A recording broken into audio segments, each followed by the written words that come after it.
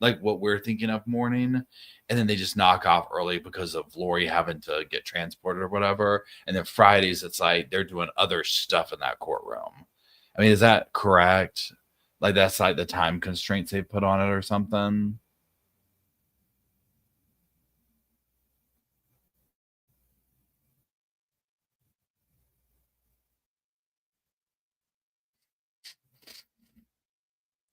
Oh, goodness gracious. Okay, so I'm going to press play on this now.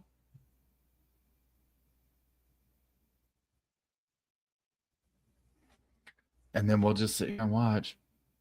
It was being used by another judge in the morning. That's right. They went to that big courtroom. Okay. Here we go. Incidents. Did you ever think, what is going on here? How can there be this much drama in one person? It was a lot of drama. And I would ask them, like, why does these things keep happening to you? You know, because I have never been around so much drama in my life. Yeah. I'm kind of a chill person. I find myself saying that every day. It just seemed like there was one drama after the another. Portals joined us. Thank you. And so I just thought, wow, this person, I used to say to her, why is everybody in your life turning into zombies? Like, why is everybody after you? Like, why? Legit I don't question. understand. Legit question. And she would say, well, it's because, you know, Satan really hates me. And I'm because of my exaltation on the level that I'm exalted to, they're coming straight after me. So anyone that would disagree with her or cause her any sort of problem would become a zombie? Pretty much. Or either considered to be dark. They're a little bit different, but that's another discussion. Yeah. From what I understand, Lori knew how many zombies were in every state. Yeah. And she could tell who was a zombie and who wasn't. Well, I'm gonna go warm my lunch up. She couldn't know the whole world's name, so she would just have a number Chad would give her. Like I guess he would receive revelation on, okay, there's this many. So it was their commission though to get rid of all the zombies before, tribulations came upon us. That was their goal. And how would they get rid of the zombies? Through some kind of prayer that they would do, which they believed was effective because they'd go back and, check in the portal to how many died, and the number would come up, 10,000 died or whatever, but there was no way of knowing it was real. Does that make sense? I mean, you have to say, does that make sense, Nate? I know. So let me get this straight. They're saying there's 10,000 zombies in Idaho. Go into the portal, say the prayer, come out and say, oh, we got rid of 1,000 of them. Something like that. Let's talk a little bit about Charles, and then we'll get back to September when you got to the house. Because from what I understand, Lori received a revelation that Charles was supposed to die in an accident on his way home from Texas. Correct. He didn't die. So what was her reaction at that point? Well, I asked her, I'm like, why didn't he die? You were told he was supposed to die. Why didn't he die? And she said, well, I think she went to Chad and asked because I don't think she knew the answer to that. And so he let her know that the accident that was supposed to happen didn't because of people's choices. So when things didn't go according to plan or according to a timing, it was only because of agency, and it would change. Oh, it's because somebody changed their agency. Very inconsistent. And the night before Charles died, didn't she call Alex and say, come and stay with me? Do you know? Mm-hmm. She did. Yeah. And then the next day, Alex shot Charles. What do you think happened there? I didn't know about it till like 4 days after it happened. She called me and she said, hey, did you see the news? I'm like, I don't watch the news. Wait a sec. What your best friend did not tell you for 4 days that her husband had been shot and killed? Correct. I found out through her, though. She did call me and let me know.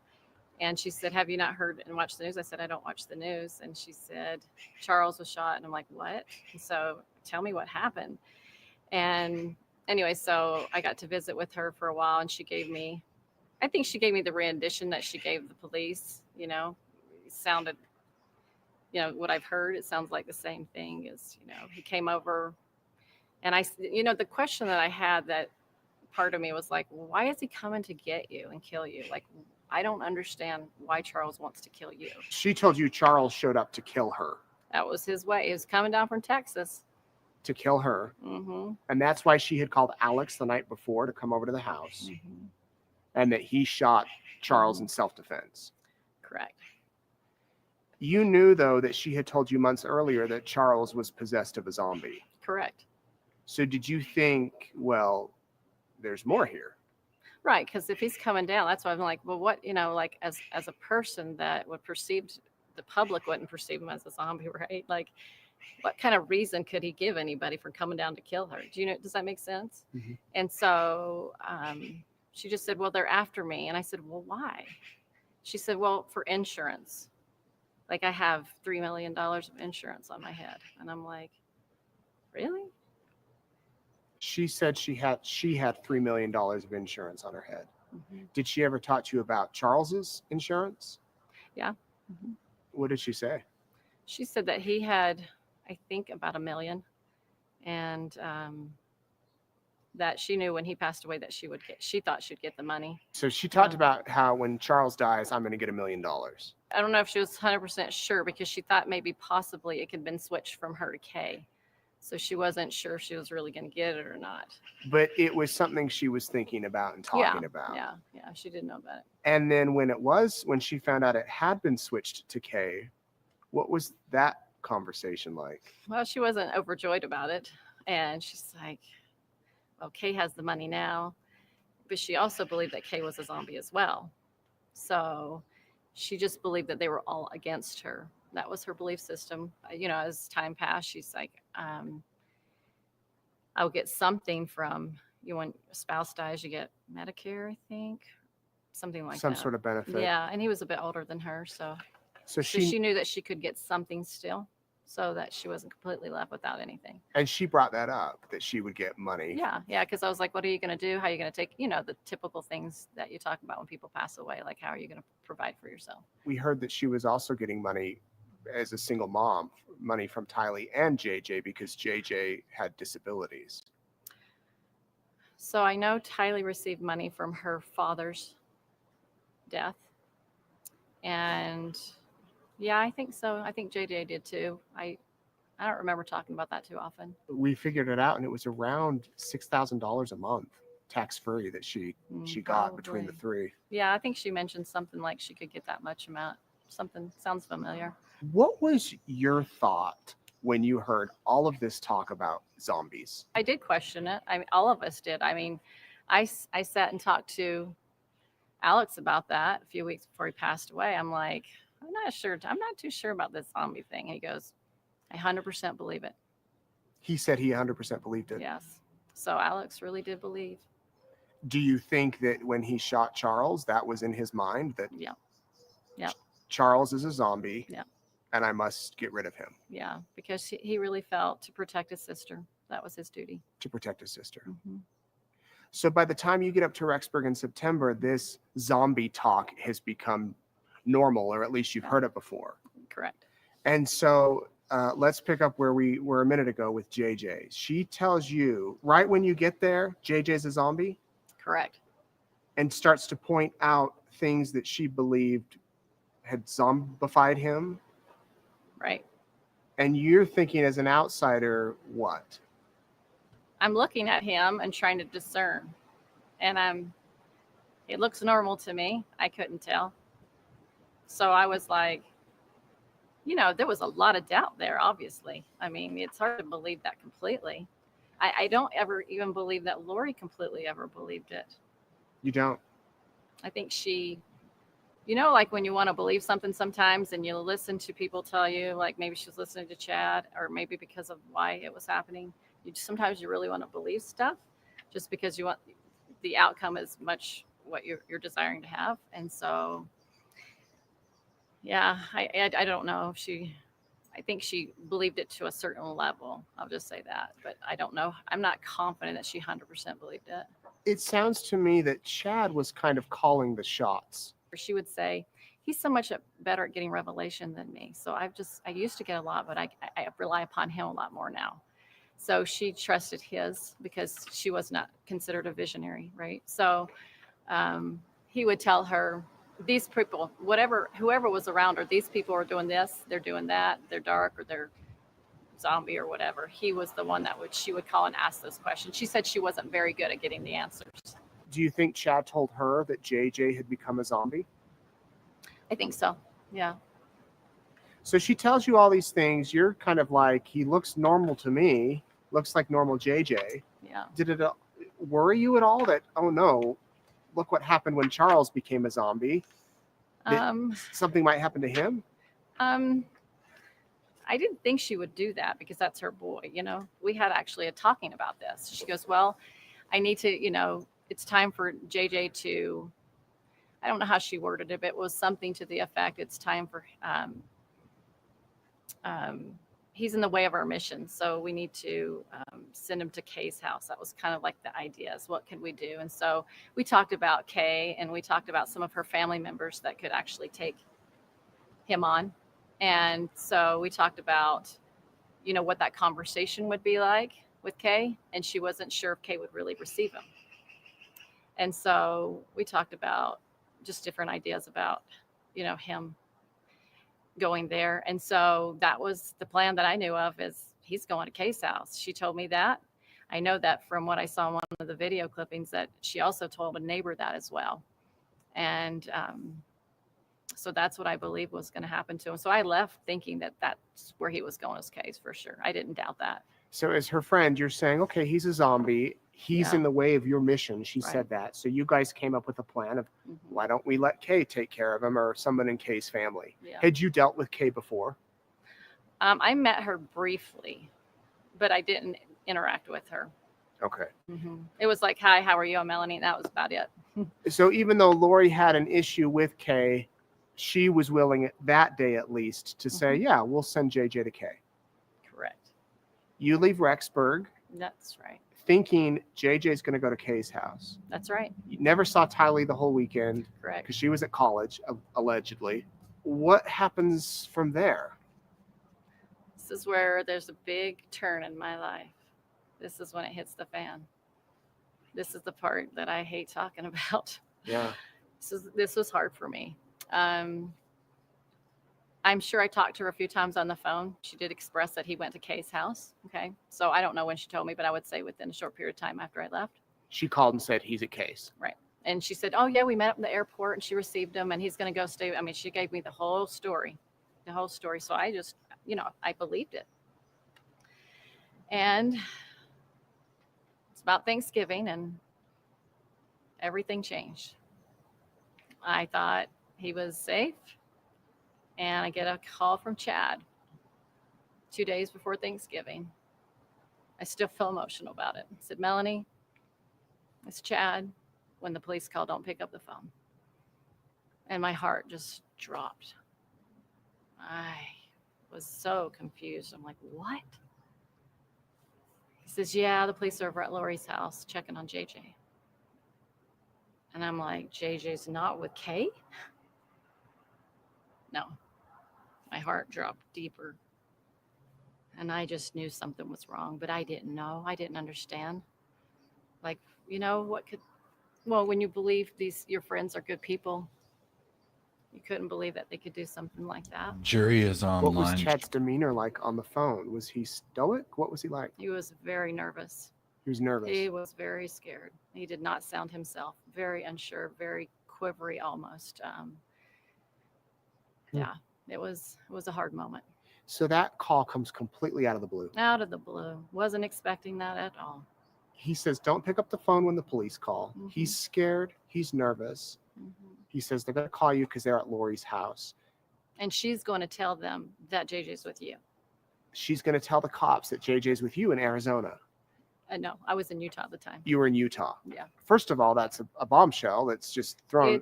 I can't even describe how I felt. They put me in a very awkward situation.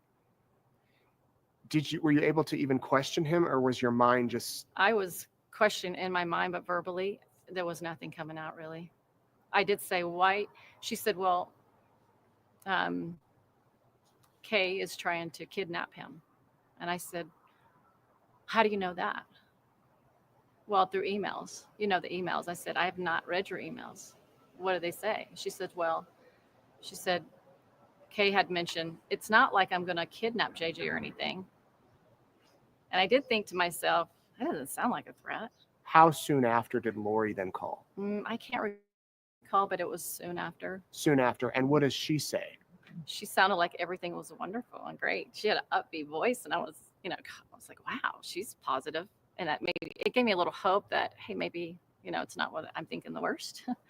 What did she say? She said, hey, everything's fine. Everything's okay. And I mean, I can't quote exactly all the things I said. So she led me to believe that everything was fine, and that, that JJ was, I'm trying to remember how she worded it, that she was protecting JJ, something to the fact that he, they were not just Kay, but it felt like many people were after him.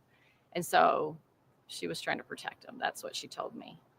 But I've talked to the police before. I was like, when you get a gut feeling, that's real, right? And they're like, yeah, you got to go on gut instinct. And what was your gut feeling? If something was terribly wrong. I mean, it just stayed in there for a long time, that gut feeling. It did not feel comfortable. Something was telling me something's off here. I wanted to believe her. I didn't want to think that she would do anything like that. I really, really wanted to believe her. What did she ask you to do? She asked me to tell the police that JJ was with me, and that when I went, because I was going to go and drive down to Arizona at first for Thanksgiving, and that he was going to go with me, which I didn't know any of this, right? It's all new to me. That she had made it sound like we had arranged it or something. But anyway, he was going to go down to Arizona with me, and she was going to come down there later and pick him up. So that was a foreign idea to me. I'd never heard of that before. So it was I can't even tell you how uncomfortable, after I get to Arizona and everything. I was talking to Alex because I wanted to meet with him. And he goes, I cannot believe she threw you under the bus like that. So Alex came to your defense. And I said, I can't believe she did either. I said, I can't believe she said that. That was not smart. Tell me about what she asked you to do at the movie theater. So she said, I've told the police that you were at Frozen 2 with JJ, and to get your cell phone out and just take a picture of random kids running around to make it look like you had them with you. And I was thinking to myself, nah, I don't make stuff up like that. I don't do that. So I'm just in shock still. I really, really was in a shock type of because that's not how I run this portal. Listening. Everybody has different opinions. You might run your portal a certain way, girl.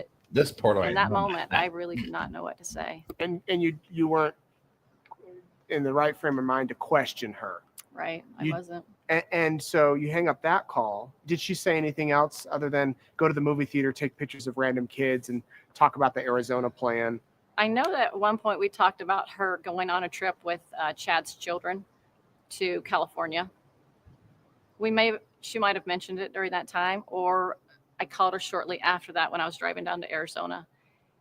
It was between that conversation and that, I can't recall, but that they were going to go on a family vacation and that they were just going with the kids, his kids. How quickly did the police call? Within half an hour to an hour.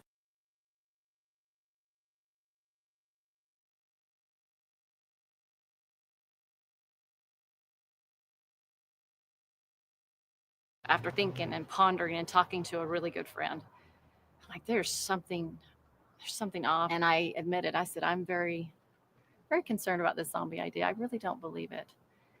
And my friend said, I don't think it's true either. Then we talked and talked till 5 o'clock in the morning. I mean, we talked about everything, the belief structure and all these different things. We talked about all kinds of things about these doctrines. We talked about many things. And how they did not fit the pattern that the scriptures teach. I often think about when Jesus Christ was on the earth. He healed people. He cast out evil spirits. He did not kill people. And if they did have an unclean spirit, he was able to get rid of it. And those people were okay afterwards. There was no pattern of this behavior. He was always sharing where they were inclusive and hiding.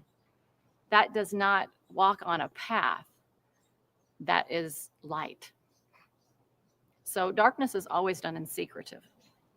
And I came to understand that. I'm like, this is actually it has been very hush-hush. And that's not how God works. The mysteries of God, which they were always trying to unfold, are about bringing people to Jesus Christ. That's what the mysteries are there. Part of them are about that. They were not bringing that. That was not what was happening. It was not leading people to Christ. It was taking people away from him. Or maybe they thought they had this pretend relationship with him, and it led to people dying. That does not sound like that scripture talks about God does not work in darkness. You don't have to be running and hiding when you're transparent and doing the right thing. You don't have to. When you're telling the truth, you have nothing to worry about. So, one of the feelings that I did want to share to many people listening is that there are many people other than Chad that believe these teachings of many lives or multiple probations within our own church or either close groups that are affiliated. And I want you to decide, as people that believe this, does having this information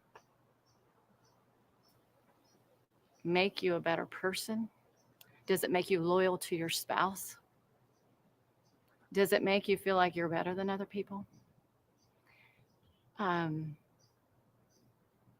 Because of this information, I'll just say it this way, Nate. If this idea of multiple probations had not been introduced, nobody would have ever died, because they would have never thought they were married before. This is dangerous doctrine, because this is not how he works. He works on a pattern. I am the same yesterday, today, and forever. He does not make exceptions to the rule. He has no respecter of persons. And when we want things, we do things that are not always the best. All of us do on this planet.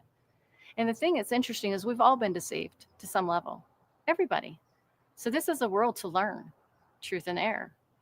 I just got to experience something at a very different level. So I got to see something, what I would call a secret combination, unfold in front of me. And I got to see it with my own eyes. Now, I didn't see people die or anything like that, but I got to see the workings of it. This is what this is. And it sounds like that call from Lori and Chad and the police, that was kind of your awakening.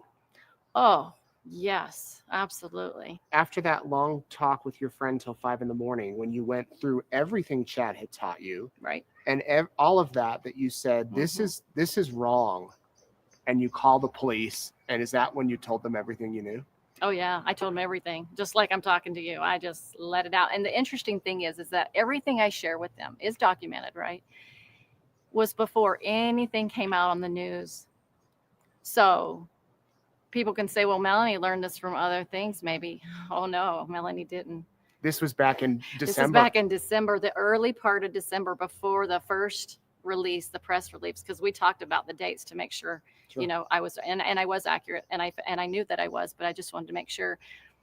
And I said, look, this is stuff I know. So when I go to the police and share all these things about multiple probations, they were married before, people or zombies and things like that, they were not surprised when they were looking at me. They were like, the police weren't. And I was like this, like, it was hard to say it. I couldn't even say the word zombie when I first talked to them. It was just too painful to say it, because she was so excited to talk about zombies to the cops. And yet she they go, was so excited. We've heard stuff like this. It's okay. We've heard all kinds of stuff coming. We've been police for a long time. We've heard a lot. And so you knew at that point that this was foolish, and you were embarrassed. Yeah, absolutely. I said, I'm gullible. And the reason that you want to make it clear that it's not like you picked all this up over the past few weeks. You knew this and said this back in December. Oh yeah. Before any of this came out. Absolutely. And I was on her team, right? Not on the opposition's team. Team so Lori. I wasn't, you know what I mean? If we were going to call them teams, I wasn't affiliated with Charles or anybody he was affiliated with. I was only affiliated with this small group of friends. And when I shared everything I did, it was the same things you could read on those court documents that Charles presented, which I didn't know all that stuff was on there, because they started exposing that on the news. So the stories, for all those that do believe in Chad and love him, and I love him too, and I know his family loves him, but I knew about these things before the news released it, and it is documented. So she feels I am so only special. Here to share the truth because of those that passed away. and that justice needs to be served. My hope is that they will look into their hearts and start to repent of the things and confess the things they did. Chad and Lori. But it's hard to do that when if you're Lori, think about this, and my heart breaks for her. She's got to admit that these people are dead, and it was because of their teachings and their ideas that they had these things happen. It's hard to admit that. You would have to admit that you actually had something to do with the death of your family. You know what I'm saying? Does that make sense? And so it's her hard. Children. So it would be hard to say my belief systems are false, because then she would have to say, yeah, this happened. I do feel sorrow for everybody involved, both sides, because everybody's hurting from this. She's in the jail now. She doesn't get to be with Chad, who she loves. That's what she wanted so badly. And now she can't even be with him. It was a fatal attraction that led to their separation and people passing away. It's a tragic story. One of the people we haven't talked about is Tammy. How did you learn that Tammy had died? Someone texted me, a friend, not any, person that was associated close, but just a friend. She said, hey, just want to let you know she passed on. And then I said, how did you find out? She said, Facebook. What did you think when you saw that she had died? I thought, oh my gosh, she died. That's what they said was going to happen. I wonder what happened. So did you think it was part of the plan? I didn't know how they did it, but I knew it was part of the plan that she was supposed to pass away. I mean, other people knew she was supposed to pass away because, Chad knew this information for, quite a while. So she passes away in October. What did you think when you found out Chad and Lori quickly fled to Hawaii? Didn't you find out because she sent you their wedding photos on your email? I knew that they were going to be married like as soon as she passed away. I mean, I knew that. And you're kind of questioning it as to, this is odd. She's here. It is odd. It's all odd. The whole thing is odd. When she did die, though, and they went to Hawaii and got married so quickly, did you question that, or was that just part of the plan? Well, that was part of their plan. Their whole goal was to get together because, they expressed to me many times that Tammy would be okay with this as she passed on. She may not remember it now, but as she passed on, she had a mission to fulfill on that side. And so he felt they both felt that was where she was supposed to go. She was move on and fulfill her mission. So it didn't seem unusual to either one of them that, she passed on, because that was the plan, is that they were going to be together. After she dies, after they get married, you get that call, don't answer the phone. They call you or communicate at all with you during that week? I called once on my way to Arizona, and I was concerned for the safety because that's what they led me to believe. So I wanted to have a prayer. I was like, let's just say a prayer, pull over on the side of the road, let's say a prayer. And Chad was very nervous and didn't seem settled at all. And she seemed fine. So you were still on their side? Yeah. Mm-hmm. Yeah. But Chad was nervous? Yes, he was. Lori was acting like it was a normal day? Yeah. So you spoke the one time over the course of that week? No, I spoke to her when I decided that there's something going on that's awfully wrong. And so a friend of mine called both of them. So I called Chad's phone, and I knew she would answer because I didn't think any of her phones were working anymore.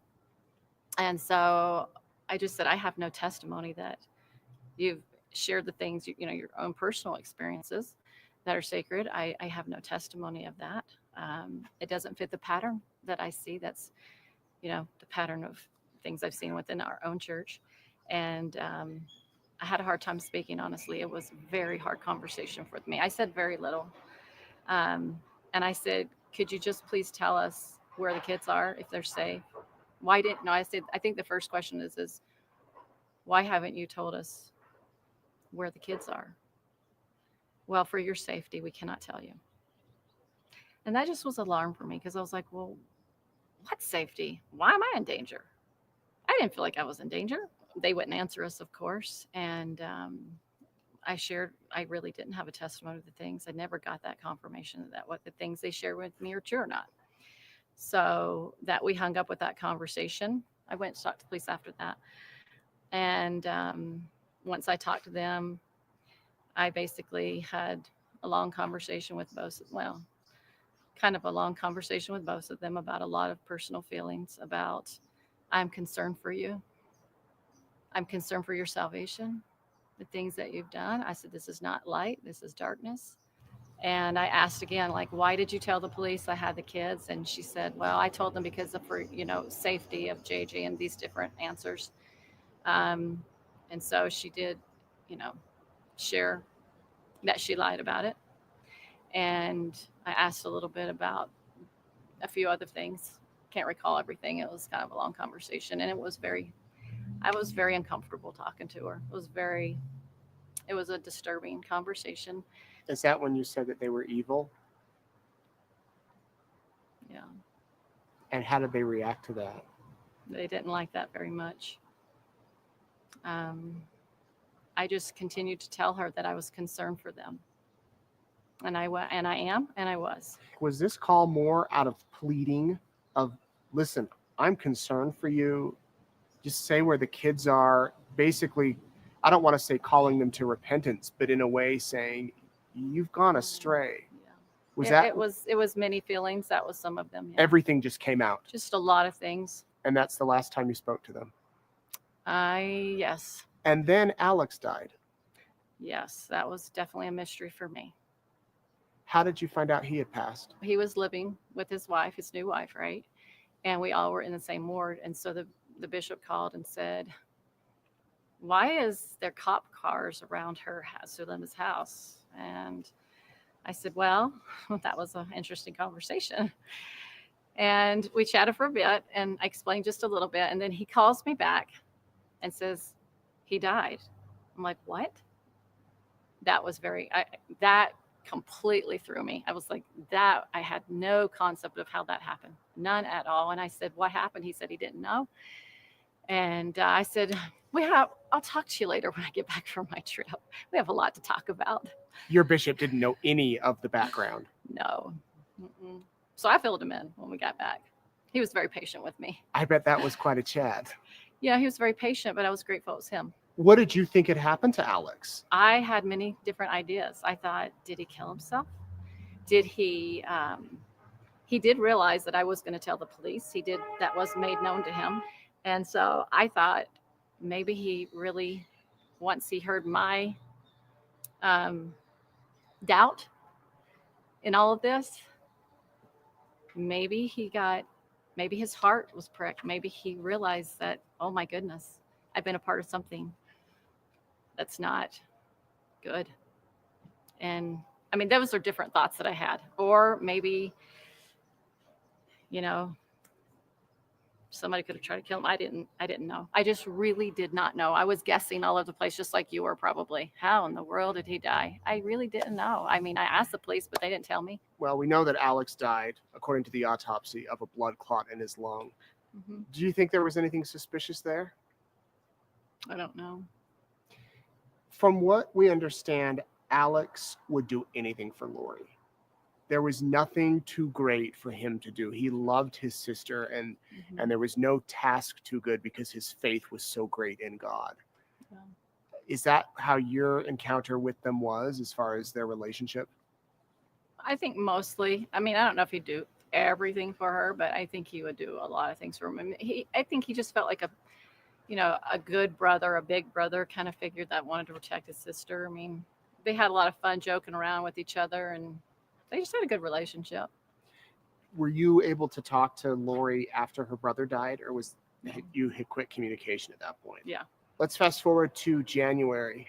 You see them in Hawaii when we saw them at a beach resort. What did you think when you saw the video of me trying to talk to them outside of the resort? It was hard. It's hard for me. It's just hard for me to watch the whole story. Like, I was in that place of just like, oh, I don't even want to see the news right now. So, so when I saw that, I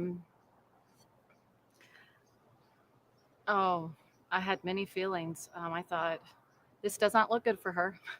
And, some of the thoughts I had is if these kids, and please, everybody use their own reasoning for this idea, but, if you really do believe your children are being harmed, or, you think they're going to be kidnapped and you're worried about them, you would be happy to tell anybody and everybody in the police about that. You would not talk and trying to, have no comment to you as you talk to them. I mean, you would say, you know, I appreciate it. I would think you would interact if you really felt that they were, I know if they were my kids and I had to put them in protection, you know, I would be like, yeah, my kids are in protection because crazy people are going to go kill them or whatever. I would want you to know that, so that at least I didn't look like everybody was coming after me. I didn't think it looked good. It just made her look more guilty. That's what it looked like to me, both of them. Where do you think the kids are? They're not on this planet anymore. I don't think they are. That's my personal opinion. I know Tylee's a very strong-willed individual, and she's capable of making a phone call if she needs to call. And she hasn't reached out to anybody and let anybody know she's alive. I can't imagine she would be quiet the whole time. I can't imagine it. JJ's a handful. He wouldn't have his medication with him, so how could she take care of him? You know, Tylee and him. How could they take care of each other? And it doesn't add up. If you know, if they're in a safe place, why is she in Hawaii having a great time on her honeymoon when her children are running for safety, that or hiding in safety? That doesn't even make sense. I think most people understand that, and so everybody's looking in at her, going, "What are you doing?" Do you think Alex was somehow involved in wherever they are in their disappearance, I think it's possible. and that he would do that on behalf of his God or his sister? His sister, I think, or yeah, maybe also a higher reason. Maybe if he really truly believed these things, and maybe he felt like he was doing something good for not only them but God too, I guess. The other Melanie has said that Lori has a plan, that she always has a plan, and that the kids are safe. Yeah. And Lori's mother and sister have also said that they believe that they're somewhere safe. And the reason they have not asked her where the kids are is because calls are being recorded and because she would not tell them. I think that they want to believe Lori, and they want to be a support to her. I'm not sure all the reasons why they're saying what. I haven't watched much of, you know, a lot of that footage, just a little bit. But sometimes when you know stuff, it's embarrassing to come forward with it, or you may get in trouble yourself. So you might not want to speak, or you really believe them. So I don't know. Do you think they know stuff? I don't know about some of the people. I don't know all of what they know from Lori. I know some of them what they know, and I know some of them what I don't know what everybody knows, but some of them do. You said when you know stuff, it can be embarrassing. Is talking about this painful for you? Embarrassing? Relieving? Describe your thoughts. Yeah. Well, I don't know if it's relieving so much as I'm happy to do it to help those that are suffering. But it's not my most favorite thing to talk to on television about those that I associated with that have done things that are, I mean, this case is so big and so widespread, you know, you can't be excited about sharing, you know, who you associated with. It's hard. And you said, I believe you haven't watched television in 16 years. It's not like you're a news hound, and you No. purposely haven't been following this case. Is that because it is painful? In the beginning, I was watching to see what they're going to release, because I thought, well, what are they going to say about me? You know, and, you know, you're worried about that. So that was a lot of my fears, just like, you know, what are they going to say about me? And so I was making a lot about me. As I kind of got, you know, as I, you know, met with the police more and talked, and I started to feel more comfortable, like, you know, okay, I understand what they're exposing, what they're sharing, everything's out there. I started to get okay with that. But after a while, it was just so hard to listen to. There'd be times it was hard for me to eat. The fear was pretty intense. And I still, you know, was concerned. You know, I still concern and love everybody. You know, I'm not a person that dislikes people or hates people. It's not my personality.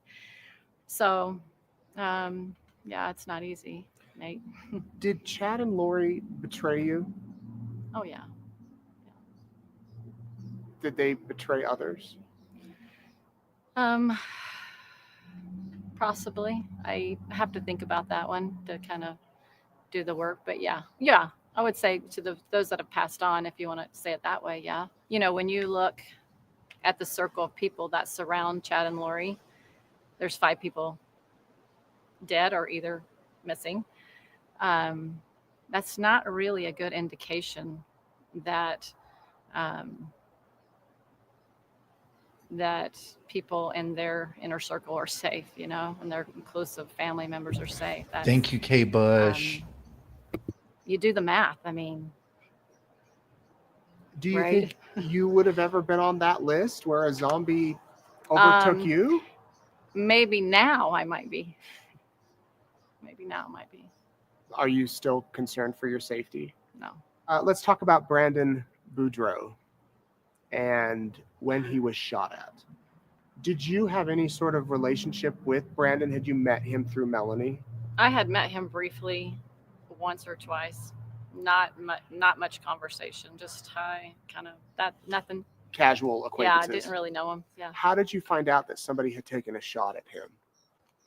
So that's interesting. I didn't know he was shot at until I was asked to go check on his house and drive by his house to see if their children, Brandon's children, were there. And who asked you to do that? Alex and Melanie. And so I drove by and to see if anybody was there because she was concerned about her children. And I talked to a neighbor, and he said that they had moved out 2 weeks ago. And he said there was no children there. And he said, I'm really glad they moved on because somebody tried to shoot at Brandon. And I said, really? So anyway, I went back and shared this with Alex, and he said, oh, yeah, we heard about that. He got shot at, but we believe that somebody tried to take a shot at it to make it look like it was us or make it look like me. I'm not sure who was referring to himself or. So Alex volunteered and said they're trying to make people think it was me. Yeah. Yeah, you're saying it better than I am. What did you think when you heard that? I was like, wow. It was very, I'm just surprised. I was very surprised by it. I didn't quite know what to think about that. I thought that was unusual. Do you think it was Alex? From what I have heard, it does sound like it. Do you know of anybody else that might have tried to do that? No, I wouldn't know who likes Brandon or who doesn't like Brandon. I didn't know enough about. Yeah. Yeah. July 22nd, 2020. Is the world going to end that day? No, the world's not going to end. But Lori believes it will, or at least believed it, and Chad. Right. So let me just back up for a little bit to help you understand a little bit why all these people died and all these people started missing. That's kind of sloppy work. It's obvious that the kids are missing. So wouldn't you be concerned that people would notice? That was my thought. It was like, why? But the belief system is that she believed that there was going to be an earthquake that was going to hit so large in Utah that by the end of 2019, that they wouldn't notice anything in her personal life going on. So if she were to marry Chad, for example, she said that like probably a year before that, so when Chad and I get married someday, nobody will notice we're married because of the earthquake and the different destruction going on. So as I now understand that the kids are now missing, that she felt confident in doing that, thinking that nobody would notice. And that's why it was kind of done in a sloppy way. I mean, that's how I see it, as kind of like a, that wasn't very orchestrated very well. So she thought, or at least she said, there'll be a huge earthquake in Salt Lake City and everybody will be so focused on that, right, that we'll be able to do what we need to do. Correct. So how does July 22nd come about? Well, I never heard that date. I always heard August. But that comes from a few different ideas it didn't come from her. I'll just say that. It came from different research and she did on her own about the year 2020 would be like a half an hour silence in heaven. And that it matched up to that year. And so that because she believed that it was going to happen according to like what she thought was going to happen at that time, which there was nothing shared on that subject that will say, well, this particular thing is going to happen on that day. But she had concluded herself and wanted to really believe that something could happen on that month. And so therefore, it didn't really matter all the things that were happening in her life, that they would, not be known to the world because of all the things that were going to happen. Looking back at the Lori you knew then to the Lori you see today in jail, not talking about where her kids are, what is that like for you? In the beginning, it was much harder than it is now, but it still is. It's hard for me to, I think about her, like what her daily life is and how she's not free. So she was very free and fun loving, before. And now she is, no freedom. And none of the things she wanted are coming to pass. She's not the happier person that I once saw her to be, or the excited person that she had and hopes for the future. Her hopes are now not her hopes anymore, and they've changed. And that just must be very painful for her. I can't even imagine what she's going through, to think that something, if you believe it, right, and you really believe these things are going to happen for you, it's quite a contrast. And that contrast must be quite an amazing feeling of heartache and wondering. I wonder if she's questioning herself, like, how did this happen? I often have said, Chad claiming to be the visionary that he was, and I believed he was a visionary. I think he does have that gift. And he often said that it was like, there was a part, like the door left, like that God left a door open, and he still had the ability to have visionary experiences often. Because in our church, we do believe people can have visions, right? And so that belief idea didn't make me, well, I'm sure he probably does have vision. I'm not one, but maybe, he is a visionary. But I would think that if he was such a visionary, like he was portraying him and with my friends and with Lori, that he would have saw this coming. This is big. He would have saw this one. And I don't understand how he didn't see it. Same thing Have she you thought said the about whole the day that interview. you're going to walk into that courtroom and be called as a witness, and she's going to be sitting probably as far apart as we are right now, and looking her in the eyes? I mean, do you think about that and what that experience will be like? I have. And all I keep feeling is that I have love in my heart still. And it will be hard for me to see her in her jail outfit and, not be able to look as pretty as she'd want to be. Mm-hmm. And I know she doesn't want to be there, but I'm also sorrowful for all those that have had to pass away. Good people. These doctrines are dangerous. And look what they lead to. They lead to people dying. If that doctrine was not revealed, I've said this once, but I want to emphasize it, then these people wouldn't have died. It's very important to people understand that God veils us from any kind of knowledge before we came to this earth. I think most people would agree on that. Most people don't have that information. And there's a reason for that. He doesn't want us to know. I mean, if you believe that stuff, you can believe that, oh, what's the use in this life? We can do it in another one. It's not helpful for your progress. And then it would make the atonement of Jesus Christ not effective, because you'd have to keep repeating. There's no need to repeat because he did it all for us. A lot of people think that Lori's kind of leading Chad along, but based on this conversation, it sounds like Chad is kind of how would you describe it? I often see him as the hand and her as the puppet on the hand. And I don't know if that's completely how I want to describe it, but that's kind of an idea. They're two people that have a lot of passion for a lot of things that they think a lot alike as far as spiritual ideas go. And he comes across as reserved and quiet, and she is not. And so I can see how people could see that. But I think ultimately, I think they both are just as equally bad for each other. Mm-hmm. We hear that Lori spends a lot of her time reading the scriptures. in jail and singing hymns. Yeah. Are you surprised by that? No, she really did know her scriptures well.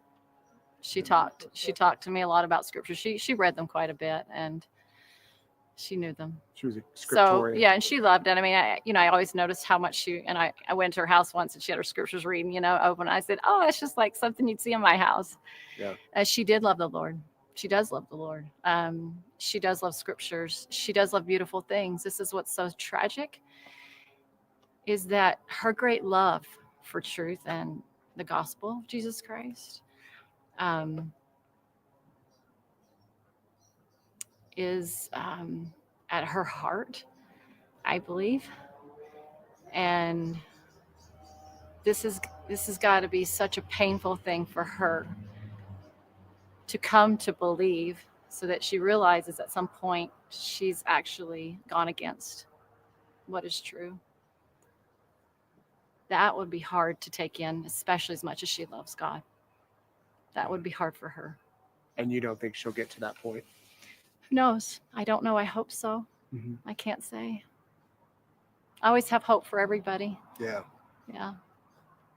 What do you think should happen to them if they're found guilty of doing something to the children, or of Tammy's death, some involvement there? Well, whatever the punishment is in our country, whatever jail time or whatever, they just shouldn't be back out. When you take people's life as serious,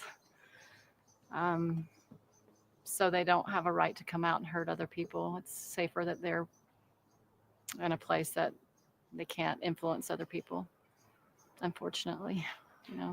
One of the things I think is kind of neat through all of this horrible tragedy, the friendship that you've developed with Tammy's family. Well, I haven't really connected to hardly any of her family still. I haven't talked to any of his relatives that I'm aware of, but just one person in Tammy's family. And we just accidentally happened to find each other.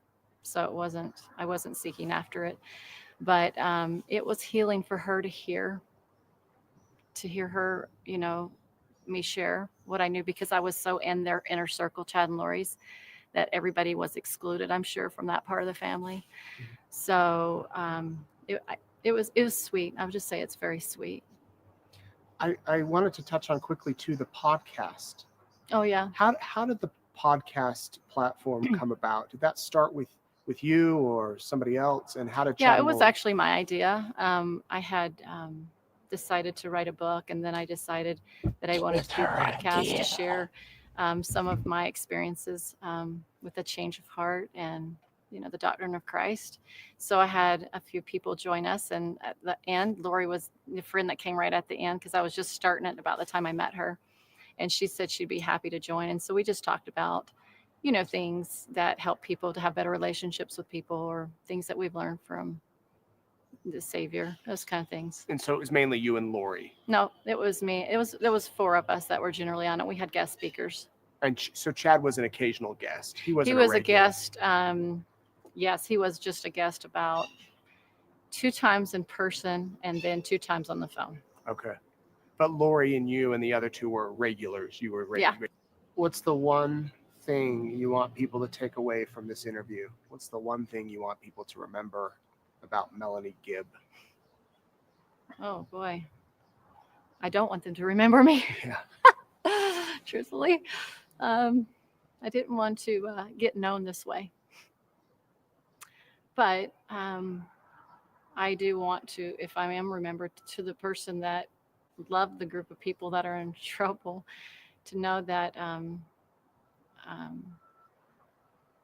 being deceived can be very dangerous, and listening to your own revelation and not people's is very important. Not letting people tell you what to do for your journey, to really seek personal revelation yourself, and not putting the trust, your trust in the flesh. And that kind of keep coming after me. I kept getting that in my mind often, is do not put your trust in the arm of flesh. And that's exactly what everybody did. Have you had any interaction with his family? Not with his children, no. Is there anything that you would want to say to them if they're watching? Wow. This is really hard. I am feeling for their journey. Getting up here and speaking, I have no desire to say things about people that's hurtful. It's just truthful. But that's not my personality to gossip. So this is very uncomfortable for me. I do care about those kids. I know Tammy does. I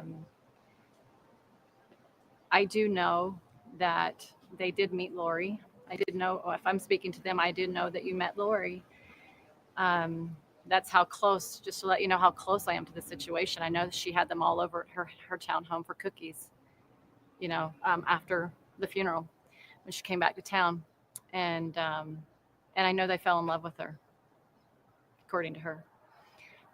So I can see why they would like her, because she was so excited to meet them, and she was very loving, and she has that personality. She can just take people in, and she just takes them like Velcro almost. She just pulls you into her inner circle almost to the point she doesn't let you go. And so she has that personality. And so I'm sure that it's hard to know who to believe. And my heart does go out to them. And I want them to know that it's really hard for me to talk about their dad, because I really like Chad. I think he's a good guy. Still, He's a nice man. Yeah. I like him as a person, but his teachings, they're dangerous. if he's watching, what do you say to him?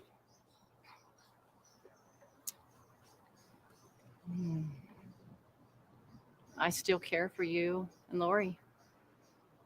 And this is really painful, what you're going through. But God has always taught us to be honest. There's no exceptions to those rules. And when you walk with peace, even if you're guilty and you confess, there's a peace that comes from telling the truth. I know I have that peace because I've come forward, because people passed away. And I'm grateful they actually lied to the police about it. You are. I am, because it made me have to face it. And it made me go through all kinds of experience that nobody on the planet wants to go through. I had to face fears that I never had before, a different level. But my faith got stronger in a way that's changed forever. And I hope that they realize that when we open those doors to darkness, they tell us things that we want, because sometimes we want things, but we are taught to bridle our passions. The Lord taught me that over and over, to be a zealot, but to not be overzealous.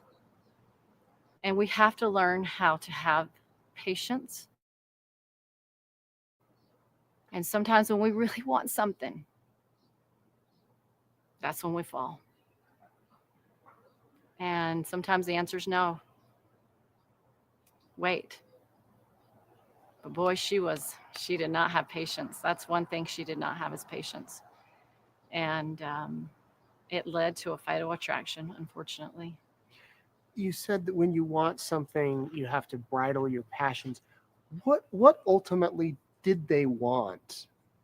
What did Chad and Lori want? Power, followers? Was it about sex? Was it about money? Was it about God? What was their ultimate goal, do you think? Oh, that's a really personal thing. It's hard to share, because she shared a lot of personal things with me, and I hate to share that out loud. What It's can you hard. tell us that you feel But I'll just comfortable say with? that it was a fatal attraction. It was a lot of love between the two of them. They really, really seemed to love each other a lot, and they just couldn't wait to be together. And Lust too? yeah, What would you say to her? we've had a lot of fun times together. We've laughed a lot, and I love her. And I'm so sorry that she's been so deceived by Chad, and that she's also been deceived by not just Chad, but I believe other people on the other side of the veil pretending to be good when they're not. And she got tricked. And the same thing is when we want something really badly.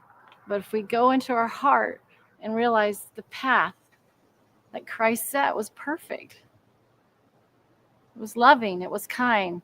He never called people dark or light. He wasn't looking at people as if they were attacking him or hurting him. He was always going forward in love. That was his whole mission, And so their mission does not align with one that would walk with Christ. I know you're suffering. I think of you every day in the jail, alone, without Chad, who you love, and I know that's really painful for you. I wish that none of this happened. I have learned a great deal about deception, and now you have learned a greater deal about deception. I just hope that you can really put aside a lot of what your wants are and be humble and really feel like what he's telling you. He still loves you. He still loves Chad, and they can always be forgiven. However long that takes, I don't understand. But he's a good God. And I know that he died for her too. And there's still hope. That's what I want to say to you. That is quite a message of love and peace, Yeah. where a lot of people don't have love for her. I know. And she could end a lot of this if she just would speak and say where the kids are. Yeah. Do you think she will? I don't know. It doesn't look like it. As long as she holds on to these beliefs, she won't. But if she comes to realize which her inner feelings were, could Chad really be Satan? And if so, he's a really good one. You know that conversation we had, Lori? Maybe that was that telling you, that little feeling telling you inside that, yeah, he wasn't doing the right things and saying the right things.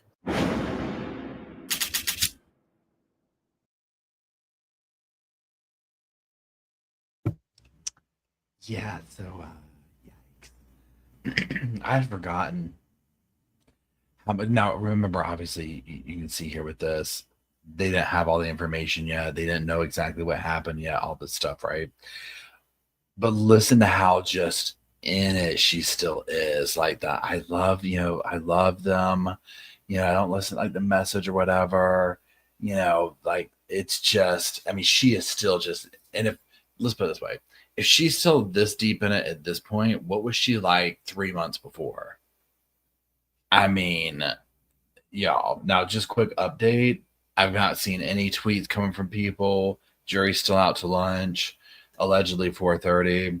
So what I'm going to do next is I'm going to put on an interview with Summer Shiflet, a short one, while I go make coffee and kind of like prep my station, prep my working station. Okay. We got the lima beans, we got the chicken, we got the visions of the glories. Okay. And then I'm going to go make my coffee over there and then come right back.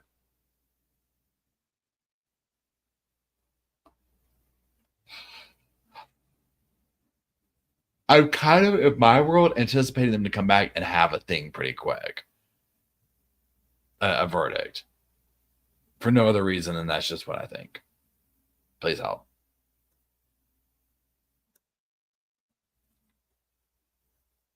I said it should. I said it should be do. Should be do. Should be do. Should be do.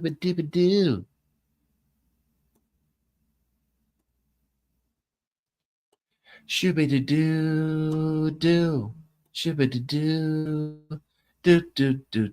do. Be. Okay.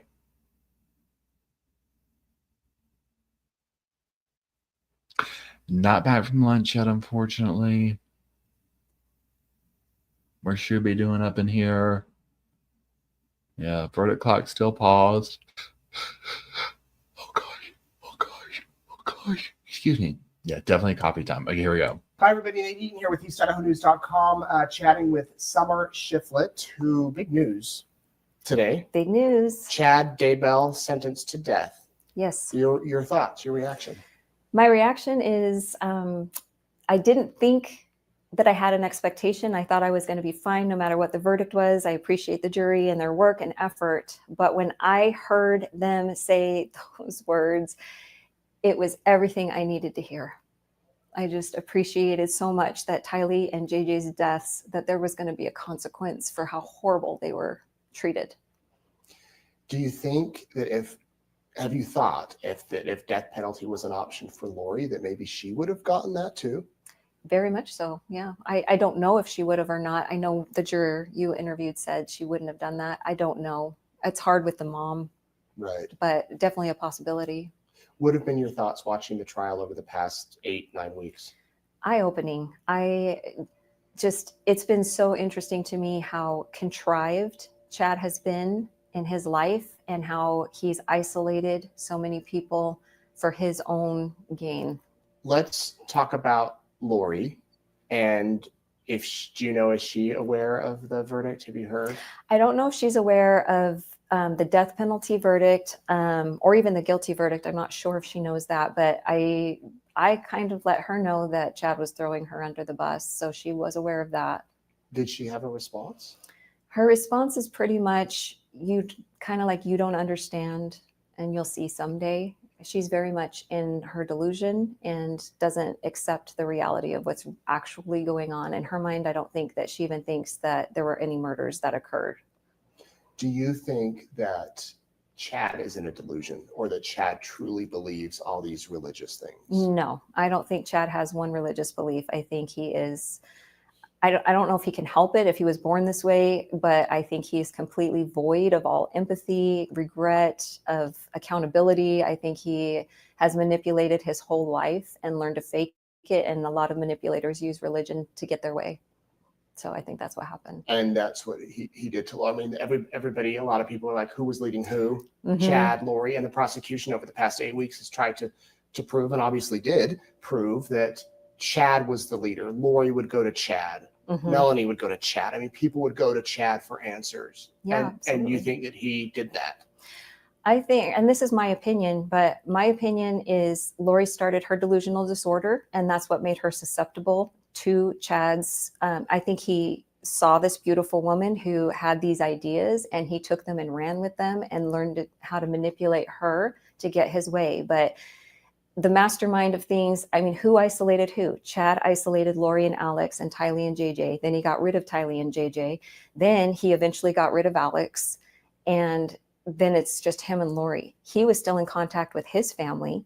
He was still in contact with his friends, but Lori had been isolated from everybody that she knew and cared about her.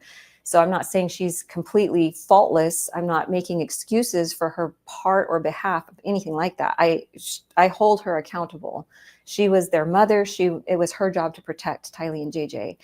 But I see the pattern of a manipulator in that Chad was the one who wanted them gone. And I don't think Lori's delusions weren't ever talking about light and dark or anything like that before Chad came into the picture. So to me, it's Chad's the leader in that. So we're here at CrimeCon in Nashville, and you just spoke before thousands of people. We talked about this very issue and what the effect it's had on you. And you were asked, a couple of questions from the audience, who obviously has been following every detail in this. What was it like to speak publicly in front of a large crowd right here in Nashville, Tennessee? Well, everybody here has been actually really kind to me and supportive. And so it felt comfortable talking to them. But it's also nerve-wracking because my last interview was in 2020 and it did not go well, and I did not get a lot of support. Because that, you stood up for Lori. I did. Lori had been arrested. The Mhm. kids were still missing. You went on Right. national TV and said, she's a good mom. She wouldn't do anything to hurt her kids. Right. Your And- mom did too. And I knew that they weren't missing to her. She wasn't saying they were missing. She knew exactly where they were the whole time. So for me, it wasn't a matter that these kids are missing when she knows where they are. If she didn't know, then I would be like, oh my gosh, but she knew. So she's reassuring me, telling me that they're safe and that she's, you know, what kind of mother I am. And, you know, I've always taken care of my kids, and I have seen her do those things. So to me, it was natural to defend her at the time. Do you think that Lori will ever realize? Well, I guess I should back up. There are people who say she's faking it. Absolutely. There true. are people Yeah. who say she truly knows and it's a front. Mhm. You don't believe that? Nope, not even for a second. It is 100% delusion. She is not the same person. She doesn't respond. She doesn't, you can't crack it. You can't break through. Meryl Streep isn't that good of an actress. Like, she's solid in her beliefs. Her reality is as real to her as our reality is to us. And so she's in that delusion, and she does not think that she has any mental problems. She does not want to be in a hospital. She wanted to go to trial. She'd rather be in jail than the hospital for whatever her reasons are.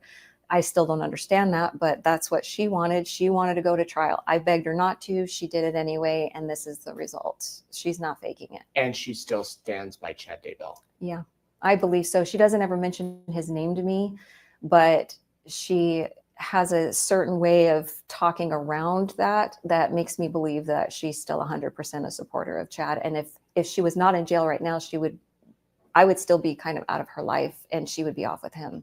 You believe that they'd still be living their life together and Yep. isolated from everybody, as you said. I do. Well, he wouldn't be, she would be. Right. Mm-hmm. What about Alex? Let's talk a little bit about Alex. You know, your brother is not here anymore. Was he? Well, first of all, how do you think he died? So personally, when the police came to my house, they came to my house on December 17th of 2019 to do a welfare check on Tylee and JJ. And I had a conversation with them. And then they came back 2 days later and said, we understand that we don't think you understand what happened to your brother. You didn't sound like you knew what happened. So we wanted to explain to you that he died. And they were there present at the autopsy. And the police officer told me that he was present for the autopsy, that they did not suspect foul play. They believed it was natural causes. Alex had blood clots in his lungs on both sides. And he was a truck driver. It's common with truck drivers to get blood clots. And I don't think that, it's not that I don't think Lori and Chad are capable of murdering Alex at all. It's that I don't think that they would have the skills necessary. I don't think that they're the mastermind genius criminals, to get away with something like that. So I don't think they fooled an Emmy. And the police were very active. They were actively investigating Alex at that time. The investigation was underway. They had already exhumed Tammy's body. Exactly. They knew these names. While we as the public might not have known, they were on it, and they were watching him. They knew, they were there when he died. They kept his body for several weeks and made sure they did all the testing they wanted to do, kept the samples they wanted before they released the body.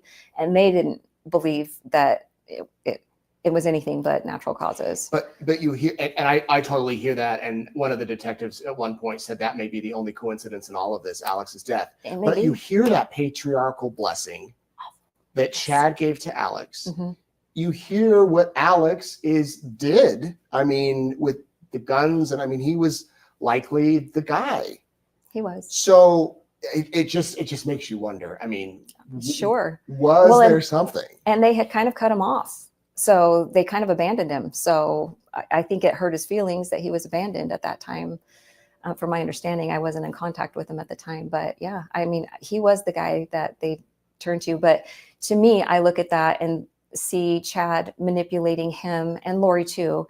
But Chad would lay his hands on his head and give him a blessing and tell him Jesus Christ was right there and command him to go do these awful things. And Alex thought he was obeying, Jesus basically at that time. So it's awful.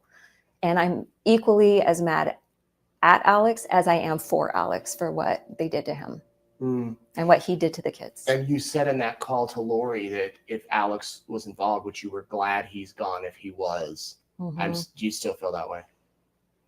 Yeah. I mean, I think we would have more answers if he was alive. I think he would have told. Turned on them. I think Alex couldn't hold everything in for that long. He would have talked. So I think if he was alive, we'd have more answers. But for myself personally, if he was, I'm glad he's gone for that reason. At what point, Summer, do you remember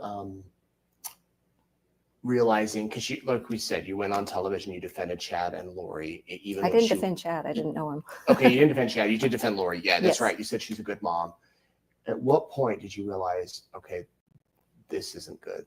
Before this all came out, when I was talking to her when she was in prison, and when the kids were missing in December, and then she went to prison in March, it could not compute in my brain that she could have hurt her kids. It just didn't make sense in my mind. I'd seen her as a mother. We had been around each other. I know I could never hurt my kids, so it didn't make sense to me that a mother would do anything. And she'd always been very protective of Tylee and JJ, and I've never even seen her yell at them. Like, she was always very loving. So it didn't make any sense to me that she could have done anything to them. But it also wasn't making sense that they were nowhere. I didn't know where they would be. Who would they be with? It didn't make any sense. But I'm giving her the benefit of the doubt as a sister that I know and love. I'm giving her every benefit of the doubt that when this is all said and done, it will make sense. She will explain it to me. And I just need to have a little bit more faith in her, or, I felt like I had to give her the benefit of the doubt, which I really tried to do. But the longer it went, from February, March, April, May is when I did the interview. And by then I'm thinking, well, maybe something happened and she just doesn't want to tell us. But I still couldn't wrap my brain around it at all. And where did you think the kids were? I had no idea. She never said a word.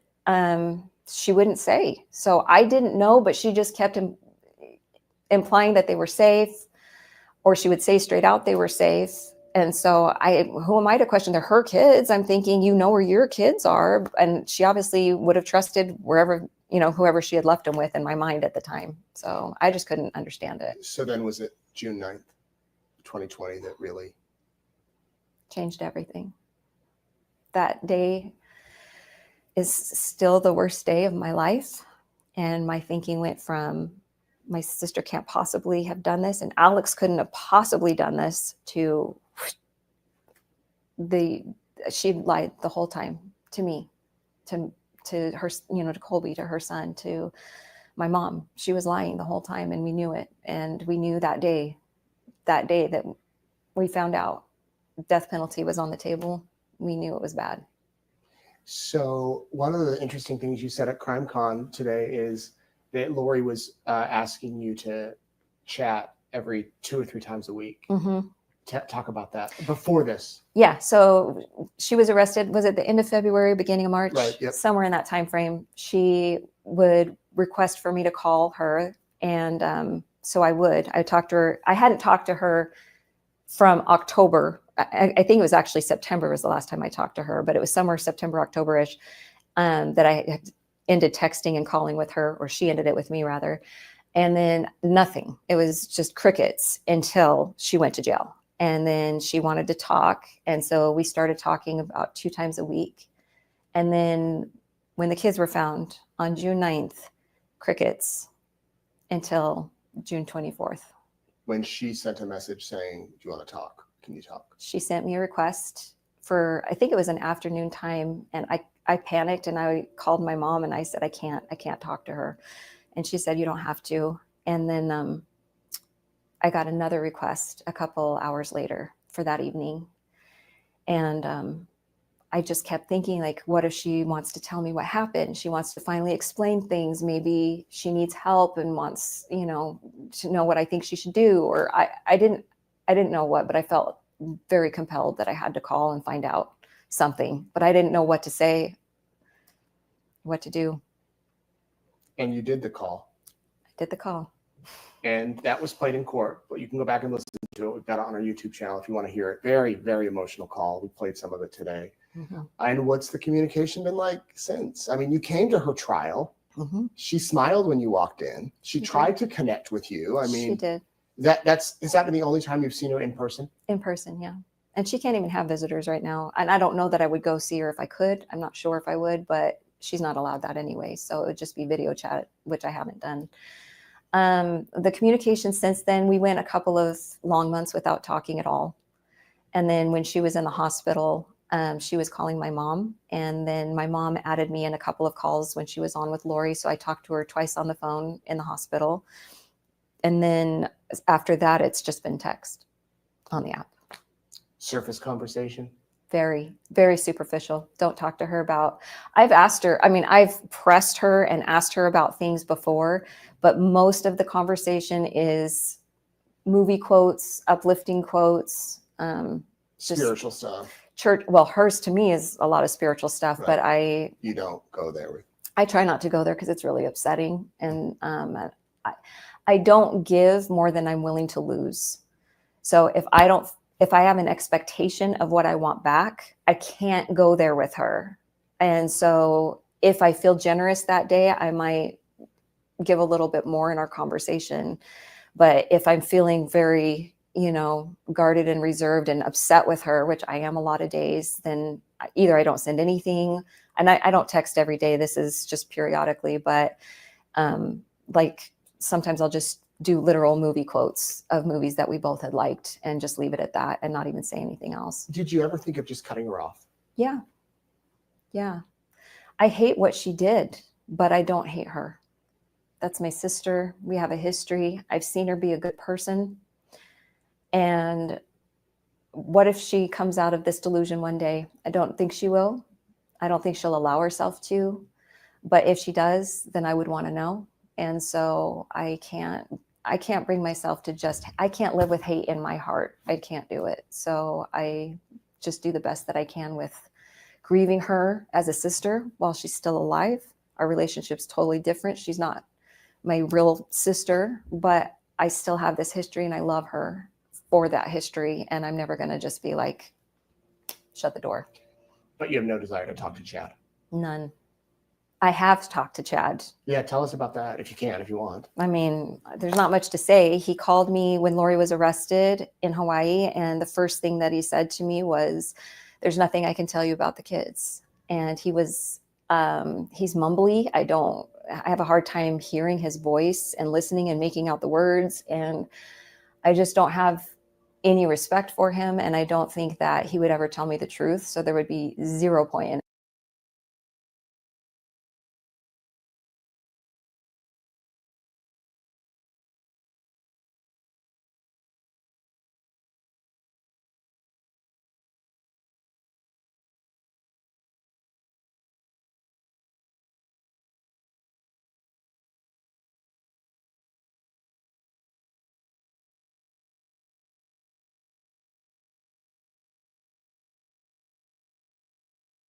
I've been saying so many things.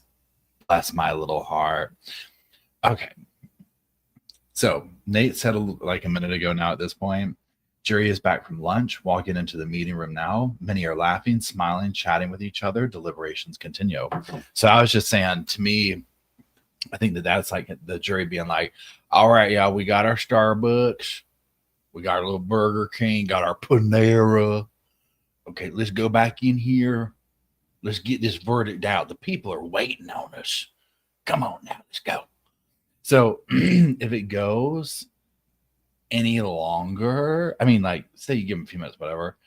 But I mean, I expect this to come. Like, if it's like we're going into tomorrow, I'm going to honestly be a little surprised at that point. Yeah, we got our chicken fries and enchiladas, right? So it's let's go on and just bring this home now, y'all. Okay, let's just reel it in. Okay, let's go. Okay. I guess we'll continue with summer here. This isn't a very long one. Never having a conversation with him. I think he's just void of all real emotion. Well, there's a lot more I could ask you, but we don't have 4 hours. We could go on. What is the biggest thing you want people to know? Well, before we get to that, sorry. Again, there's a lot I want to ask you. What's the biggest misconception out there? Is there anything that you want to clear up? Oh gosh, there's tons of them. There's been so many things said about our family. I can't even address them all. I just let people think what they want to think, because I know what's real and what's not. But happy to answer those questions. But I can't spend all my time doing that. I know that the last interview, I know a lot of people were upset because they thought my mom and I lied for Lori and said that we talked to JJ on October 1st. But I'll just explain that really quickly. We were in the interview. We were in a total state of shock the entire time. And we're trying to just get through it the best we can. We had no preparation. We didn't know what we were going to say ahead of time. We just went in and just answered the questions. And they asked us when the last time we had spoken with Lori was. And we were like looking at each other like, I don't know, was it October? Was it September? We couldn't really remember. But we knew it was in that time frame. And we had remembered some of the calls. JJ had gotten on the phone with my mom a few times. And I had heard him in the background on a few of my calls. And I was positive it was him in the background of them.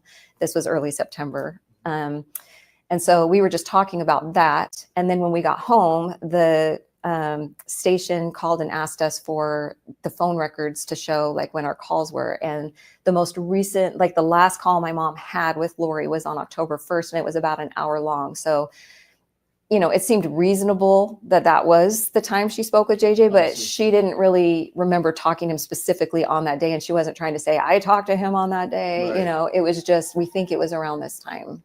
I see. So, and of course we know sadly that JJ and Tylee were both gone by October 1st. Yes. It had been a few weeks. So, wasn't September 8th the last time you talked to Lori before all this? Well, or the day that you learned they moved? It was the day that I learned they moved. So when after Charles had been shot, she had told me that her landlord wanted her out at the end of August. And I'm like, where are you going to go? And what are you going to do? And she told me that she was going to move back in with Alex. Her and Tylee and JJ were going to move back in with Alex. They had stayed with him before they rented that house. And so they were going to go back there. And we went over and helped them pack up their house and assumed that's where they were headed. My mom spent time with Tylee packing up her room. And as far as my mom knew and what it seemed Tylee knew is that was the plan. My mom said, if you don't want to go to Alex's, you can stay with me. And Tylee said she wanted to be with her mom. And so the next day is when they actually moved. And I called to say, can we come help you move? And she said, no, we got it. We already are on the road. And then, so I was texting all that week saying, do you guys want to come over for dinner? I know it's hard to move and, make meals. And she just kept saying, we have stuff going on. We're busy, and little excuses. And so then she called on September 8th and, my parents were over, we had everybody over. So we put it on speakerphone, and she said that they were leaving town, that they were moving out of state for a while, that they were safe, but they needed to stay gone for a while. And so that we could call them anytime we wanted, but they aren't going to tell anybody where they are until things kind of calm down. She had said that she had given us a couple of different reasons why they were leaving, but none that we understood completely, but we were just like, okay, whatever we can do to support you during this hard, I was assuming she was going through this hard time after her husband had died. And she seemed that way to me at the time. Yeah. But clearly that was when they took off for Idaho, and then the communication just became sporadic. Yeah. Well, it was here and there texts, a couple of phone calls. And then after October, like nothing until she went to jail. So what about your takeaway from all of this? What you want people to know? Well, I have a lot of takeaways. First of all, tomorrow's not promised, so hug your loved ones tight every day. Take the picture you don't want to take just for the memories, create the memories. But the biggest thing that I really like people to know is how wonderful Tylee and JJ were. They were incredible human beings. And I feel so privileged to have known them, to have been a part of their life, to have seen their goodness. JJ was a force to be reckoned with. When he was the best reader, he could read from a very young age. And so he would love to get on, if you had a phone or an iPad, he would love to get on the app and order himself plushies and suitcases and toys that he liked. Um, And then mysterious packages would show up at the front door, right? They would, yeah. And a lot of times he got to keep what he ordered because he was, just too cute to tell him no. So he got to keep a lot of the things he ordered for himself. And Tylee was just such a good person. She had a lot of integrity. She was kind and generous, very loyal. She would do anything for her friends and family. She really loved with her whole heart. She had a little bit of a sass and wit, and she wasn't afraid to show it and speak her mind, but she was also very kind-hearted. She never did anything out of meanness, but just out of sometimes jokes and things. She would give a little to, especially my kids. They would kind of go back and forth sometimes. So yeah, I'm sure that the death penalty is kind of sinking in. Yeah. With Chad, and is it a little bit of closure, going forward? It is. I didn't expect that I needed it, but after hearing it, I realized that Tylee and JJ did not deserve the deaths that they got. Their deaths were brutal and unfair. It is unacceptable that they were treated that way. And no matter what happens to Chad, it will never be as bad as what he did to them. Yeah. Thank you, Summer. Yeah. Here will be all of the times that a person comes to. Thank you. All right, the court will note now the witness has been sworn. Before we begin with any testimony, I am going to inquire, Ms. Pastenes, because this trial has been live streamed and available fairly easily to observe online and also open to the public, I'm asking you whether or not you have watched any of the trial or anyone's testimony given during the trial. No, I have not. Okay, have you talked to anybody else about testimony they've given in trial? No, I have not. Okay, thank you for your responses. Ms. Blake, if you'd like to inquire on direct, you may do so. Thank you, Your Honor. Will you please spell your name for the record? My first name is Zulema, spelled Zulema. Last name Pastenes, Pastenes. And Ms. Pastenes, do you know an individual named Lori Vallow? Yes. How do you know her? I met her in 2018 at a meeting and at Melanie Gibb's house. So you knew Melanie Gibb prior to meeting Lori? Yes. And do you know approximately when that would have been, what year?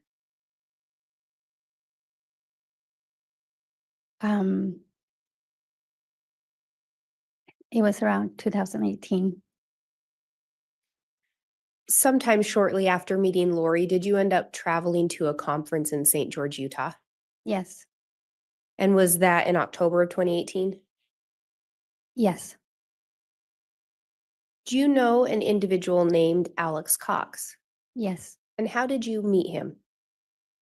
I met him at Lori's house in November of 2018 after a conference. And how about Chad Daybell?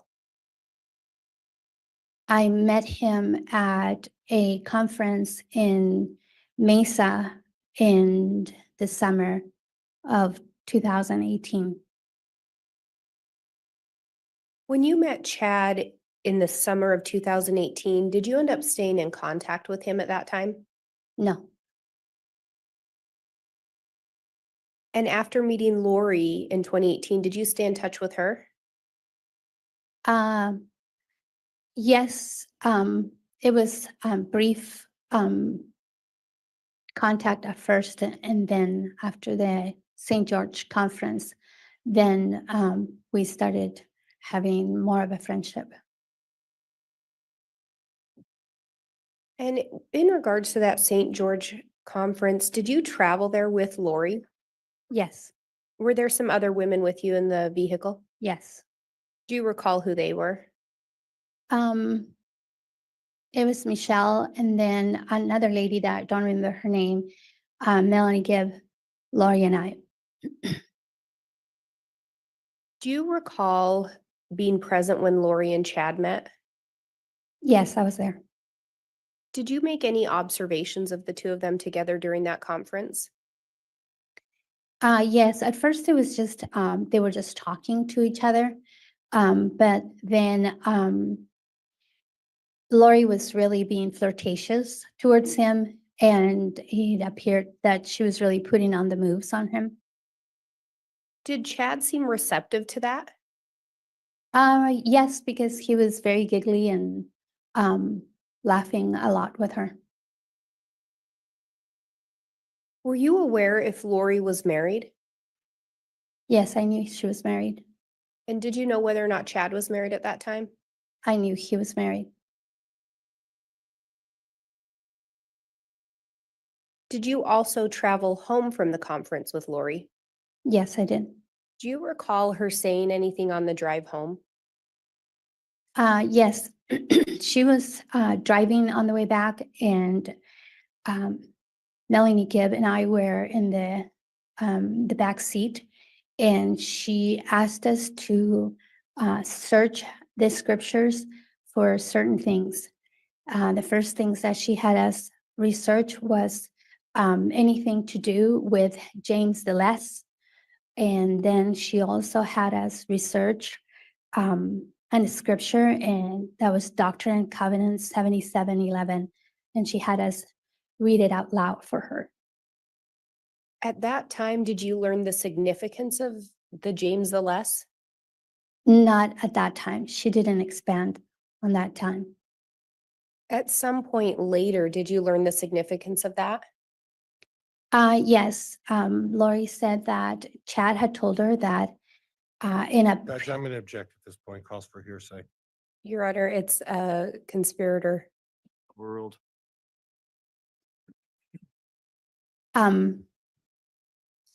Sorry, I lost my train of thought.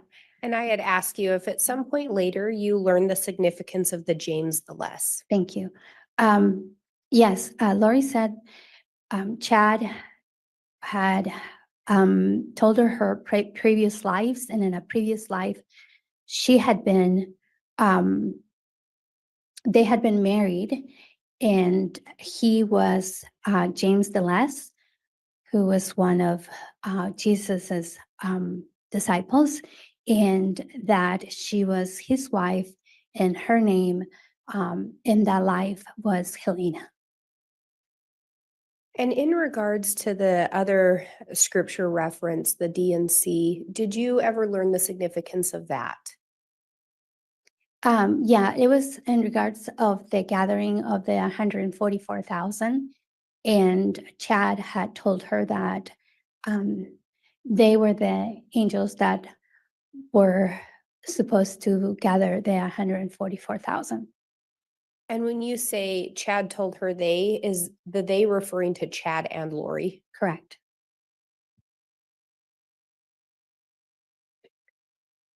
And then you talked about meeting Alex Cox at a conference in November of 2018 in Arizona. Yes. Was Chad also present at that conference? Yes. Was Lori present? Yes. Was there any other activity or get together held around that time? Yeah, Lori had some people from the conference that were staying at her house, and after the conference, she had a gathering at her house, and she invited me to attend. Did you in fact attend? Yes. While you were there, did you make any observations of Chad and Lori together? The three of us went outside to the backyard together, and at one time, Lori started playing basketball and asked Chad to play basketball with her. It was very uncomfortable for me because I felt like a third wheel. So I said that I was going to go inside the house, and Chad said that he was going to go inside the house with me. And Lori said, why are you going inside? Are you scared of me? And you said you felt like a third wheel in that situation? Yes.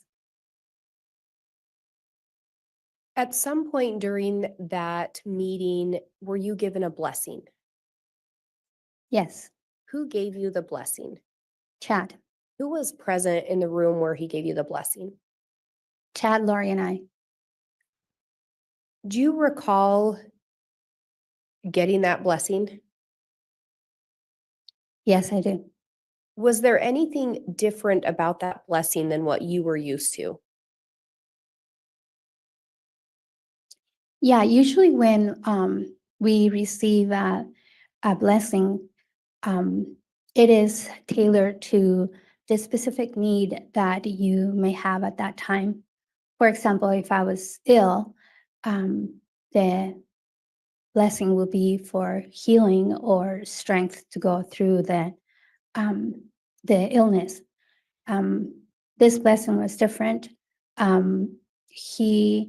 It was almost as if Chad was looking into the future for me, and he was telling me how special of a person I was, and how many gifts I had, and all the things that I was going to do in the future. So it was very, very different than what I was used to. And it sounds like talked about your future and how special you were. Was it pretty praising of you?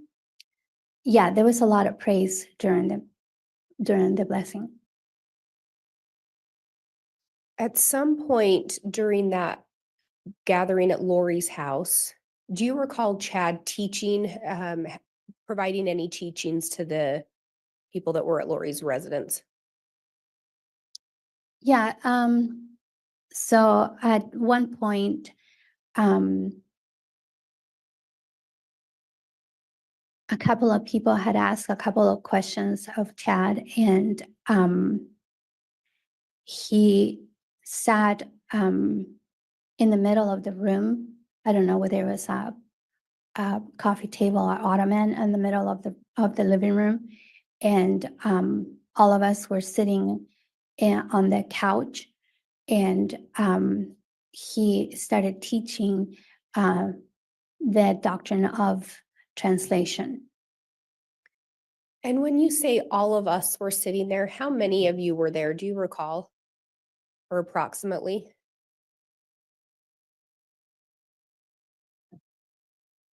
Probably around 6, 7 people.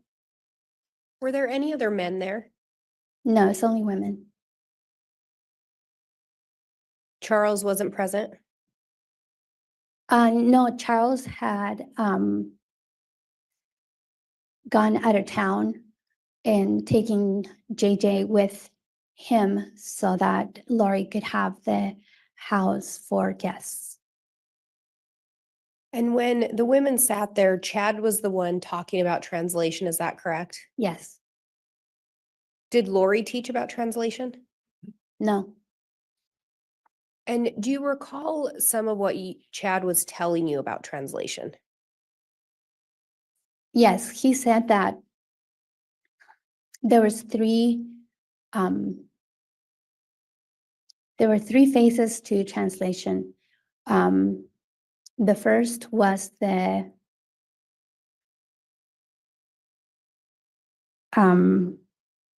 I'm sorry, I can't remember it correctly, but it was something like there was a physical part, there was a spiritual part, and the third part I can't remember. And then he said that each one of the parts, you went up on vibration and percentages, in that at each time when you hit 100, then you would move on to the next phase and on to the next phase. Had you ever heard translation taught in that way? No, never. At that point in time, were you open to the idea? Yeah, I was open to it. Do you recall seeing Chad again in November around that same time?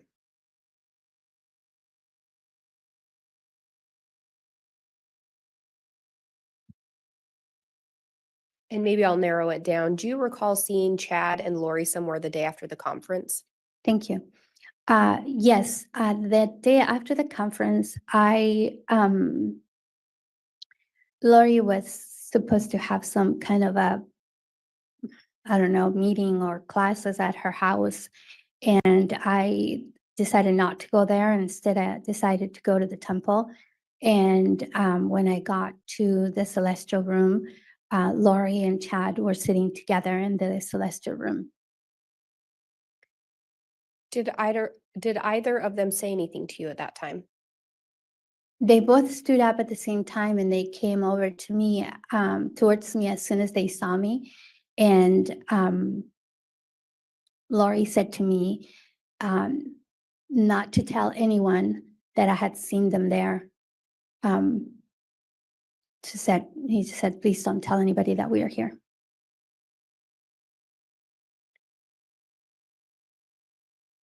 Later in 2018, do you recall going to Melanie Gibb's home and having Chad and Lori be there?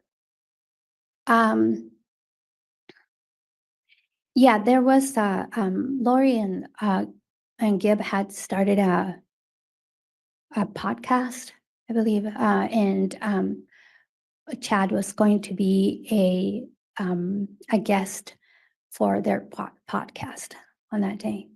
And I said later in 2018. Do you recall, was it early 2019 or later in 2018? Do you recall? I don't recall when it was. But sometime after November of 2018? Yes, it was after the conference. And would it be fair to say that it was before February of 2019? Judge, Correct. this is becoming leading objection. Okay, well, it was untimely, but it was leading, Ms. Blake. So at that podcast at Gibb's house, Chad and Lori were present, you said? Yes. Did anything happen after the podcast? Yeah, Chad said that he wanted us to go to lunch because he had some information to give me during the lunch. And did you in fact go to lunch? Yes, I did. Who else was present at the lunch? Lori, Gibb, Chad, and I. Did Chad end up telling you anything at that time? Not at the time.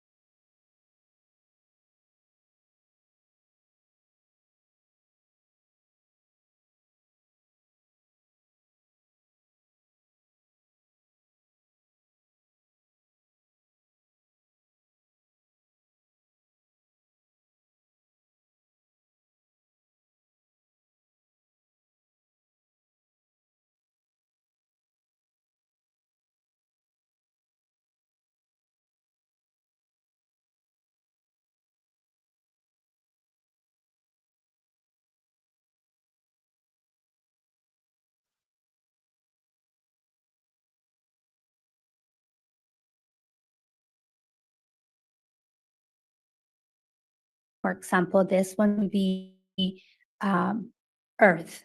And this is how a person Sorry.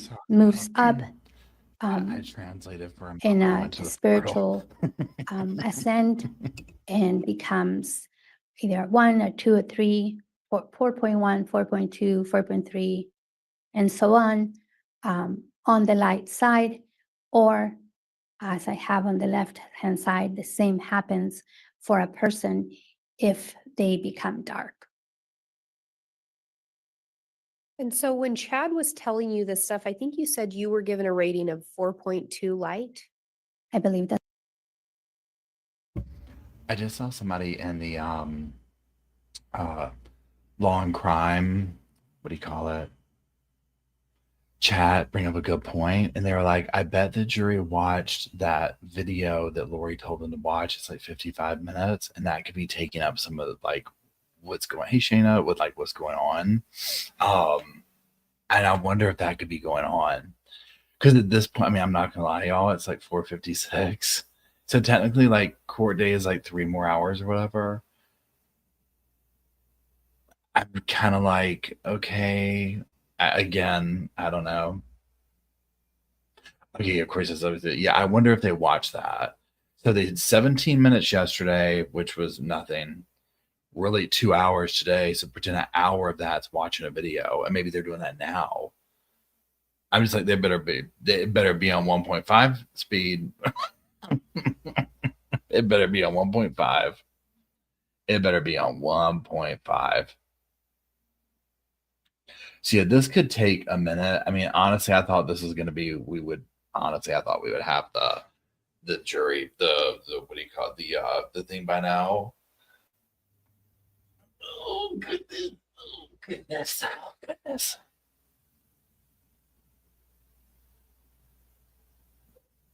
Yeah, it's a lot, especially for people who don't know about it. They're going to be like, huh? What? Excuse me? Okay, I'm gonna go put this back on. So one thing I'm doing, I'm jumping between 3 things. Here, the timer clock from Law and Crime or wherever, Twitter, and then the Sarah Boone transcript. I'm going through and pulling out the and looking over the sidebar stuff because everybody really was like focused on that. So I'm going and like kind of just screenshotting the parts of that. So I'm doing some ADD stuff over here. Okay. I'm doing some ADD stuff over here. Okay. I'm just going brum, brum, brum.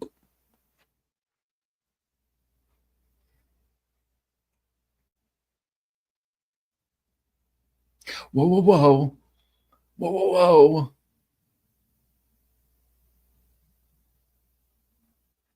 Okay, I'm gonna put Zulema back on.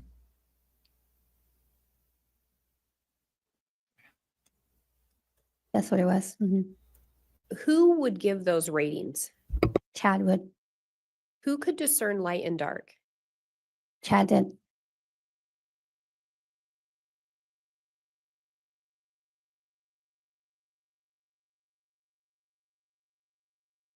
And Your Honor, may I hold on to this exhibit? I intend to publish a few more, just not right now. You may. Thank you. Ms. Pastenes, do you recall where you went to lunch with Melanie and Chad and Lori? Firebird's restaurant in Gilbert, Arizona. Sometime after that first lunch, did you go to a lunch there again? Yes. Who was present at that lunch? Gibb, Lori, and I. Do you recall approximately when that would have been? I believe it was around February of 2019. At some point, did Lori end up leaving Arizona? Yes. Do you recall approximately when she left Arizona? It was after that lunch. So probably February, March. And Chad was not present during that lunch, is that correct? Correct. He was not there. During that lunch, did Lori start telling you anything? Yes. She made a diagram similar to the one that that I had written down, and she went over the creations and the worlds, and also the ratings of people. And Your Honor, I have what's been marked as State's Exhibit 54B. I have a copy for the court, counsel, and a courtesy copy for Your Honor.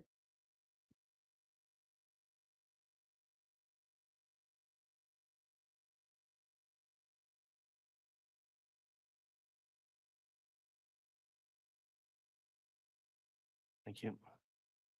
And if I may have the witness shown the exhibit. You may.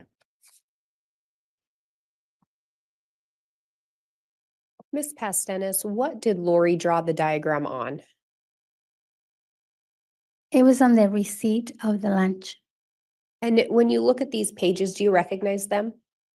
Yeah, this is a copy of the back of the receipt because I remember I kept the receipt. And Your Honor, I would move for admission of State's Exhibit 54B. No objection. All right, Exhibit 54B is admitted. And if I may have that for publication. Yes. And so as you said, this is indicating the same type of information. Yes. Is this also about your prior lives? No, I don't believe that this one is, excuse me. This one has to do again with the eternal rounds up on the top. The five worlds that one can come to. And on the bottom part is how Chad used to rate people on whether they were light or dark. So you become a 1. So we're reading from the bottom up. You become a 1 when you're in the spirit world. And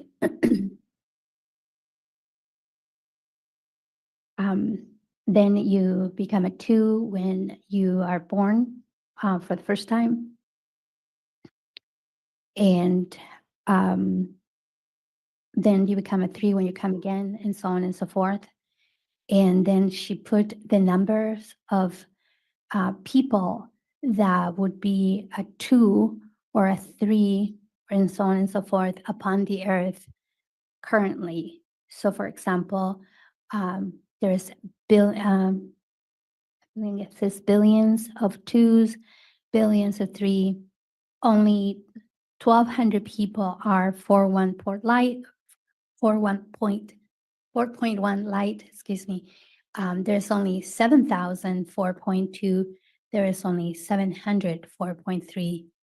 And then there would be only 1/6 light, or only one person that is 6 dark on the opposite side.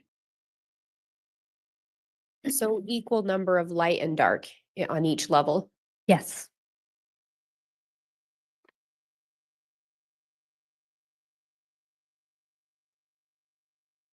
And then this was also part of that same receipt. Yes. And can you tell us what this is depicting? So she, Lori at this time started explaining that they were councils. And so at the top would be Heavenly Father, Jesus Christ. Then right after that, there will be a council of 12, a council of 24, a council of 48, and then so on and so forth. And do you know where Lori was getting her information? All of this was being given to her by Chad.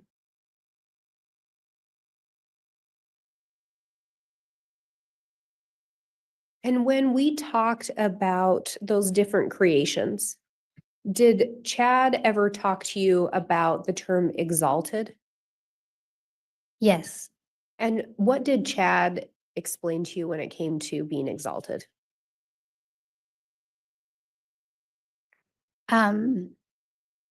So exaltation means that you have come to, you have had a probationary time, and you have become a righteous person, spiritually minded, and that you are,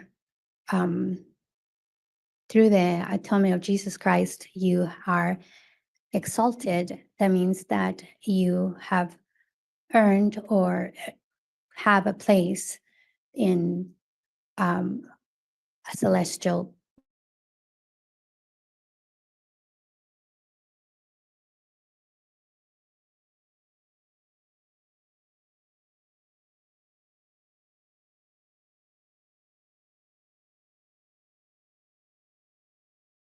You can be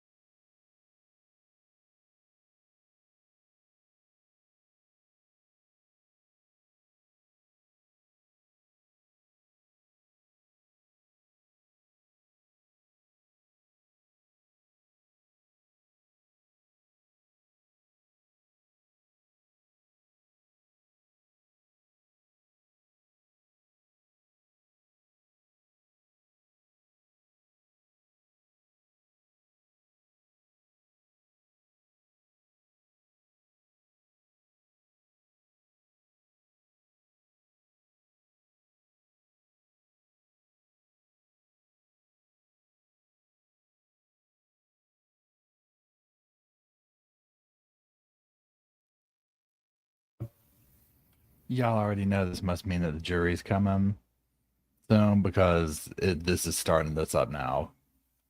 You already know it's been fine up until now, up until today, really, but especially now. I wonder if it's Zulema. I wonder if it's Zulema. I'm starting to think that.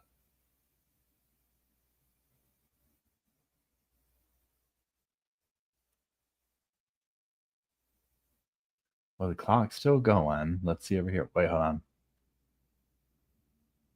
Somebody said clock stop. It didn't. Let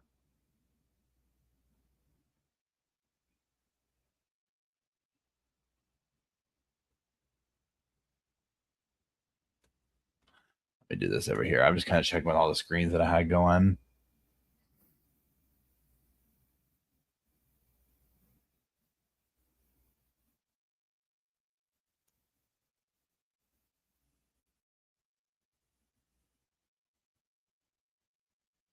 Nothing there.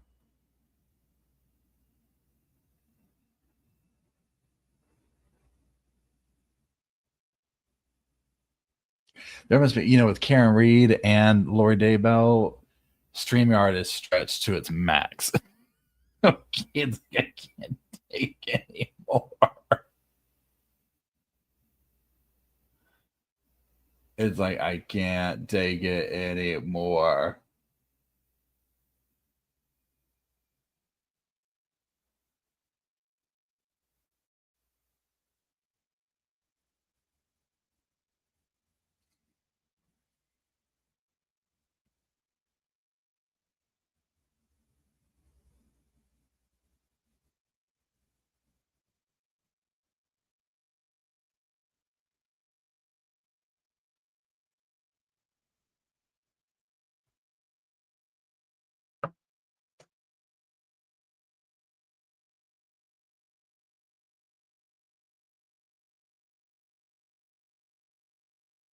Wait, are you seeing did they really get a verdict?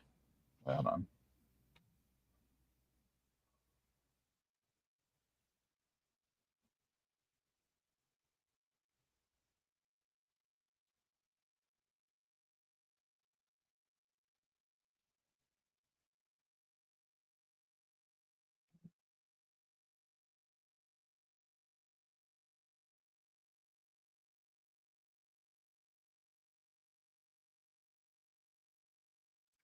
Gotcha. Okay.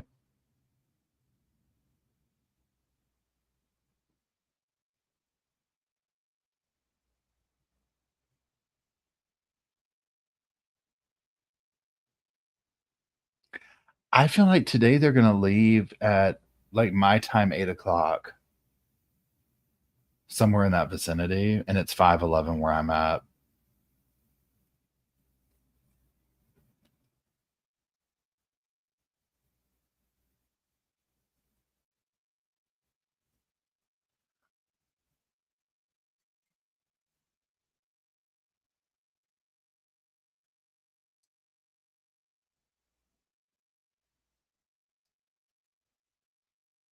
Okay, let me look over here.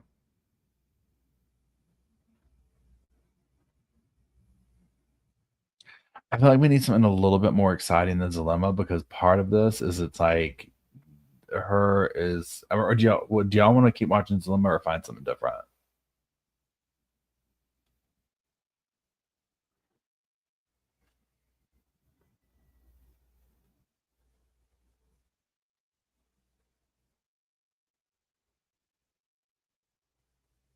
Thank you, Down Under.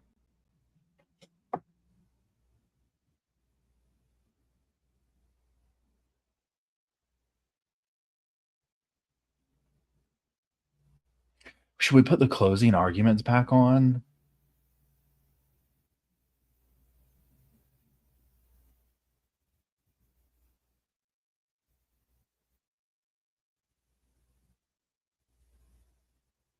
Julie Rowe with Nate is pure entertainment, isn't it?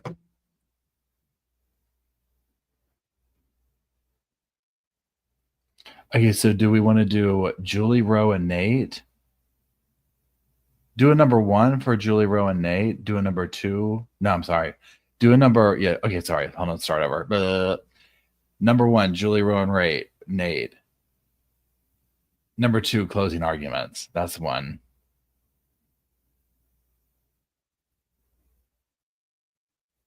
Or opening arguments.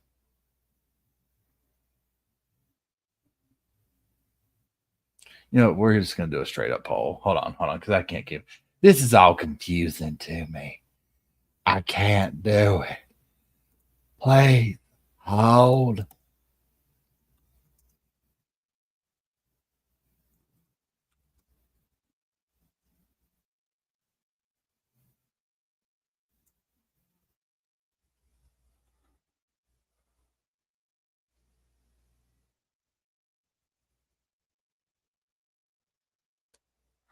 Okay, so let me find the screen. Okay, so we're going to start a poll. Please hold. What to watch? Opening arguments. This is going to have several. Closing arguments.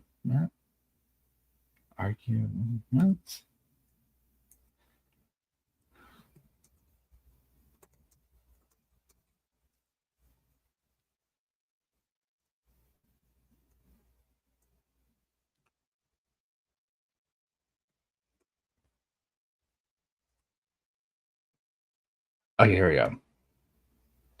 Let's get that going. Let me find y'all. Let me make sure it's still working over here. Good Lord Almighty.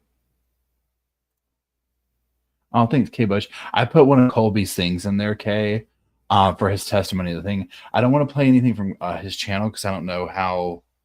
I don't want to do something where he might get like offended at that without, you know what I'm saying? But I put his thing up in there.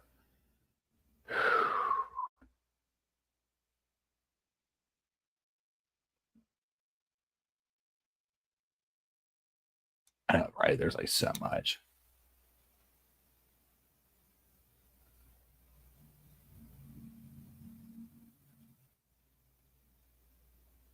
And I'm getting kind of like, really?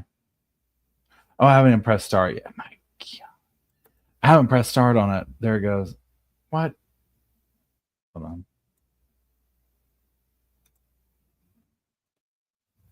Why isn't it working?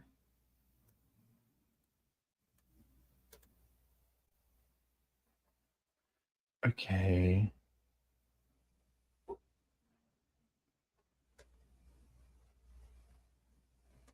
I don't understand. Okay, so I'm gonna hold on. It's not letting me post the thing. Start a poll. Okay. So first of all, what to watch? Opening.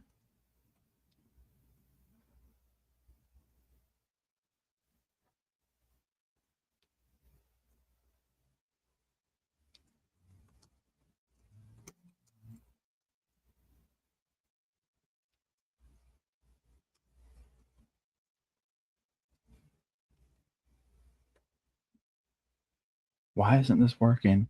This is just not doing well today. Let me start this. So it's not letting me do a poll. So let me try this over here.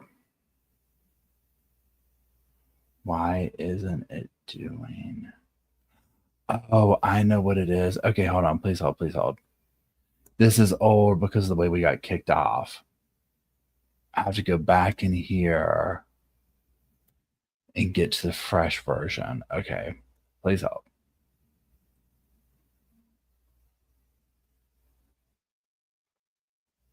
Okay, so there we go. We're going to pause that. There we go. We're going to go boom. We're going to end that one. Then we're going to come back over here. I mean, you would think.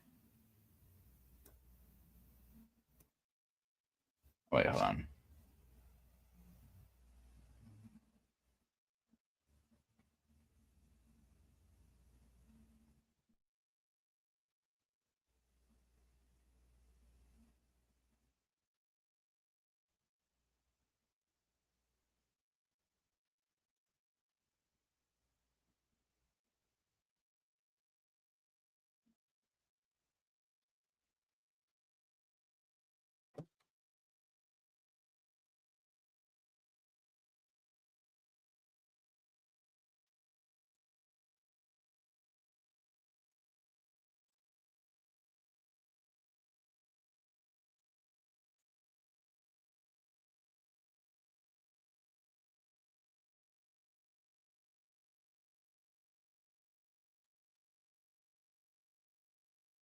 Yeah.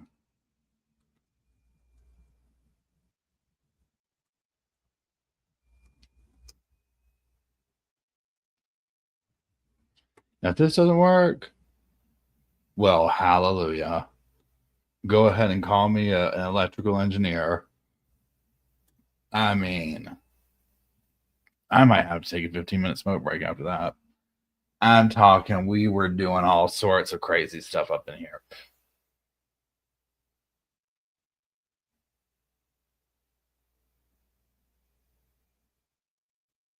Okay, so I'm going to go get my water, a soda, restroom, and then we'll look at the poll. Please hold.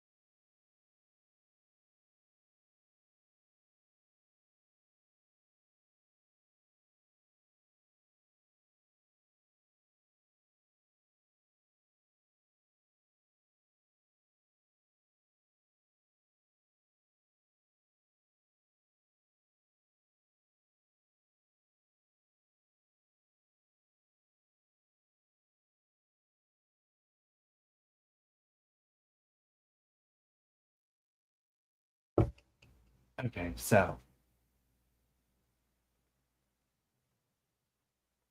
Oh, I'm sorry, Yvonne. That's horrible. I'm so sorry to hear that.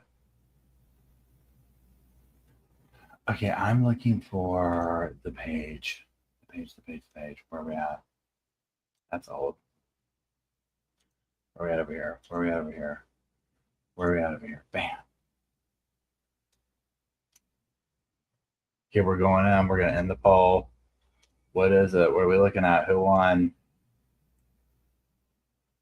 Bam, Colby Ryan takes the cake. Bam, Colby Ryan. Okay. Oh, Mr. Colby, how are you? Cha, cha, cha, cha. Cha, cha, cha, cha. Okay.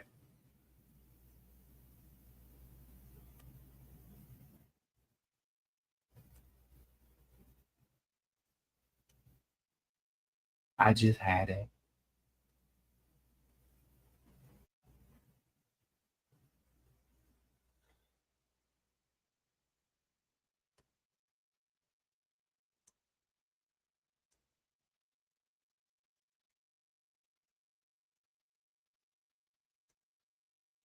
No, I didn't do all that.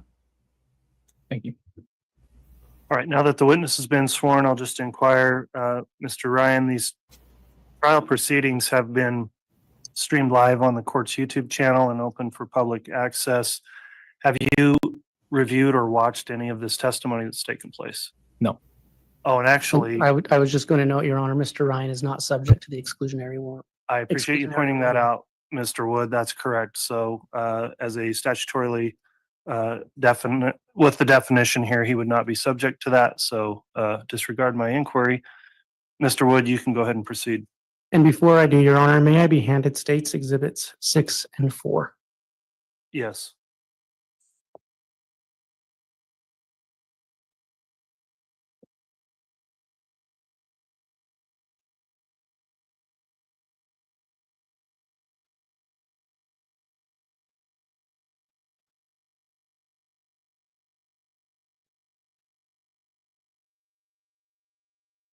Good afternoon, Mr. Ryan.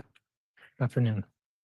Can you state your name and spell your last name for the record? Yes. Colby Ryan, Ryan. Mr. Ryan, who is your mother? Lori Vallow. How many siblings do you have? 4. Okay, can you tell us their names? Cole, Zach, Tylee, and JJ. And Cole and Zach, what is your specific relationship or relation to them? They're my stepbrothers. Who was their father? Charles Vallow. Your Honor, may I publish? Yes, that's an admitted exhibit, correct? Yes, this is States Exhibit 6. Okay. Yes, you may. So Nate Eaton just did a poll on his, Twitter, whatever you call it, talking about, when do y'all think the jury's going to come back? And the one option was tomorrow, Wednesday. And a lot of people are saying that too. Not that it's just like a poll we would do here, right? But a lot of people are like, I feel like it's going to end up being tomorrow. So we'll see. I just want to tell you all that. There's no other updates other than that. Let's continue.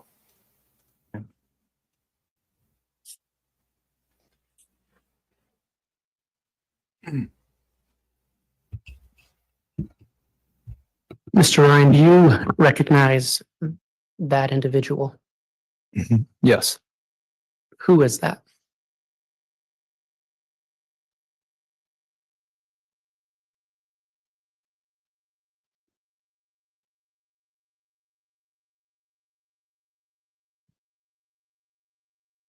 That's my sister, Tylee. What is your specific relation to Tylee? She's my half sister on my mom's side. So you share a mother. Mhm.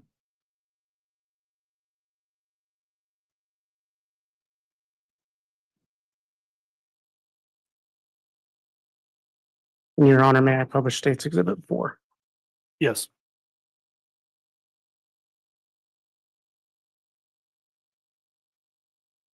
Mr. Ryan, do you recognize that individual? Yes. And if you need a drink of water, I don't know if there's tissues up there. Yeah. I'm good.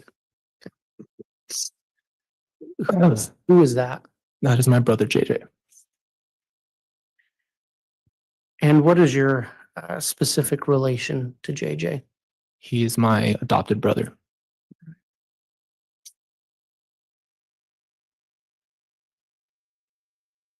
Do you recall when JJ was adopted? Yes.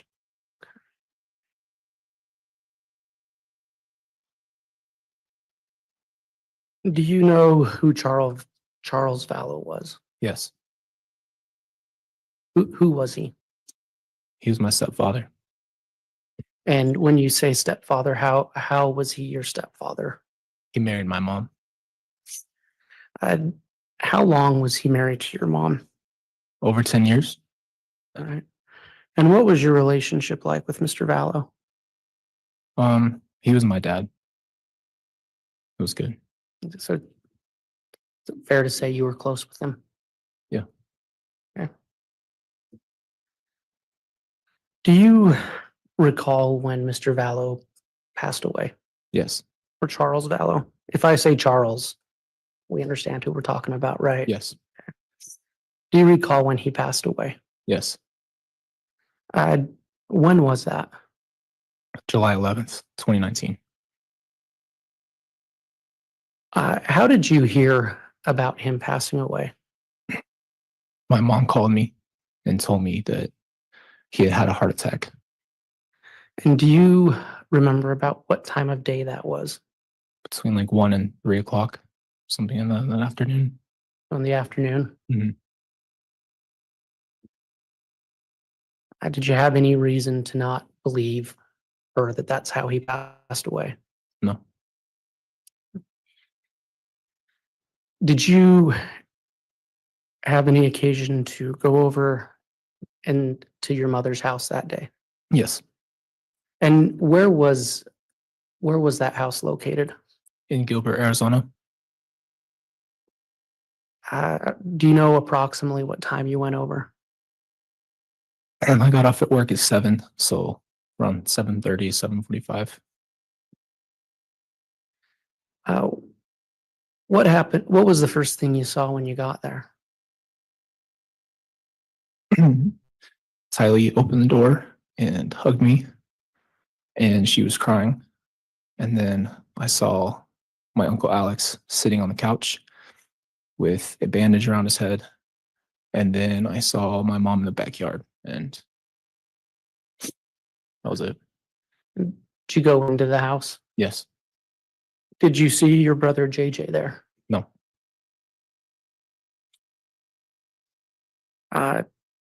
Did you speak with Alex Cox at all that night? Yes. How did that conversation go? What did he say to you? Objection, hearsay. Statement of a co-conspirator, Your Honor. Overruled. Tell us about the conversation with Alex Cox. Well, and before we do that, what was your relation to Alex Cox? He was my uncle. And you testified you saw him with something white wrapped around his head. Yes. Did you speak to him at all that night? I asked him what was on his head, and he said that Charles had hit him in the head with a bat and that he had shot him in self-defense. And is that how you learned how your stepdad died? Yes. Did he tell you anything else about that altercation? No. And did you ever have any other occasion to speak to him about that altercation? No. You said you saw your mother that night. And what was her demeanor? Calm. Unrattled. What did you think of that? I thought it was crazy. So I was freaking out, and she seemed to not care. And did you speak to your mother that night about how Charles had actually died? Yes. How did that conversation go?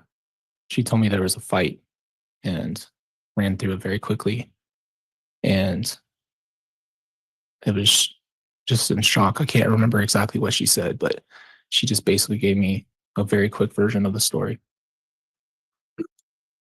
Did she tell you why she had lied to you earlier? No, Do you remember if you asked her? I don't remember.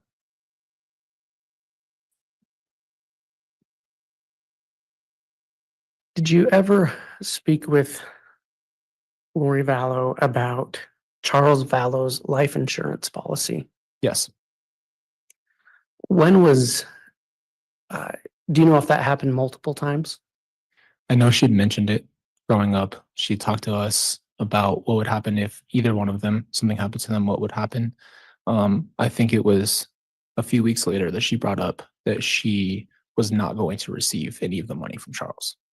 Okay, let's just take a quick step back. When you say a few weeks later, what do you mean a few weeks later? After Charles was murdered. Okay. And she told you then that she was not going to receive that money. Yes. From that conversation, was it your understanding that she had been expecting to receive that money? Yes. And okay.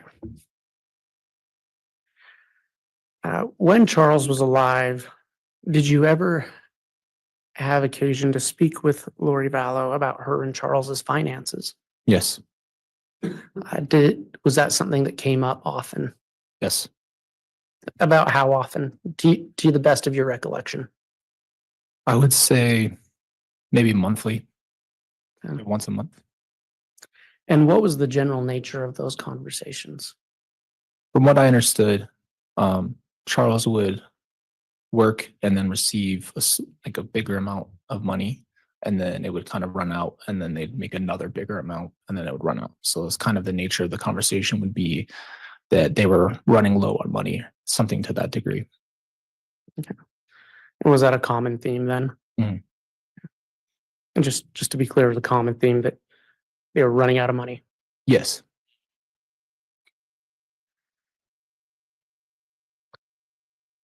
Do you know who Tylee Ryan's father was? Yes. Who was that? Joseph Ryan. And I know that you and Joseph Ryan have the same last name. Yes. Was he your biological father? No. Okay. But did you take his last name? Yes. And do you know if Mr. Ryan is alive or deceased? He's deceased. And do you recall when that happened? Summer of 2018, I think. Something around that time. You don't remember the exact date? No. And were you aware if Tylee Ryan received Social Security benefits after Joe Ryan passed away? Yes.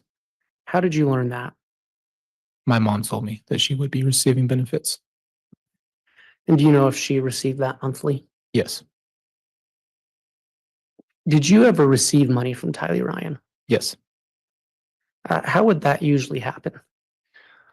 Venmo. She would Venmo me. Okay. Would you ever ask her for some money? I did, yes. And about how often would that happen? Maybe I could recall asking Tylee specifically a couple times. I would mostly ask my mom, and Tylee would be the middleman between those transactions. So I'd ask my mom, and she would tell Tylee to send the money. Speaking of that, to your knowledge, did Lori Vallow ever send you money by sending it to Tylee, who would then Venmo it to you? Yes. And how did you know that? I would ask my mom, and then she said, okay, Tylee will send it over to you.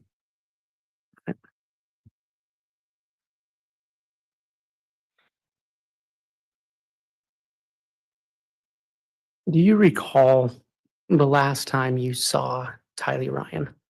Yes. When was that? It's August 30th. And where was that? It was outside of my work in the parking lot. Is that in Arizona? It was in Mesa, Arizona, outside of a gym. And what was the nature of that visit? My mom was very vague and said that they were leaving.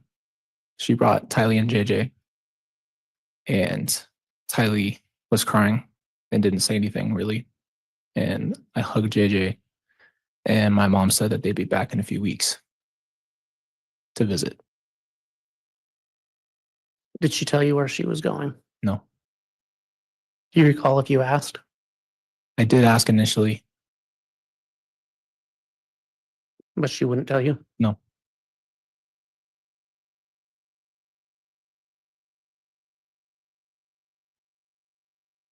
Did you receive or did you exchange text messages with Tylee Ryan on September 8th of 2019? Yes. What was the nature of that text exchange? I think I had asked her to send money. And I think we had talked earlier that day a little bit. I didn't talk to her directly, but I had heard her voice and they said that they were on a trip. And I think I'd asked her for money. I think that's what it was. Okay. And did she respond? Do you recall? Yes. What did she respond? I don't remember what she said exactly. I remember her last text that she said was just I love you and I love the girls. And you said you heard her voice earlier that day. How did you hear her voice? She was in the background of my conversation with my mom. Right. And did your mom tell you where they were? She said they're at Yellowstone Park.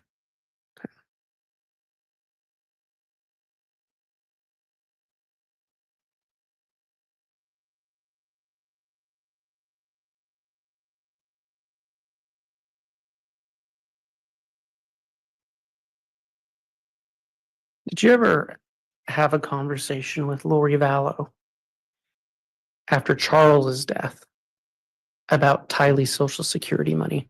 Yes. What was the nature of that conversation?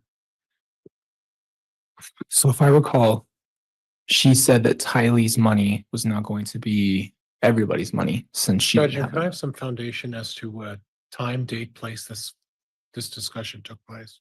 So foundation objection, Mr. Wood? Your Honor, I'll ask a few more questions. Thank you. Do you recall approximately when that conversation took place? I don't. Okay. Was it in person? I don't recall. I think it was on the phone, maybe. But it was after Charles's death. Yes. And just to be clear, you don't recall the exact date. No, I don't remember. What was the nature of that conversation about Tylee's money? Judge, again, foundation. Overruled. You can answer the question. Yeah. The initial question I had is, how are you going to take care of Tylee and JJ now? And I knew that she wasn't going to be receiving the money. So she said, we're going to supplement some of Tylee's money for now. And I'm going to go work. That was what she said. And that was basically the nature of it. She said, we're going to start using Tylee's money to make it through. And I think that I don't know if they were receiving anything for JJ, but that was the nature of the conversation. Okay. So you don't recall if she mentioned JJ receiving Social Security? I don't remember, but I know about it. I just don't remember if she said that. Okay. And do you recall if she said anything about her receiving Social Security benefits after Charles died? No.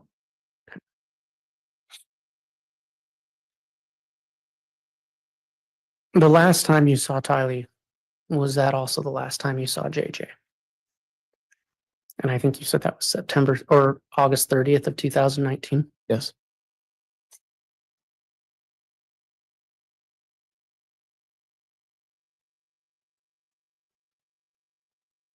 I want to talk to you about November 27th, 2019.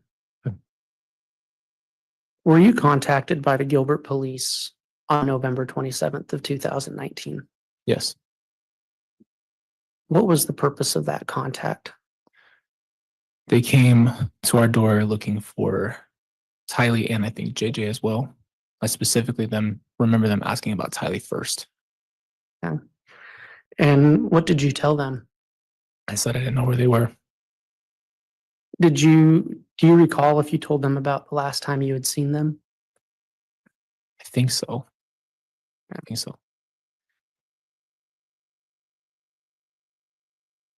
At that time, had you been concerned about Tylee? Yes. Why is that? Our conversations were not normal. The way her dialect in her text, the way she spoke wasn't matching up. And I had texted her for her birthday and just things of that nature. Just wasn't getting calls, wasn't getting any contact in a normal way, and was always avoided. So I thought maybe she was upset with me, but I just didn't want to pressure her because I know she'd been through a lot. And so you mentioned text messages. Was there a change in those messages? Yes. How so? Just little things like if you capitalize the letter I in periods and emojis, just things like that. Things just didn't sound right, and it just felt off when I was receiving those texts. Do you recall the last time you spoke with her on the phone? The last time I directly spoke with Tylee was on the 30th with JJ on FaceTime.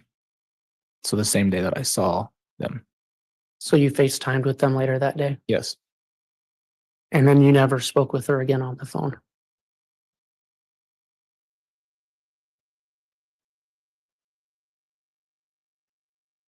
But going back to those text messages, did you keep receiving text messages throughout September of 2019?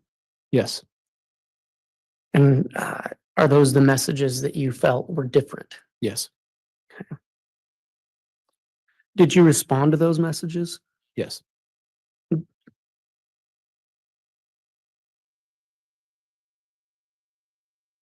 After the beginning of September, did you continue to receive money from Tylee's Venmo? I think so. Do you recall how often? I think maybe a couple more times. So maybe 2 or 3. And did you receive any more money from Lori Vallow? Yes. And how would she send that? So she started sending money after I had not heard from her since that day. She started sending money on Cash App. I think she made a separate account and just tried to send money, and it kept denying it because it was a new account.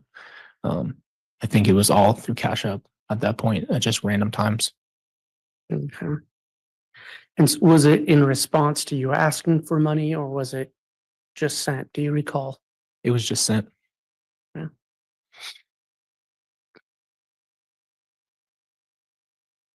After Charles Vallow died, did you ever speak with your mom about her getting married again? Yes. And do you remember when that conversation was? Maybe a few weeks after After he passed away? he was gone, yes. What did she tell you about that? It wasn't really a conversation. She just said a one-off thing like, I'll be married again soon. And I disregarded her and told her that I think that's crazy, or maybe she's talking about in the next life. It wasn't a real conversation. It was just a comment she made, and I completely dismissed what she said. So she didn't give you any details about who she was marrying? No. When she was getting married? No. Other than soon? Just soon, yeah. Okay. Did your mom ever mention the name Chad Daybell to you? I don't think so. No. I know she was becoming spiritual, if you want to call it that, for a long time, but she doesn't. I only knew Melanie. I didn't know anybody else that she was spending a ton of time with. And when you say Melanie, which Melanie? Melanie Gibb.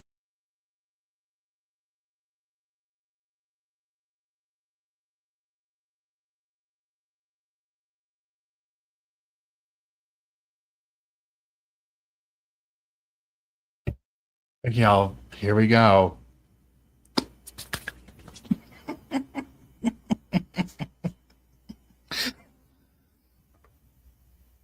Oh my gosh, y'all. I'm going to start crying just for no other reason than to start crying. You know how. Oh, wait. Hold on. Actually, can y'all hear me?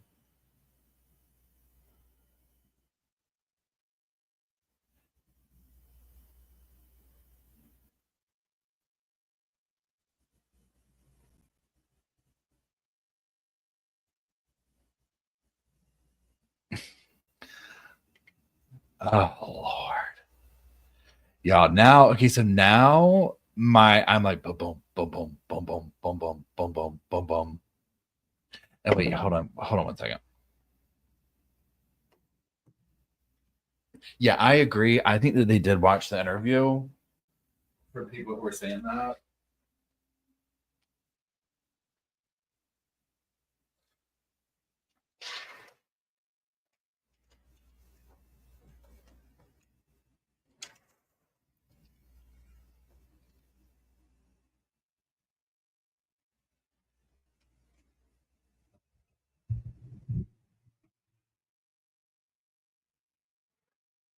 Much better.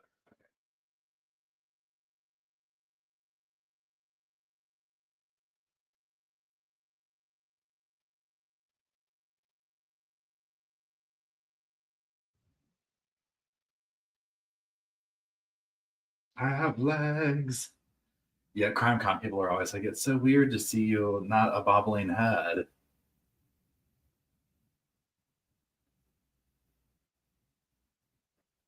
Yeah, I think for this too, it's just such a rush of emotion.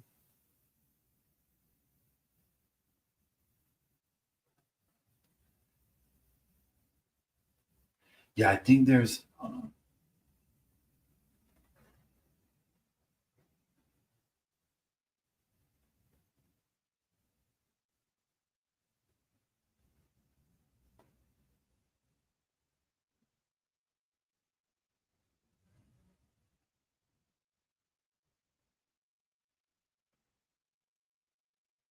Yeah. So 2 minutes ago, Nate tweeted a verdict has been reached. He has not tweeted anything else. I'm not gonna. So obviously we'll be able to see it here on Twitter first. I won't see what it is. And we'll obviously watch it on here.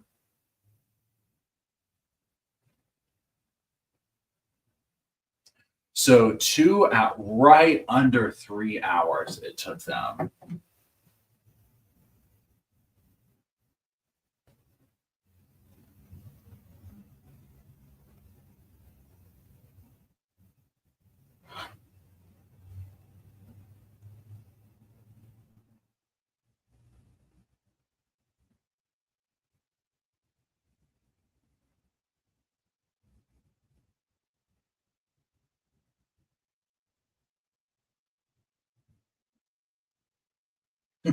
So don't you pee? Yeah.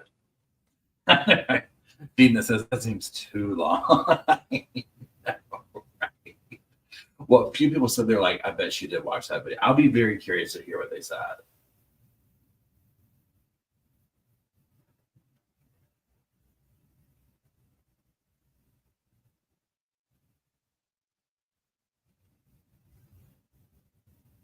No, they did. So let's do this.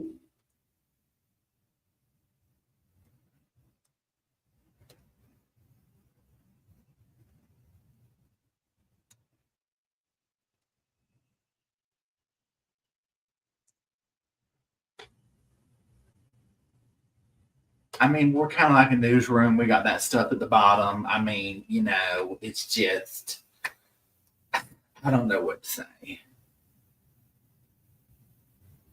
I just feel like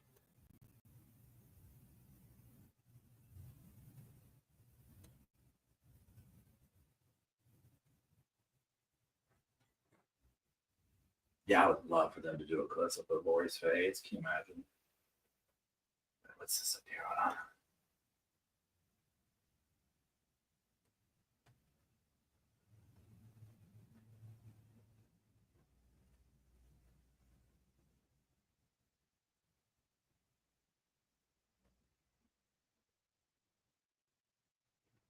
40 seconds ago.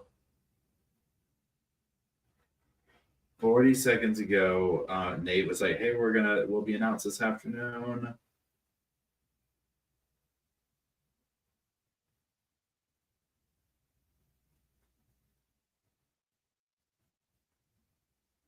Shooba-dooba-doo.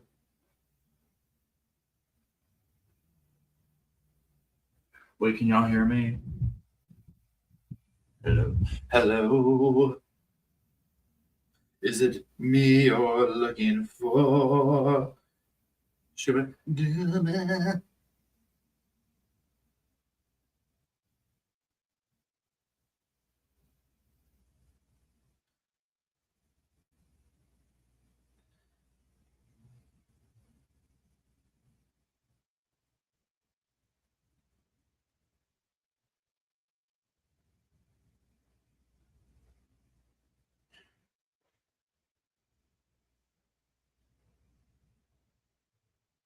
Okay, I'm just kind of bopping around on social media over here. Just kind of doing my thing, looking at stuff.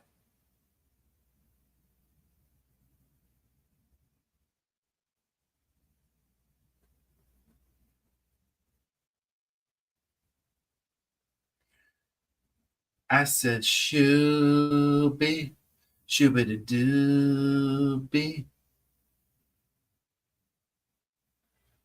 I said, I shoot bad. I said, I do bad. Wait, hold on, let's see here. It's okay.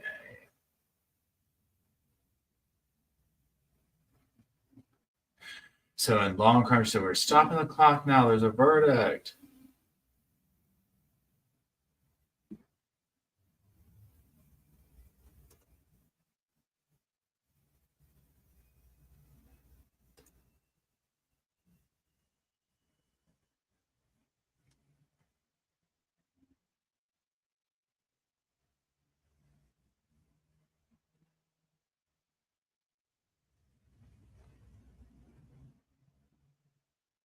Wait, do you mean title of the video or a banner? I did a banner. It should be coming up. I don't know if y'all see. Do y'all see the little banner at the bottom?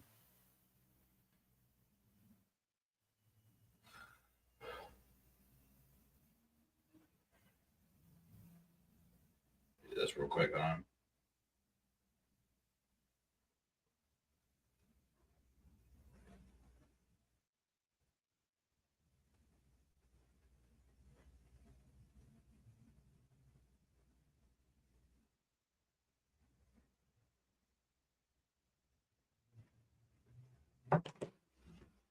Oh, sorry. Whew. Okay.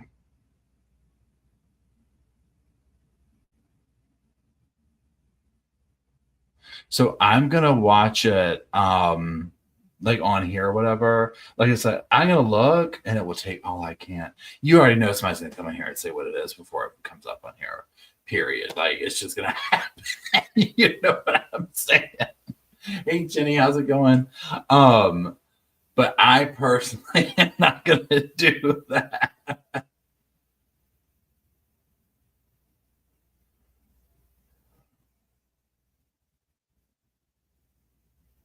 Oh, thank you, K Bush. I bet everybody does. I'll bet you. I mean, I bet it's going to be guilty myself, but we'll see.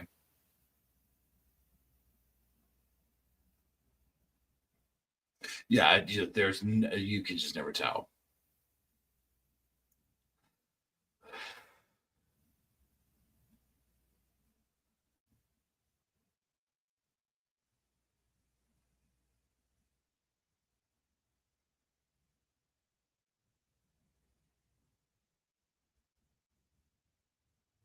Hey, Miss Sean, what's up?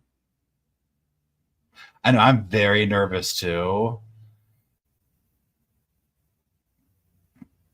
Let's do another thing real quick. Hold on. Where is it?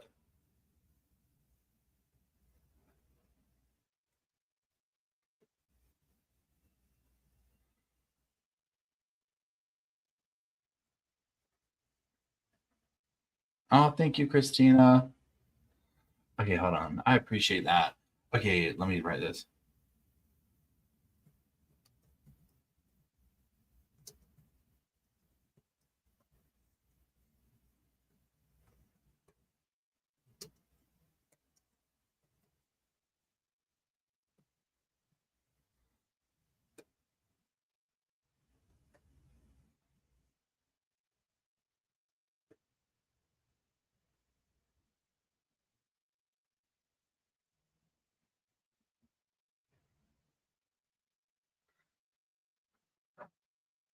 Thank you, Jay.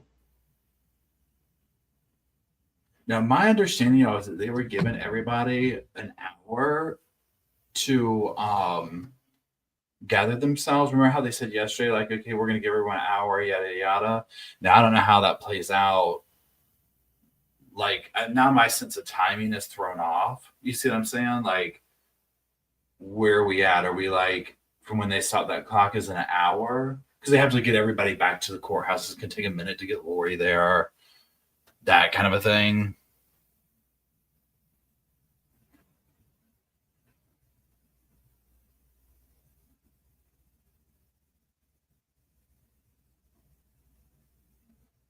Oh, thank you, Around Noon. I appreciate it. I appreciate everybody being here and hanging out while we watch this. I appreciate the mods for helping make it happen. And we'll figure out after tomorrow, I'll have a better idea of streaming trials live schedule, because we will know more about Stephen Stearns.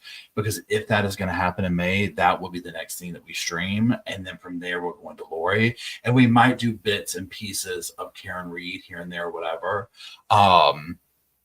If there's something like me, you know what I'm saying? Like today, opening statements. I was like, I want to see that. One of the things too for me, so I have a hard time making myself watch. Like if I were to sit down and like just watch it like this, it's hard for me to do it like ADD wise, I guess you could say, by myself. You know what I'm saying? So it's like, I was like, I want to watch the Karen Reed thing. I know I will be like, I'll watch it like on like 2 speed or whatever and not like really watch it. So I appreciate y'all for being there with me. Currently opening Coke can.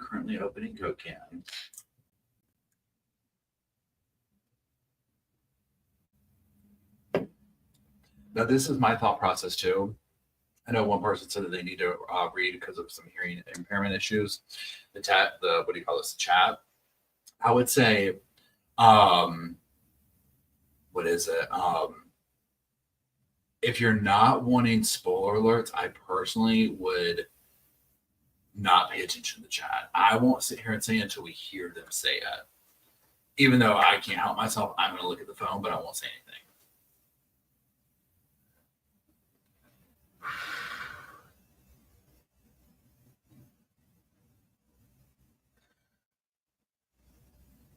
For whatever reason, this right here, this is a certain this is like going up the first hill on a roller coaster. This is going up the first hill on a roller coaster.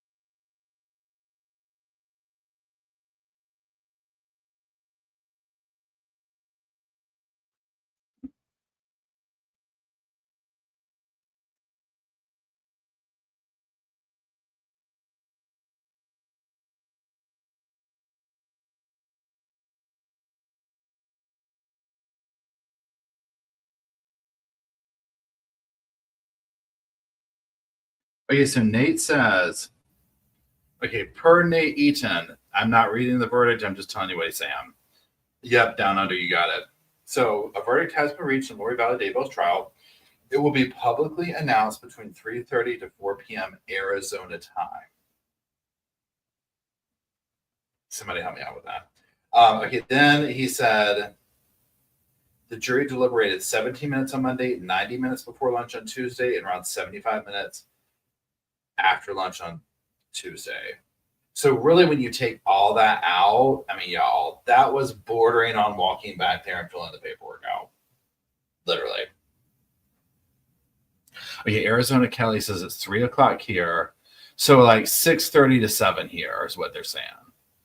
Y'all, that's right here. Y'all, I tell you what.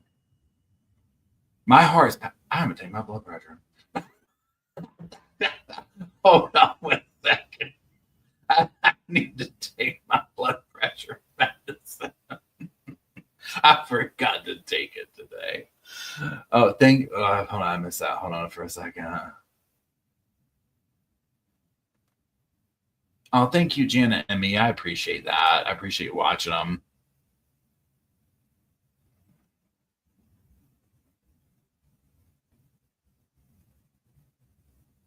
Yeah, so we're looking at about 30 minutes. Okay, hold on for 1 second. Oh, I was joking. I forgot to take my meds. Please hold.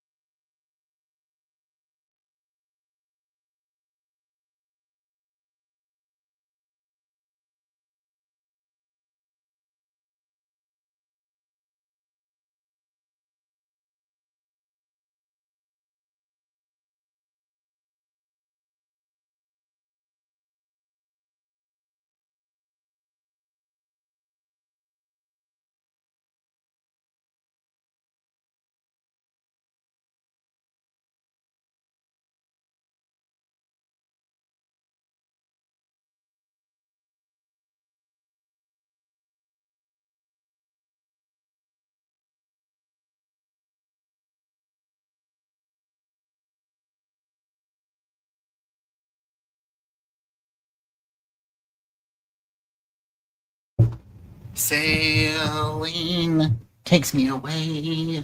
Shooby dooby dooby.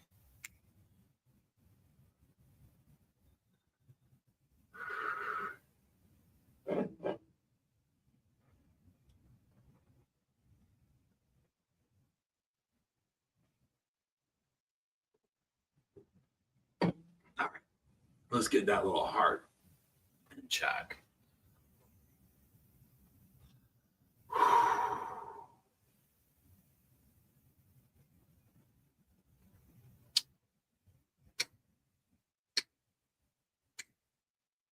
Wait, yeah, hold on.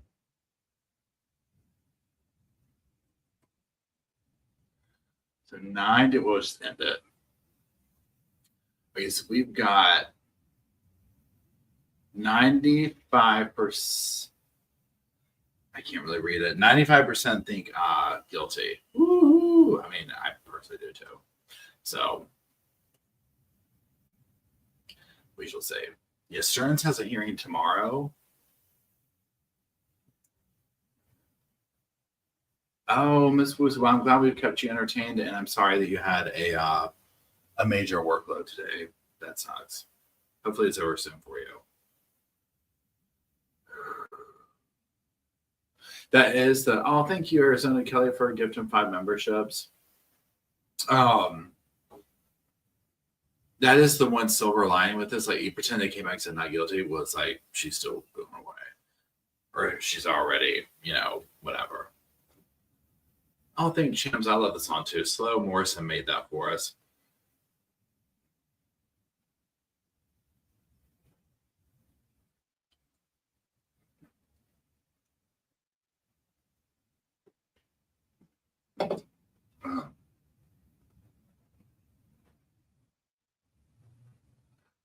So we're looking at 30. We're looking at 30. I'm sorry. We're looking between 6:30 and 7 my time. Nirvana says, and thank you, Nirvana. Robert Smith's 66th birthday was yesterday. Yes, and also he released the remixes of Songs of a Lost World yesterday. Some of them are on YouTube, and then of course, like they're all on like their website where you can do vinyl and all that kind of stuff. Happy belated birthday, Robert Smith. Yeah, pure genius. Pure genius.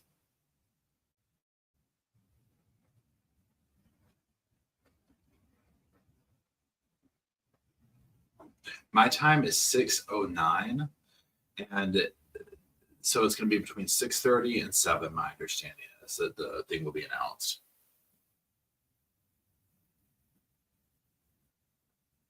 Hey, Northwest, what's going on? Shooby-dooby-doo. Oh, excuse me.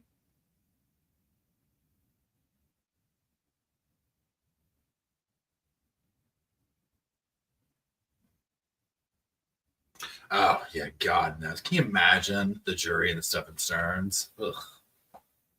I think there's no way. There's no way. They wouldn't want me on the jury. You know what I'm saying? They wouldn't, because even if I was like, pretend like we weren't of this world, it's not like where we follow this stuff. So like we're just randomly plucked off the street and like went in there and they were just like, okay, this is like, they're going to vibe the people out to be like, can you handle looking at A, B, and C? And I'd be, no, absolutely not. There's no way. Even if I was like, okay, I can try and be like, remain neutral, I think I would just involuntarily, like I want to be able to hold back, like crying or showing things on my face, or, you know what I'm saying? So to me, I'm like, yeah, the defense wouldn't want me. They wouldn't want me on the jury. Neither would the prosecution, but you see what I'm saying?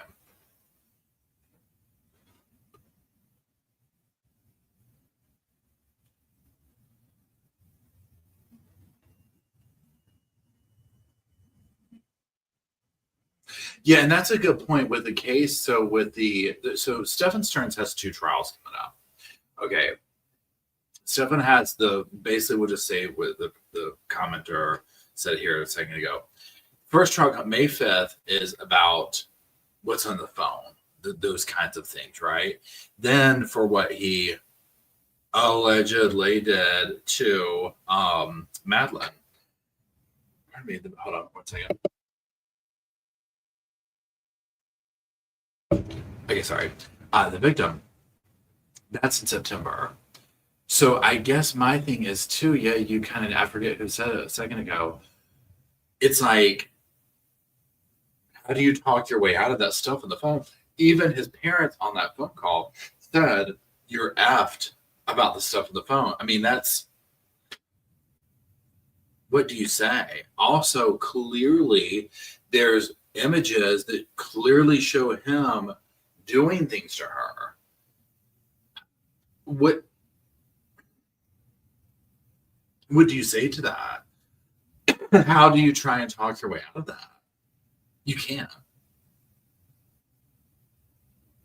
So everybody just joining. The verdict is in. We're waiting for the jury, all that kind of stuff. It's going to be 6:30 so this is my time. My time is 6:12 p.m. right now. It's going to be between 6:30 p.m. and 7 p.m. my time. That they're going to bring everything back or whatever.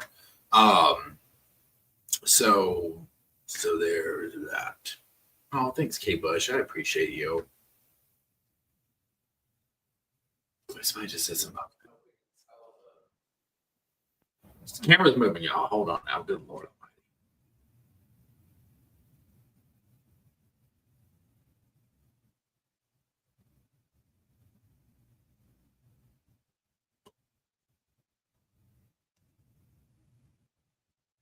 Yeah, it was AI. Yeah. I think about the act. He's going to try and say that he found her like that. You know what I'm saying?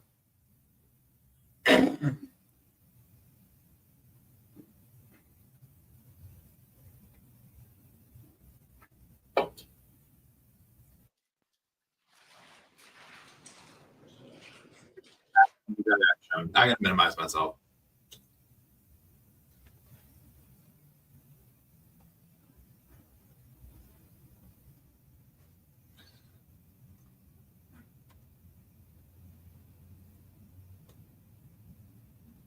Better.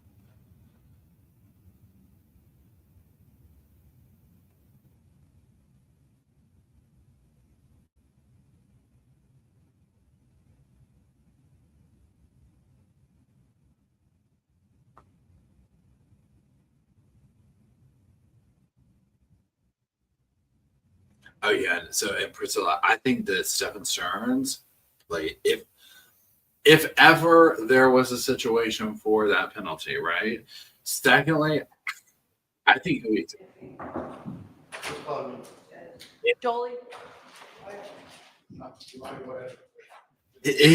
just a matter of time with that one.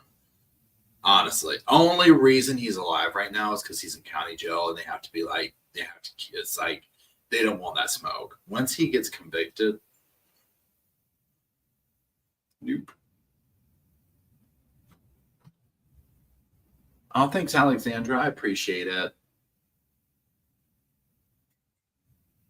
I know. They got to give the courtroom coffer time to. Oh, hey, Storm. Oh, is that a new song, Storm? Hold on. The Storm's in the house now. Hold on now.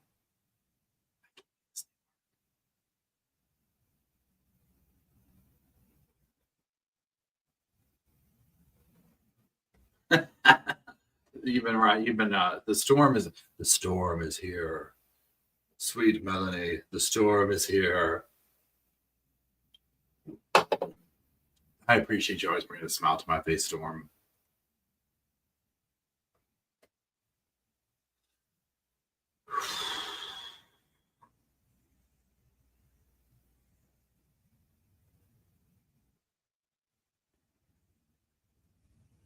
Storm, what should you're gonna have to start get a new once what I'm trying to say is once the Lori's second trial comes up, I'm interested to see your names that you come up with for that one, for the Brandon Boudreaux one.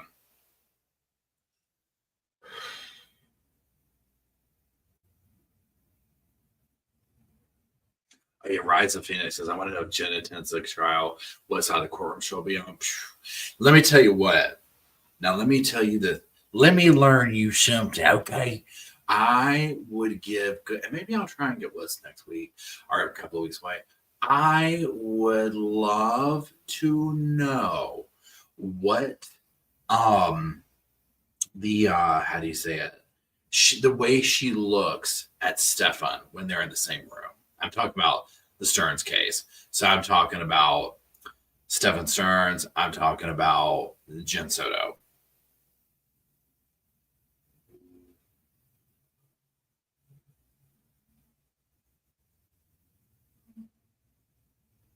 The pups are at home. I'm traveling right now. Let me go to Nate.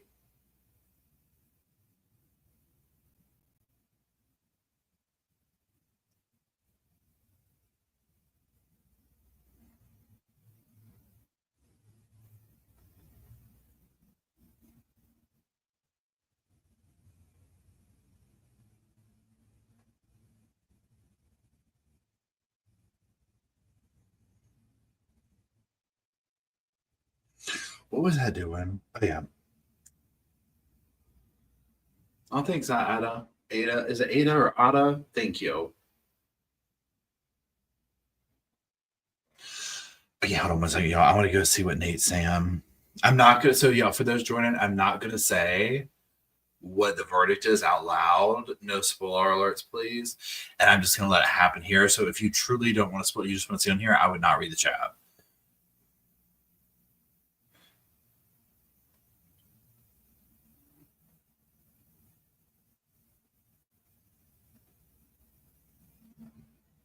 Okay, so 3 minutes ago, and no, I'm not going to read. I'm not going to read the verdict. It's not here. Prosecutor Trina Kay and her paralegal just walked into the courtroom with Detective Nathan Duncan, judge's assistant, tracking down the defense team. Lori will be brought over from the jail for the verdict. 3 minutes ago, 6:18. So you're probably looking at closer to 7. Then he says posting live updates here. Boom, boom, boom. Let me hear you say wayo.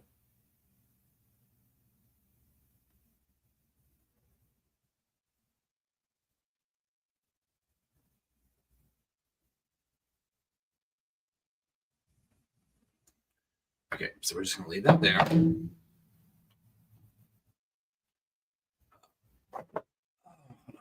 This sounds situated now. Okay, there we go. Oh, this pillow feels so good. So for those just joining, we are waiting on the verdict. The verdict has been reached. It is probably going to be, it's between 6:30 and 7. So they are,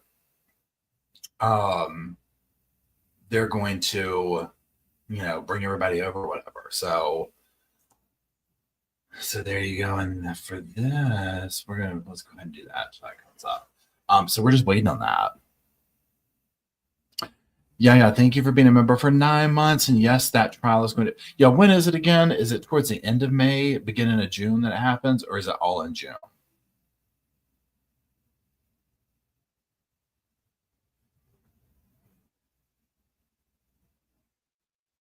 Trial June. Okay. Yeah. So it'll be in June.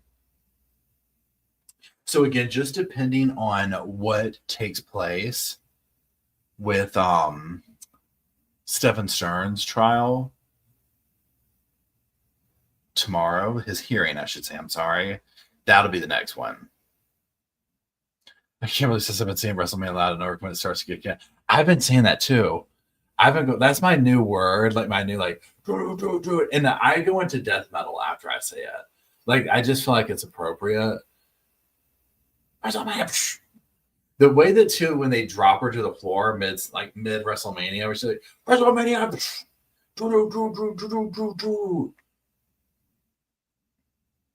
That's right. Okay, SWT says trial begins June, jury selection May 29th.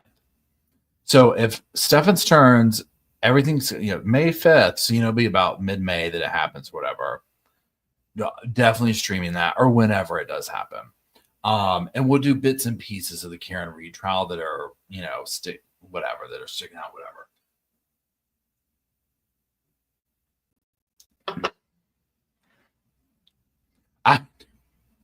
I know someone said Brad says I keep seeing ads for WrestleMania now. Same. But see, I was already getting them because I watched, I've already told you this. The what do you call it? What do you call the slapping stuff? It's on TikTok. And it's almost like the MMA fighters, but it's the professional slappers or whatever. Yeah, Donald Adelson, we're going to be doing that one too. 100%. So long as it's not in BK. Those are the big trials that I've liked in the background. So Corey Richens, Stephen Stearns, Donna Adelson, Courtney Clenny, obviously Lori. There's several. Now, some of these won't end up happening this year, obviously. WrestleMania. I used to watch WrestleMania like back in the day. And now it's like, I watch the slap fights or whatever. If you know what I'm talking about, where they stand there at the podium with their hands behind their back, and men and women do it. And just stand there and brace yourself and take a direct slap like that. Let me tell you what. There ain't no way. Oh, and the Menendez brothers, that's been going on all week. That's been I don't know anything about it, just that it's been going on. Yeah, those they get I'm not joking. I mean, they come for blood. These people are hardcore with that slap thing, and some of them they'll drop for a slap. There's one, I can't think of her name, but she's my favorite one to watch for when the women are on. And I'm talking about like TikTok. I just watch the highlights of it. She's a blonde, and she slapped this one woman that's just as tough as her. And she got you thought she messed her up. She started crying. Like she was like hugging the woman because it was like she was kind of like glitching out. It was crazy. It was crazy. Yeah, can you imagine? Man, imagine if it was like pretend if it was like you're getting a sentence, but it wasn't for crimes like this. And they're like, look, you can either do like 6 months of probation or 5 rounds at Slapfest, Slapathon, whatever. And you're going to go up against 5 different competitors. It's like, okay, I guess I'm getting slapped.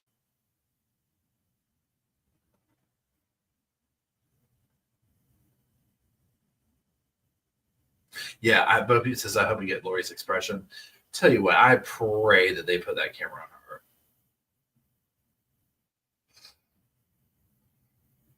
I usually don't like Wrestling at this point or MMA fights, I don't watch it, but there's something about the slap thing that it's got me hooked. And I went a while before I actually would watch it.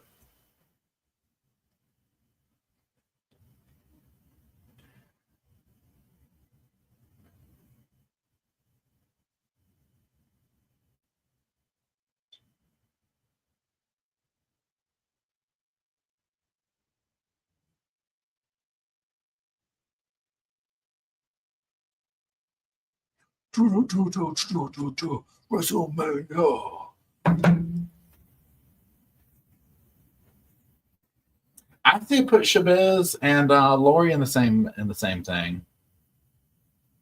That'd be interesting to see. So if you put Lori and Taylor Shabazz in a cell together, the options would be either Shabazz does a WrestleMania on Lori and takes her out, or Lori talks her to death. That would be Lori's thing. Shabazz and Sarah Boone. Now Sarah Boone, that she might get a little violent too, but that's another one of talking Taylor to death. A roller coaster derby. Are you talking about? Was that the one where they were on the skates? Are you talking about that, like roller derby? Yeah, that's what I think too at our age.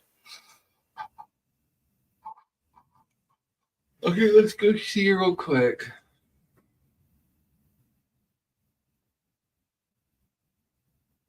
Okay, we got stuff coming from Nate. Okay, 5 minutes. Public is being brought into the courtroom. There's extra sheriff deputies here today. 2 minutes ago. If the jury finds her guilty, the jury will immediately hear aggravating circumstances from the prosecutor. Lori could also speak. The sentencing will not happen today and will likely be scheduled 30 to 60 days from now. Well, go on, just pull up a chair for aggravating circumstances as far as I'm concerned. Go on and get comfortable because there's going to be some, Christina says the courtroom coffer is being seated. Everything's in place. It says that she could speak. Lori could speak. And she will. Imagine coming face to face with her after you say she's guilty. Now, Hildebrand and Taylor might end up being a thing if they were together.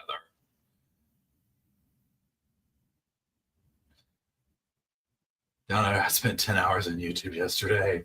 It's easy to, when you have these trials go. So we've been going for 4 hours and 42 minutes. And then this morning, but like if you're at work or whatever, we were talking about this yesterday, whenever. YouTube is basically my TV at this point. I'll watch TV. Obviously, movie stuff like that. But for the most part, what I'm watching is on the phone or listening to.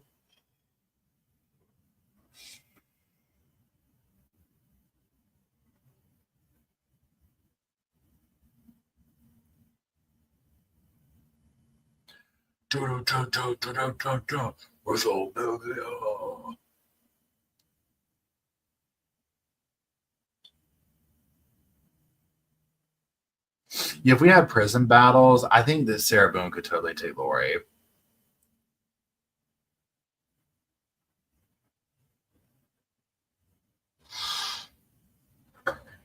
Oh, excuse me.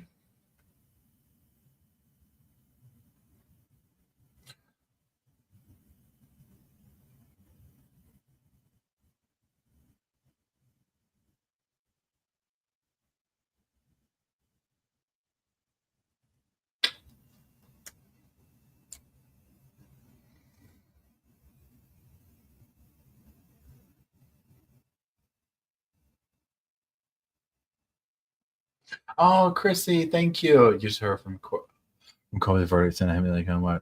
Oh, thank you, Chrissy. I'm glad you're here. I hope you're feeling okay. I hope everything's going all right.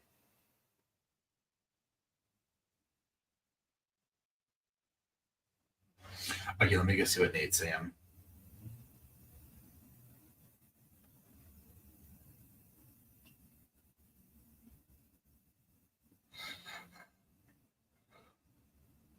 "31 seconds ago. Judges, staff, and other court personnel are in the courtroom. There are around 20 members of the public here.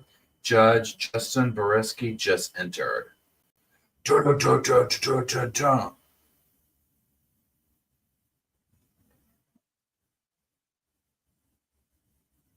Thank you, Ryan, for gifting 5 memberships.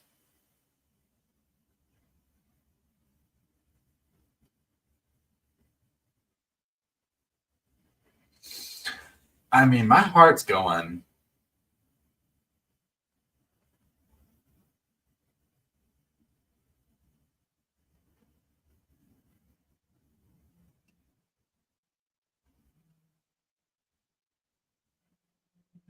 I don't know where we're at the 5 minutes. I don't know where we're at the 5 minutes or 30 minutes. We're in the 5 minutes. Yeah, so for those that are just joining, I'm not going to read the verdict when I see it on here. I mean, obviously you already know I'm gonna be reading it, but we're just gonna sit here and watch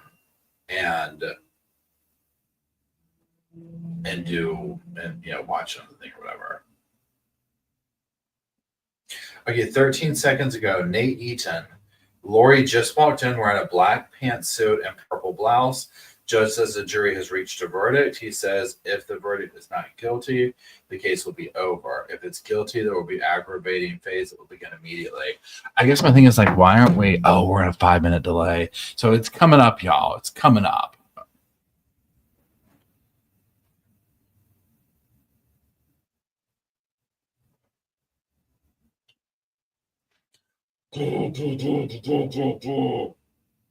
WrestleMania.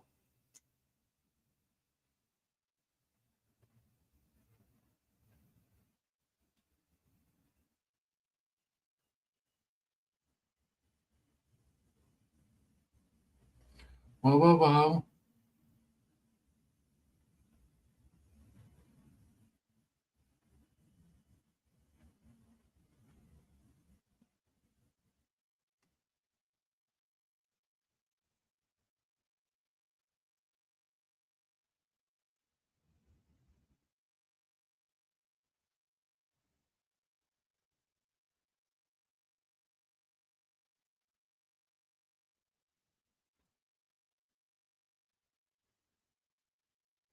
Oh, thank you, Yaya. Thank you for watching with me. Thank you for the super chat. Does anybody need to go check their car? Where'd you park?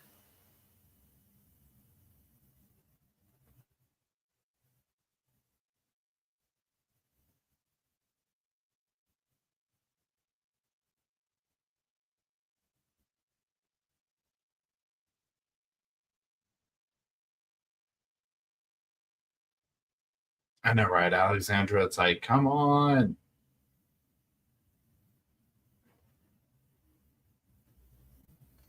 Yeah, we're throwing you into the portal with spoilers.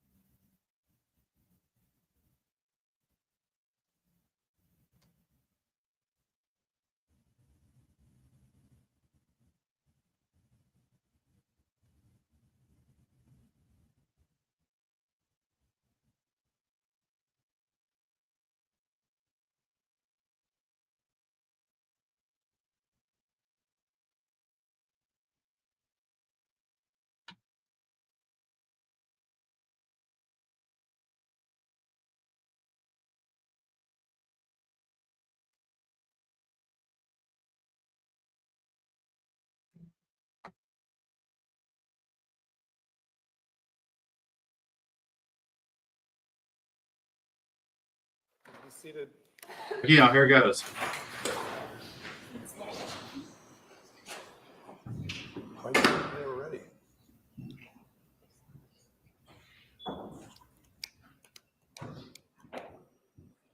Where's the state?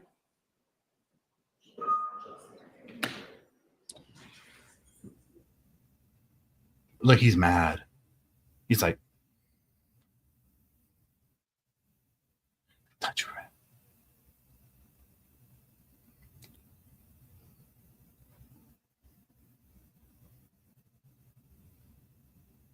Shoulder pods, unite!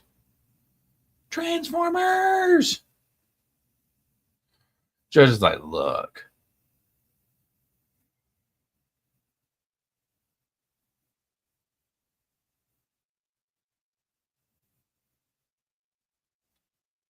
Okay, here we go.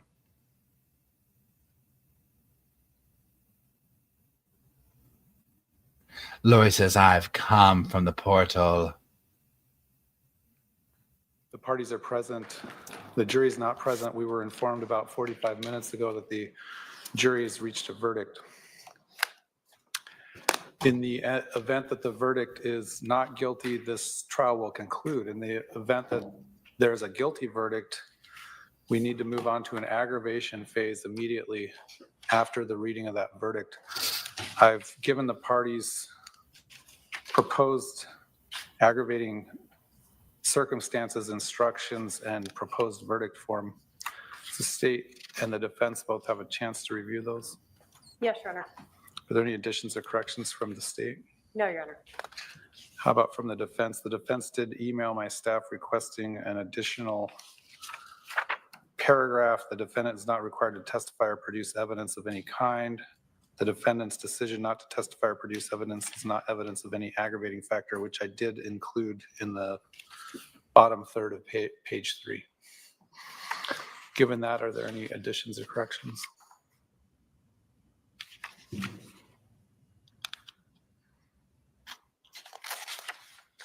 No, Your Honor. Are either the state or the defense requesting any other additional instructions? No, Your Honor.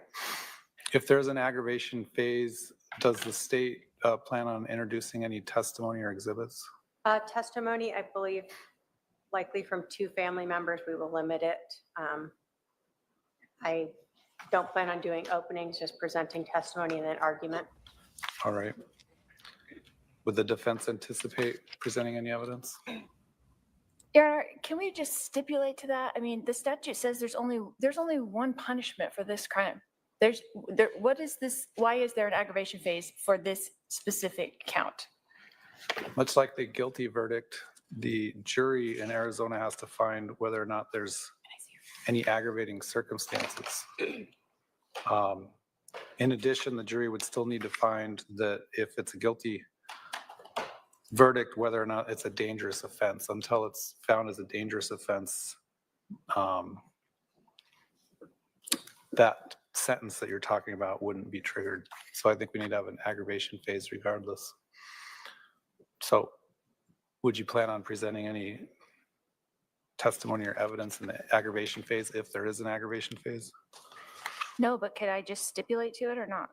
That's my question.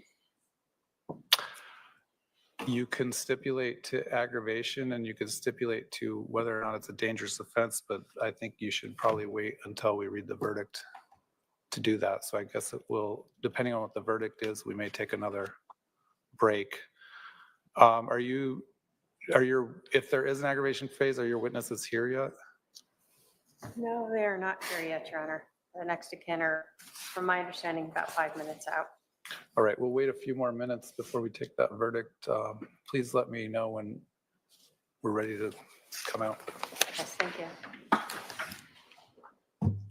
I mean, Honestly, she's 10 minutes away, but she's.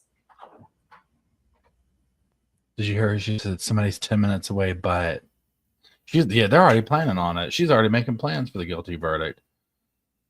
I mean, here's the thing. Now, here's my thing right here, where she was like, they're a few minutes out, and it's going to take them that amount of time to get the verdict. It's like, go on, bring the jury in, sit them down, do your little paperwork. And he's like, well, we might take a break. So, well, then go ahead and get them in here.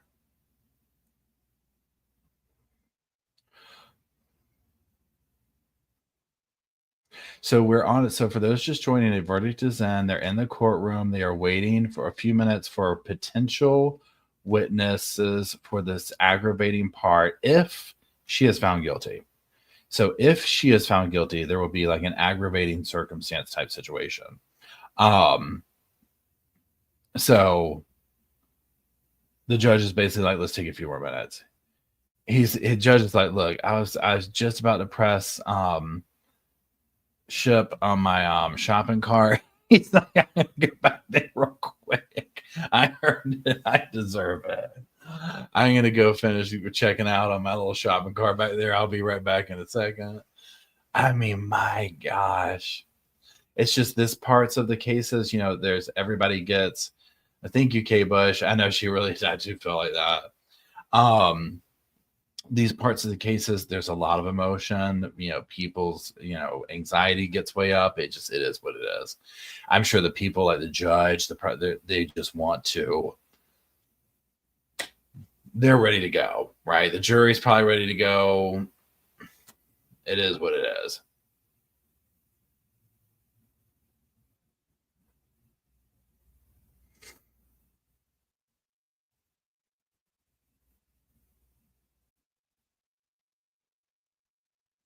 Thanks, Alexandra.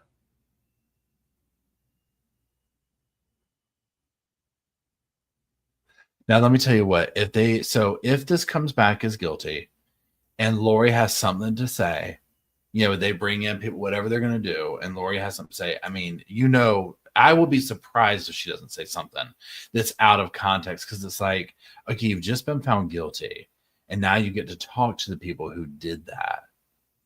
You know what I'm saying? So the jury, it took them a little under 3 hours to deliberate. A little under 3 hours over the two, like yesterday and today.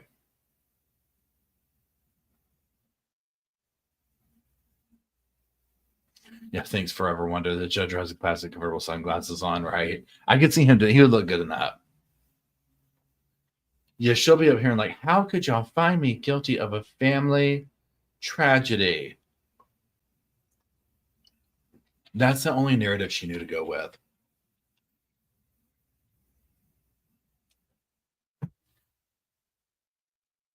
Yeah, not counting the 1.5 hours for lunch.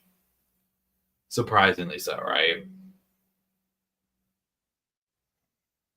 When you heard what's her, Lori, why do we need to do that? There's only one charge for this. Prosecution wants all those points against her.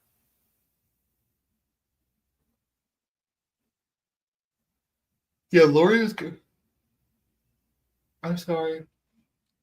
I expect her to turn out even more for the next trial, because this is going to be truly like the end of the line with attention.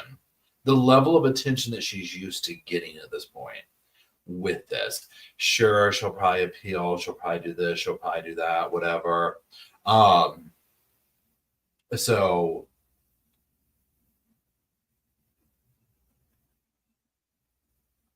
they might take the portal away from her. They might be like, look, we found a portal in her cell.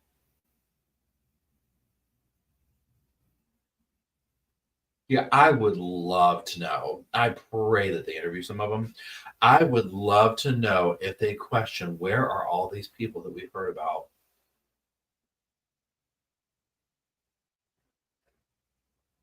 Where are all these people? Because that's the other thing that really just brings it home, is when you start realizing all these people that they are mentioning their names, they're all gone. I mean, except, obviously minus a few. But that's where you're just like, my gosh, there was so much unaliving around these people.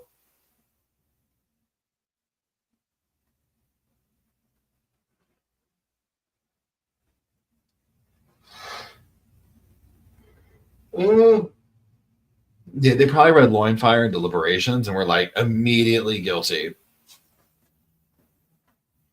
You saw how when that was going on and the state was up there and they were putting the text messages up there, and it was like, pardon me, they just left it on the overhead or whatever you call it. I mean, she knew what she was doing.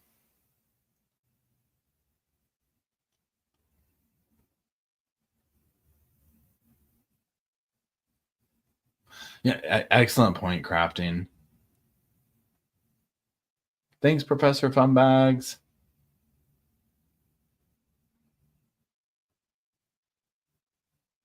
No, I believe that Nate tweeted out that the sentence, if it comes back guilty, sentencing will be, I think, like 30 to 60 days away.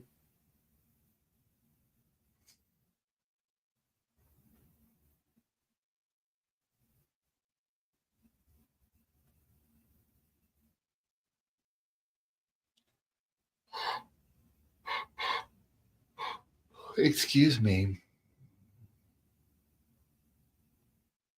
No, we do not know yet. We're waiting. So they are taking another miniature break while they wait for some people to show up. The judge was like, I thought everybody was here. Did y'all hear him when that first came on and you could see him talking to somebody? And he was like, I thought y'all said you were ready or something like that. Like, I think he was expecting to come out and it was like, everybody's ready to go. So he was probably in the back. Like, I mean, I make jokes like he's shopping or whatever. He's probably in the back doing something, and he's wanted to come out to, bam, here's everybody. So he finishes up, whatever, comes back out. What? Lori's not even here yet? What are y'all doing? Huh? I thought y'all were gonna.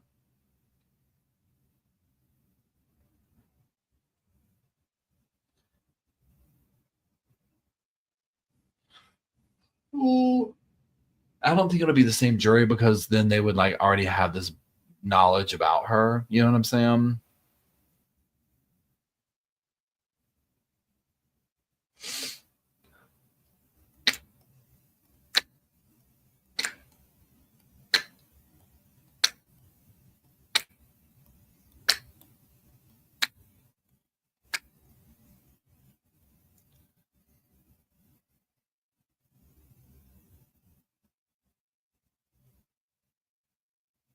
I said, hey now, don't dream it's over. Hey now. Da-da-da-da-da-da.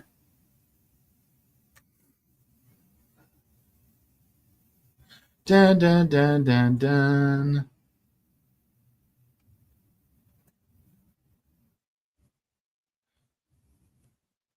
I said boom shakalaka boom.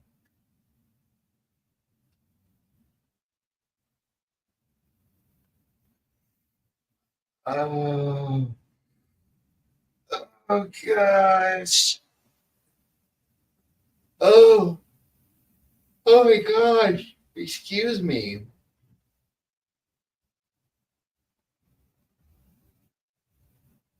I haven't watched The Stand. Is it good? Ah.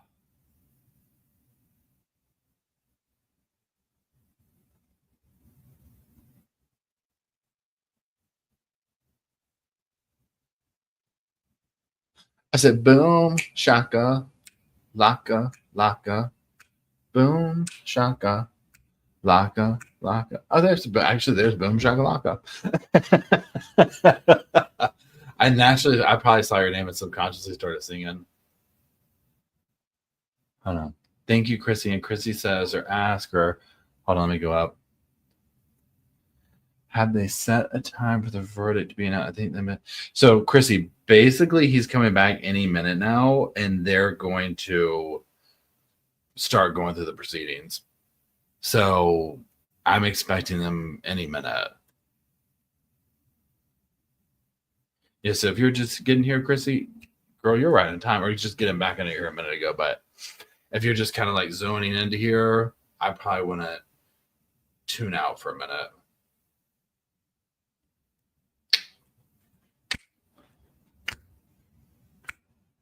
Now I'm getting hyper, as you can tell. I'm dancing, I'm singing, I'm clapping, I'm snapping. Now, y'all talking about Stand By Me or The Stand? Stand By Me, that movie is so good. That was like such a nostalgic thing for me in life, that movie.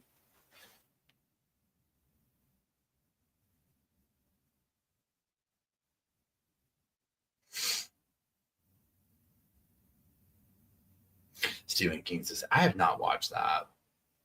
And are you talking about like the original one? Which one are y'all talking about? Because I know there's like several different versions of it.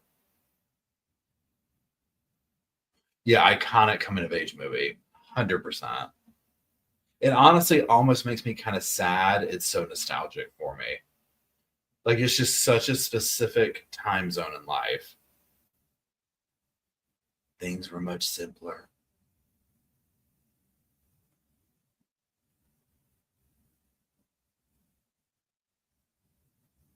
Yeah, they were great actors in that movie.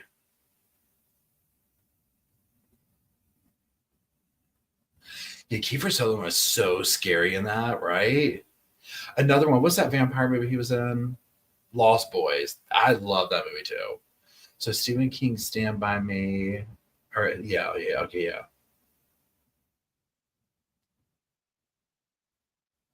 So the one, so the Stephen King's The Stand. Which one is y'all's like? Because I feel like they've done it a few times. Which one is like the you need to watch this one?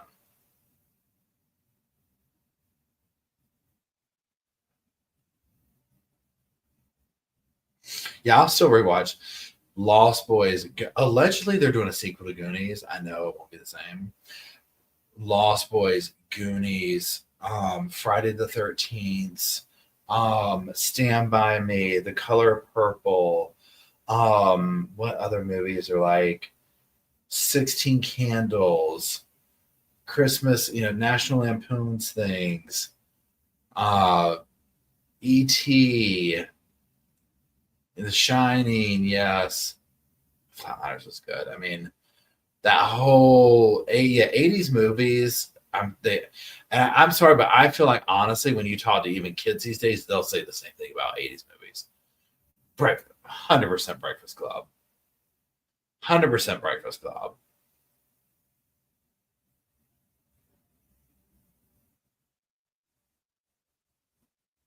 Okay, everybody, so I'm just going to say this. Everyone's reporting that there's a verdict. So if you don't want spoilers, I would not be looking at the chat room at this point. I'm not going to say anything. I'm watching it with y'all. Yeah, Pretty in Pink was so good. But if you want to make 100% sure, I would not be looking at the chat room.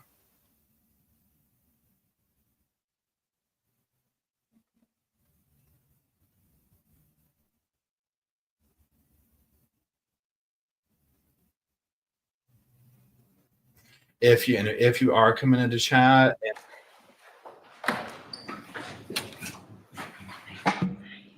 All right, back on the record. State of Arizona versus Lori Daybell. I'm going to minimize myself. 001-704. I don't know. The parties are present. I don't know. I'm going to have my staff go ahead and line up the jury to wait in the myself a hallway heart for attack, minute. right? Okay, y'all, they are here. So here we are. No spoilers in the chat.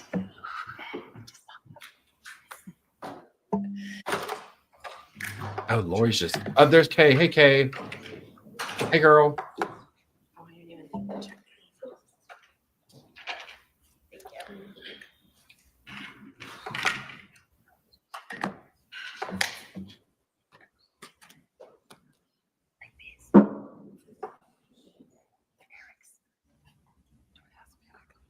I would literally, if I was either the defense or the state, I would be barfing. In any case, I could not handle this part right here. If I was personally invested in it like this, no way. This would give me a heart attack.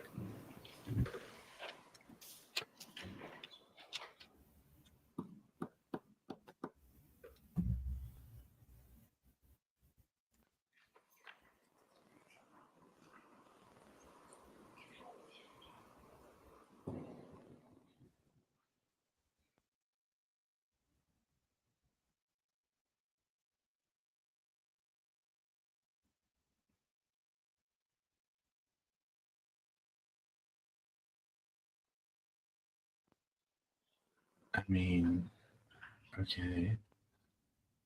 You could hear a pin drop.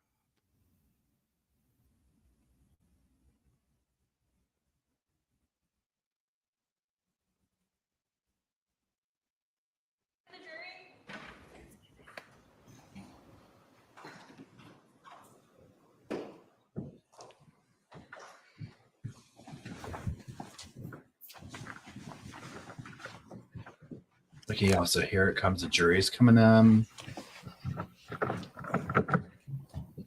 Whoa.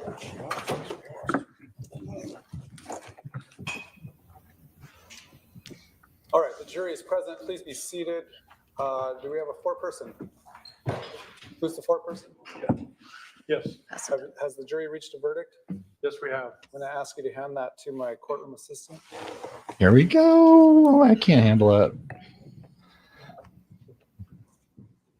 I literally want to throw up.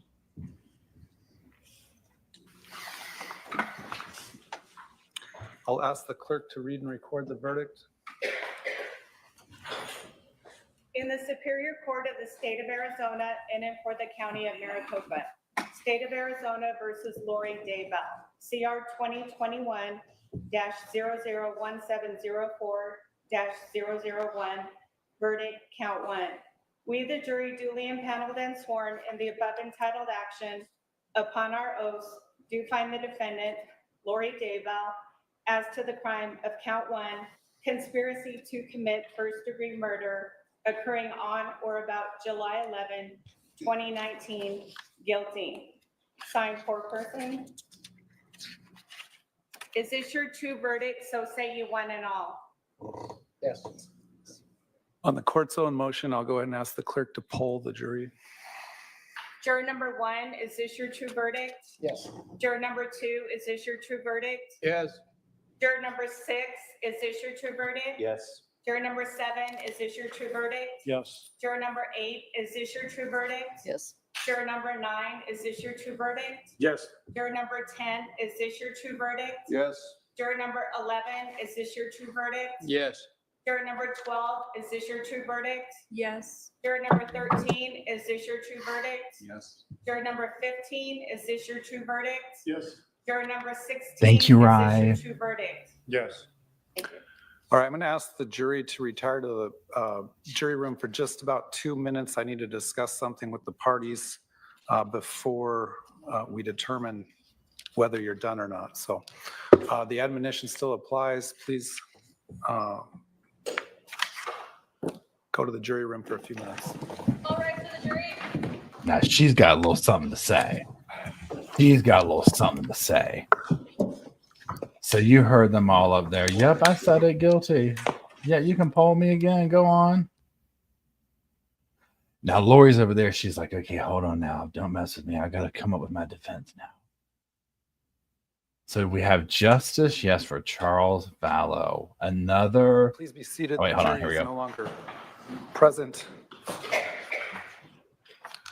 I'll ask the defendant, you indicated earlier perhaps a willingness to stipulate to aggravating factors. Is that something you want to do, or do we want to go through this aggravation phase? I'm willing to stipulate to it, Your Honor. All that it is the dangerous phase. Is that correct? There's only one statute there's only one sentence. Well, the jury would need to find, first of all, whether or not this is a dangerous offense first. Secondly, whether the offense caused physical, emotional, or financial harm to the victim, or if the victim died as a result of the conduct of the defendant caused emotional or financial harm to the victim's immediate family. And then thirdly, the offense involved the presence of an accomplice. If you're willing to stipulate to all three of those, we can do that. If not, we'll bring the jury back in. I'll stipulate to it, Your Honor. All right. You understand that if you stipulate to this instead of a jury finding, well, let me back up. You understand the jury would have to find these aggravating factors beyond a reasonable doubt? Yes. All right. And do you understand that if you stipulate to these factors instead of a jury doing it, I could also find additional aggravating factors at sentencing? Sure. Has anyone forced you or threatened you in any way to get you to stipulate to these factors? No. Has anyone promised you anything to get you to stipulate to these factors? No. Have you had any drugs, alcohol, or medication in the last 24 hours? No. Do you agree that pursuant to the jury's verdict of guilt, that this would be a dangerous offense because a deadly weapon or dangerous instrument was used? I'm stipulating to it. You agree that that's that this is a dangerous offense? Correct.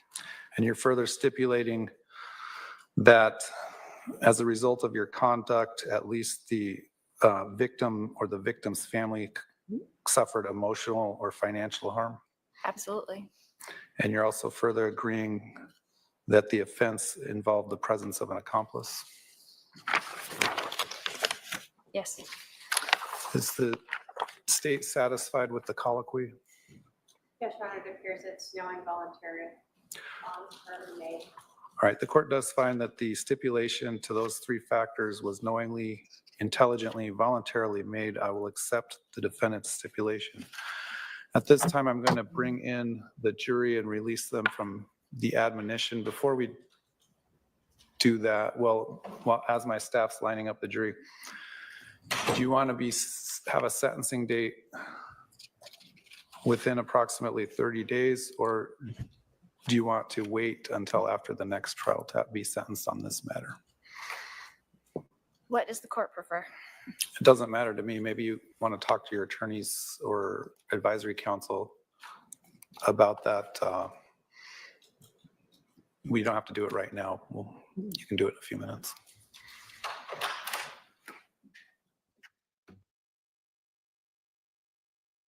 Help me out here with this. Okay, so I don't understand. I'm scared. I'm frightened. So Lori did the stipulation. So does that mean that she's agreeing to it? Right. Because if he's going to release a jury, I thought they had to decide on something.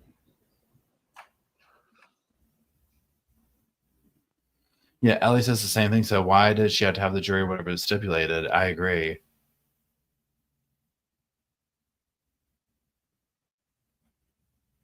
So she agrees. She's not trying to fight it. Gotcha. Thank y'all. Thank y'all. Well, that's the one somewhat decent thing she's done in this process. It's like, just go along with it, girl. You know you did it. You know what I'm saying? Don't keep making everybody suffer. Okay, wait, let me scroll back up here. Hold on. What'd you say? NRH sister agrees to academic factors that says she gets life without parole. She's a coward and doesn't want to face the testimony that proves it. Gotcha. Yep.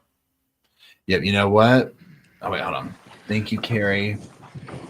How'd she find the audacity to say out like that? I'm going to use jury that. is present again. Members of the jury, you are now released from the admonition. This concludes your jury service. I want to thank you for your jury service in this matter and your attention in this matter. The admonition is lifted, meaning you can talk to anyone about any aspect of this case that you want to at this point, but you also have the right to not talk to anyone about any aspect about this case. I just need to take care of a few more matters, but if you want to wait for me in the jury room, I'd like to thank you personally, and then you can be on your way. If you don't want to wait for me, that's fine as well, but you are released to go at this time. All right, thank you. All right, for the jury. If I was a jury, I'd raise my hand. And he's like, well, yeah, Paul. I mean, this is kind of odd. I'm like, can I fire my phone up while I wait for you in the jury room? And if he was like, sure, they'd have to get the jaws of life to pry me out of there. They'd have to pry me out. Okay, I'd be like, we're watching everything on YouTube and questioning the judge when he comes back here.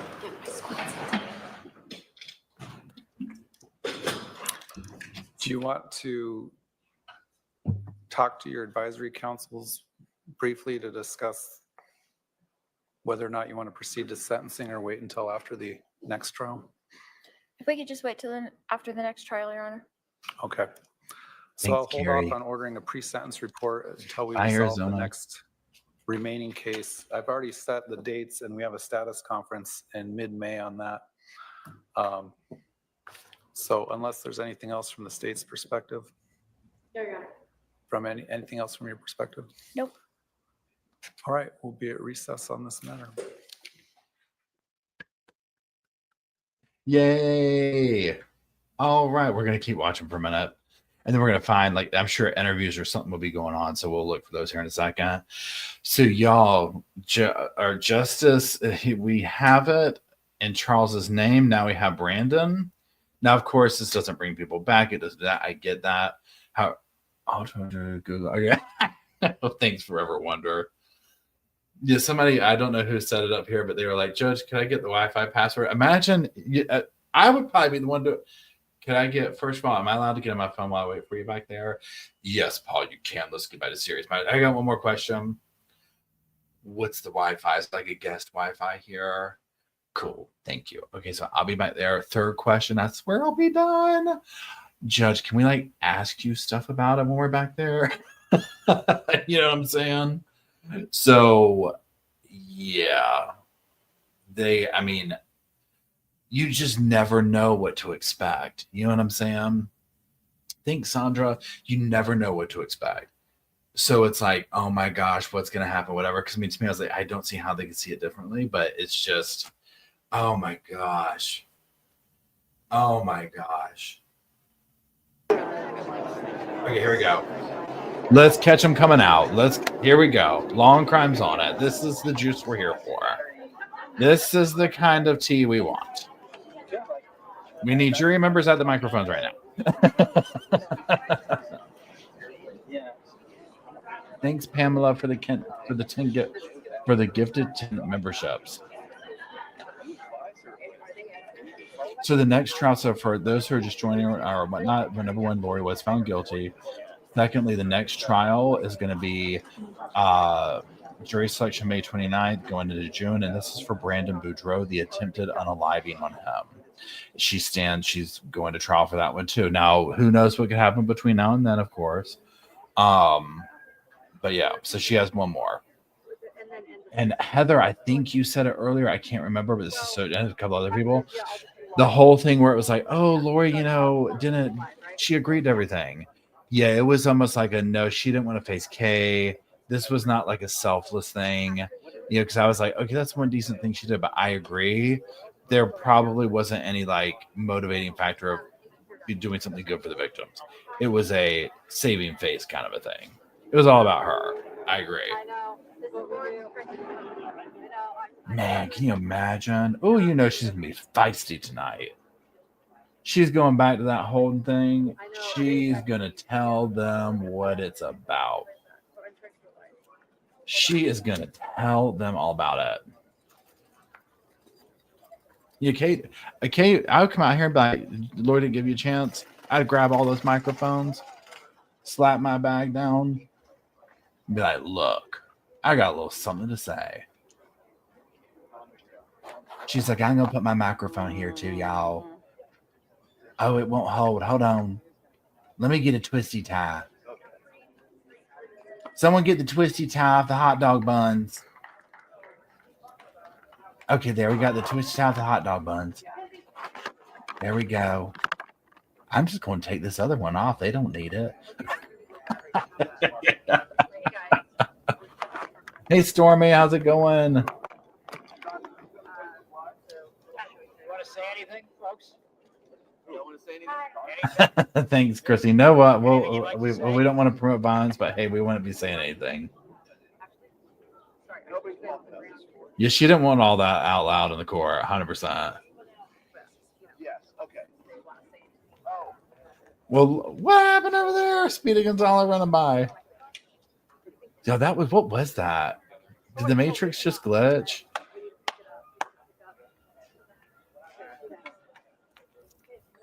Did y'all see that person zip by? I mean, I know it was a thing or whatever, but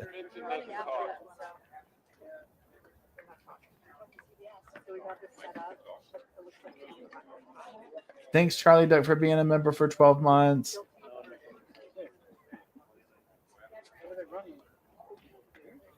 That guy's like, were you in there? From his YouTube. Yeah, I've got like 5 likes after that. It's crazy, man. And I was just walking by the courthouse. Yeah, I'm getting followers. I don't even know what's going on in there.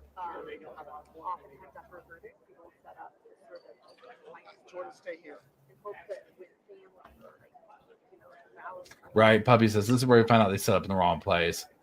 They're all leaving out the back door there at the entrance. Yeah, did you see that where she went? And then people were coming out at normal speed. I'm like, these people look fancy. Okay, maybe not. They're going off camera.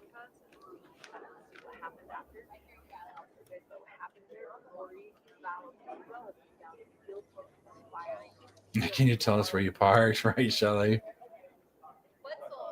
Juries, they haven't peeled away from that room that he told them to go to.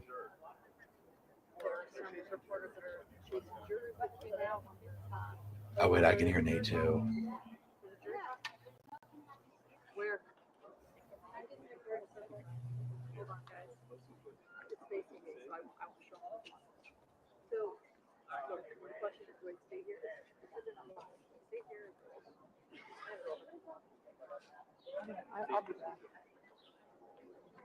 She's like, well, I'm going to get up from over here and go over there.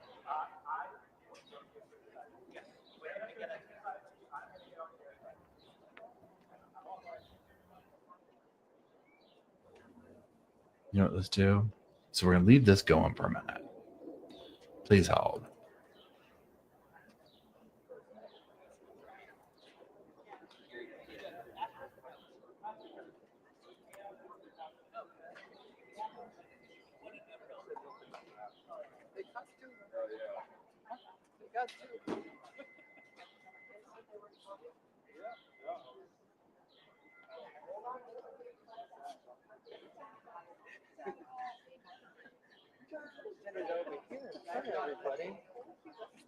So I've got Nate's up here too.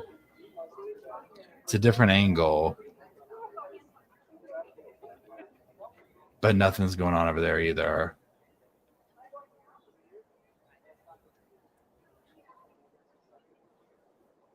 I said, hey, oh, where'd y'all go? There you are.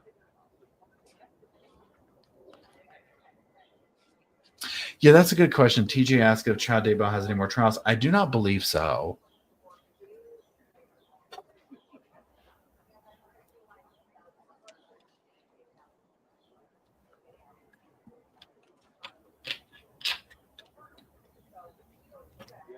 I said a shooby-doo, be-doo-doo-be-doo-doo, shooby-doo, be-doo-be-doo-be-doo-doo.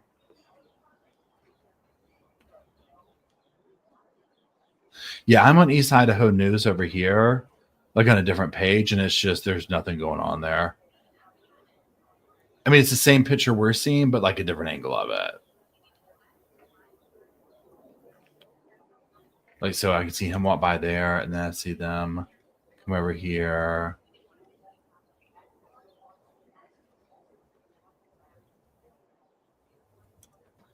Let me come over to y'all.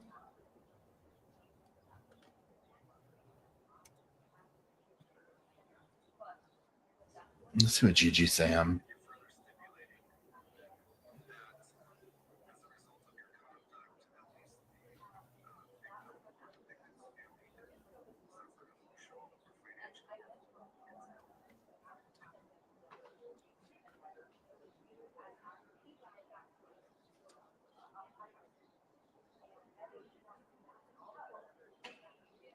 So Lori has said that she wants to be sentenced after the next trial.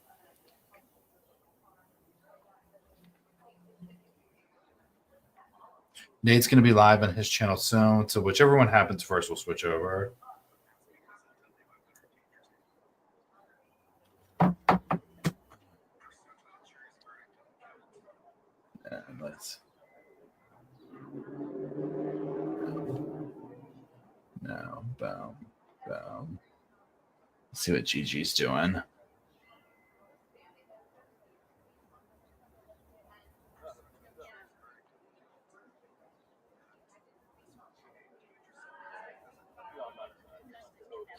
Let me go over to Nate's channel. Please hold.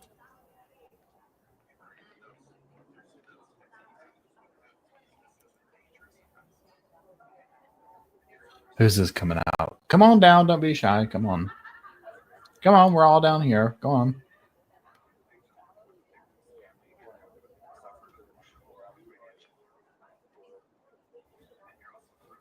Hold on.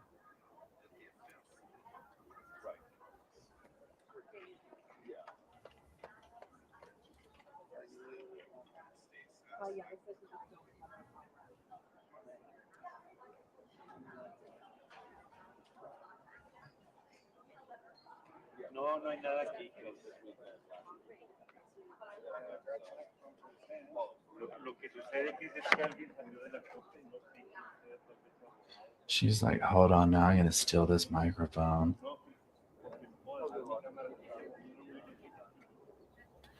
She's like, nobody's going to notice that. She's like, I'm just going to stand over here. I'm just gonna pretend to be eating this honey bun.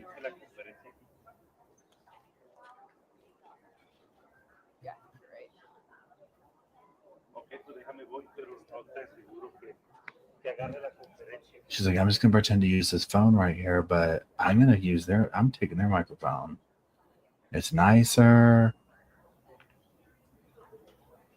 She's like, okay, there. I'm just gonna I'm gonna do my lips, my nose. Okay, there we go. Okay, there we go. Okay, now just drop it in the purse. Drop it in the purse.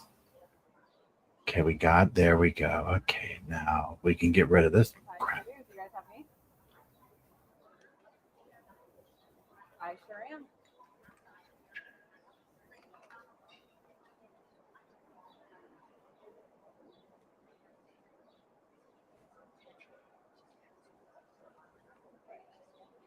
Who's coming out? Who's coming out? Come on over here. We don't want your all's opinions too, even if you didn't watch the case.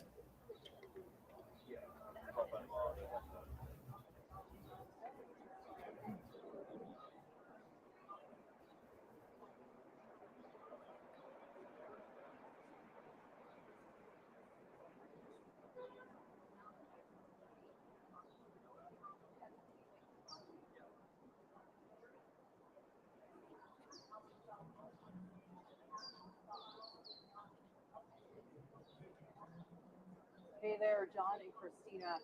Well, after several days of testimony and about 3 hours of deliberation, it all came down to one word.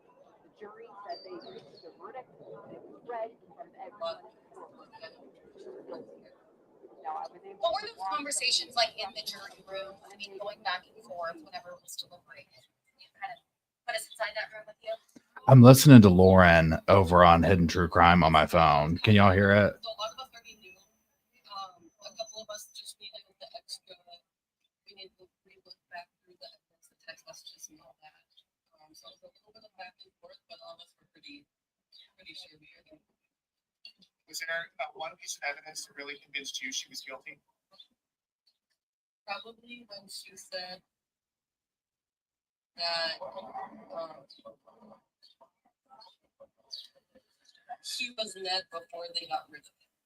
Yeah, that was probably the part where we were like, now it's real. Did you ever wonder why Tylee wasn't testifying as a witness? Yes. We didn't really have much to say about it though because we didn't really know anything why she didn't stuff like that. And do you understand now that every other witness that was there that day is now dead? Yes. When did you learn that? At that time, Yeah, Nate's talking to her too. It's Nate and Hidden True Crime.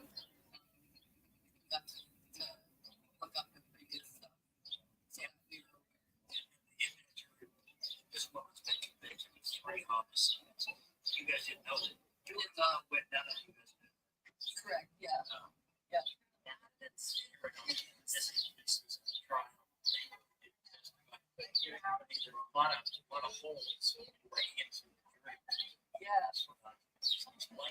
Yes. It did, which is why we went back through everything just to make sure we didn't miss anything. To make sure that we were 100%. Was there anything that made you think she might not be guilty?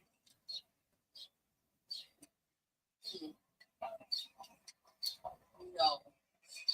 When you went back to the deliberation room, were there any jurors that were uncertain and some that were certain? Where did you start? What was the foundation for deliberations? I think probably 10 out of 12 of us were certain. The other two, we helped them go back to what they needed to learn to kind of make up their mind. And then, yeah, we just kind of went from there. Did you guys look at any additional evidence once you were back there? Because I know that not all of the evidence was presented in the court and they said there was additional. Lori asked you to watch the entire interview, for example, and Trina K invited you to do the same. Did you guys do any of that? That was actually one of the first things we did because what we saw was only clip-its. And going back through it, it was actually kind of the whole interview that was like that. She asked us to watch the whole thing, but the whole thing was pretty much those clip-its other than her laughing smiling about, she was kind of just at peace. Like, she was just sitting there, her legs were crossed. She was sitting all the way up on the seat with no shoes on, just her legs were crossed, like she was in the home. Lori made a big deal out of being called nonchalant or calm throughout the entire trial. I didn't think it was really fair. Was that something that affected you guys, her calmness or nonchalantness? Yes. Being that calm when everything happened, it's not something that you would normally be calm about. You'd expect to be sad, asking how your brother's doing since he was the one that got injured during it too. She didn't do any of that. She already knew it happened, and she just went with it like that.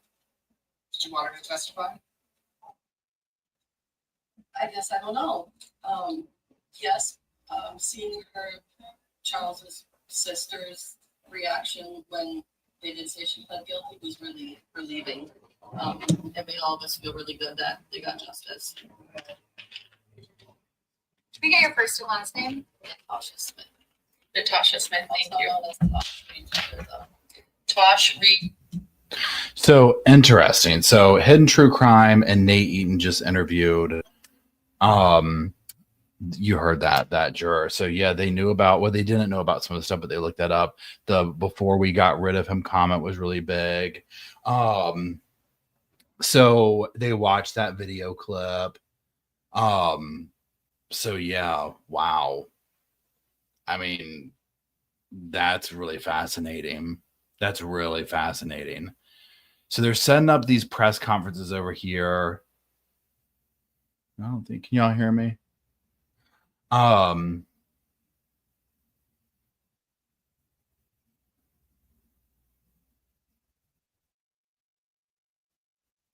So they saw, I know Share Bear says, I'm shocked the jury really didn't know anything about Lori Daybell. Same.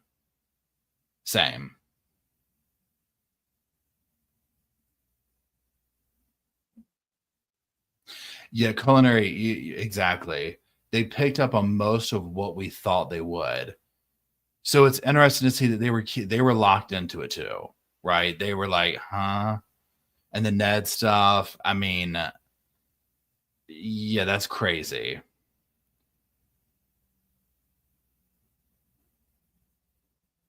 Yeah, same true crime, Amanda. I'm the same way where it's like a lot of the times with the jury, it's interesting to hear. And this was just one where, I mean, I think one of the things, pardon me, is that, how do you say it?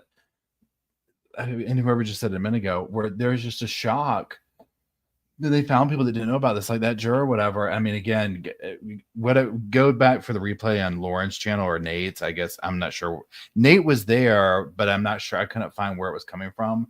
Lauren obviously has the whole of interview on her thing, and maybe she's going to interview other people. I don't know. But the part that I called on there that we heard there towards the end was, yeah, I mean, the juror's like, yeah, we didn't know about that. We didn't know about the three things, and it's like, what, how, like that's crazy. I mean, but good, right?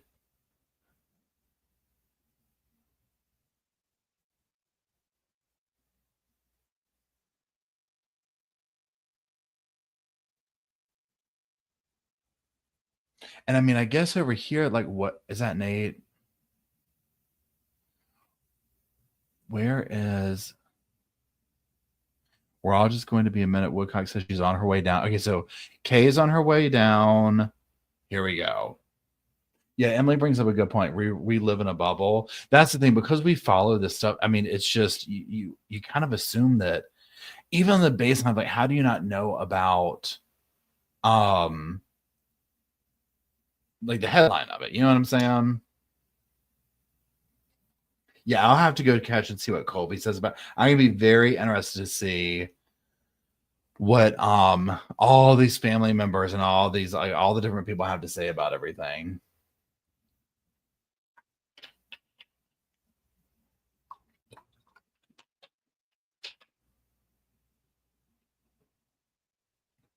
Yeah, Cinnabay brings up a good point about, like, it's huge in the true crime community, but outside of it, most people never heard of it. It does surprise me how many, like, in my world, I think everybody knows Lori Daybell and Chad Daybell.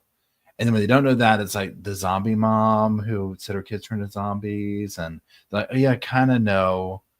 Yeah, people don't follow this stuff. They don't know. They might hear about it in a headline, and it's like, oh my god, and then it's like it leaves. Yeah, and Shmita brings up an excellent point. I know nothing about football or baseball. I know nothing about Taylor Swift, etc. Horses for courses. Yeah, like if you add, like you would think like people like you don't, because I don't know anything about football and baseball either, and I know very limited about Taylor Swift. Like I can name off some of her like popular songs and whatever, but I couldn't tell you any Taylor lore or whatever.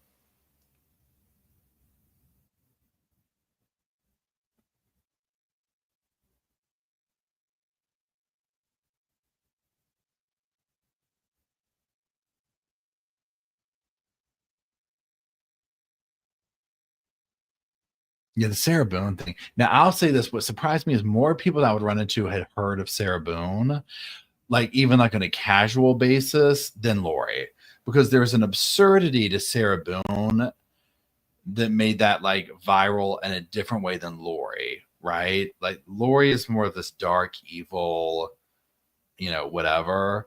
I don't know.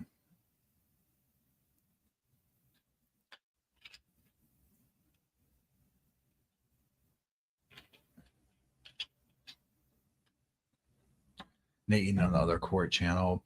See, his channel's, where is his channel? Nate's channel over here is still not what's kind of the same viewpoint of, oh wait, okay, hold on. Standing here, Kay Woodcock, I believe, is working her way down. She may have a few statements to say to the media here, and we are just waiting to see. I want to be sure I'm not missing any of the other jurors. They let them out the doors. I followed a few down to my left, and they didn't want to talk, and then a few were down here to the right. An elderly man, I shouldn't say elderly, he was a man who's probably in his 50s or 60s, along with a female who's probably in her 50s, and a woman who's probably in her 20s or 30s, all three of them serving on this juror. They said they learned yesterday that Tylee had died. And they said they were waiting during this trial to hear from Tylee Ryan. They wanted her to testify. They were wondering what happened to JJ. They were wondering about Alex. They knew that Alex had died. Lori Vallow Daybell said that in her opening argument. What they didn't know is how he died or how he played into this, at least at the beginning of the trial. They later learned that he was actively involved in this, as he was Lori Vallow's co-conspirator. So we will play those juror interviews for you tonight. For now, Lori Vallow is on her way back to the jail, where she will prepare for her next trial, which is scheduled to begin the first 2 weeks of June. She's facing a charge of conspiracy to commit the murder of Brandon Boudreaux, her former nephew-in-law. He was married to her niece, Melanie, when he was driving home from the gym in 2019, and he was shot at the first week of October. He was shot at, busted out his window of his car. He was not hit. He was not injured or killed. Well, Lori faces charges in connection to that crime, and she, again, plans to represent herself with advisory counsel, and that trial is expected to last 2 to 3 weeks. Trina Kay says that some witnesses will be coming from out of state, most likely from Idaho, perhaps some of the investigators there. This trial, we did not hear from anybody in Idaho. It was solely focused on investigators here in Arizona, firefighters, police officers, the medical examiner, the Department of Public Safety. Those were the people who testified in this trial, along with people who knew Lori Vallow well, who were friends with her, along with a woman who went on a date with Charles Vallow the night before he was shot and killed, and he told her a lot of stuff. They had texted back and forth for hours. Those are the people we heard from in this trial, and those are the people who these jurors heard from that led to the guilty verdict. So we're out here outside the courthouse. A lot of media. It's getting warm. It looks like there are some jurors getting back on the jury bus, and it looks like one of the jurors almost missed the bus. Nate's like, great, I'll go talk to him. They were hanging. See you later. Good to seeing you. Okay, so the jurors are getting on the bus. I don't know if you can show that, Jordan, or is that out of your shot?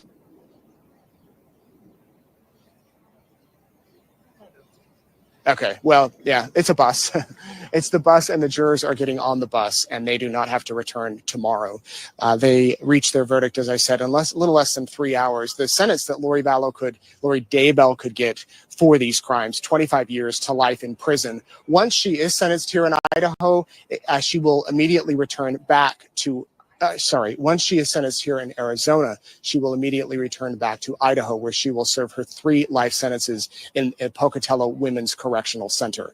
That is where she will spend the rest of her life, regardless of the outcomes here in Arizona. She is technically an Idaho inmate. She was found guilty of those crimes first. She was extradited here for her sentences or for her crimes here, and then she will return back to Idaho as soon as we have that. Kay Woodcock's coming. I'm going to get my mic on the stand.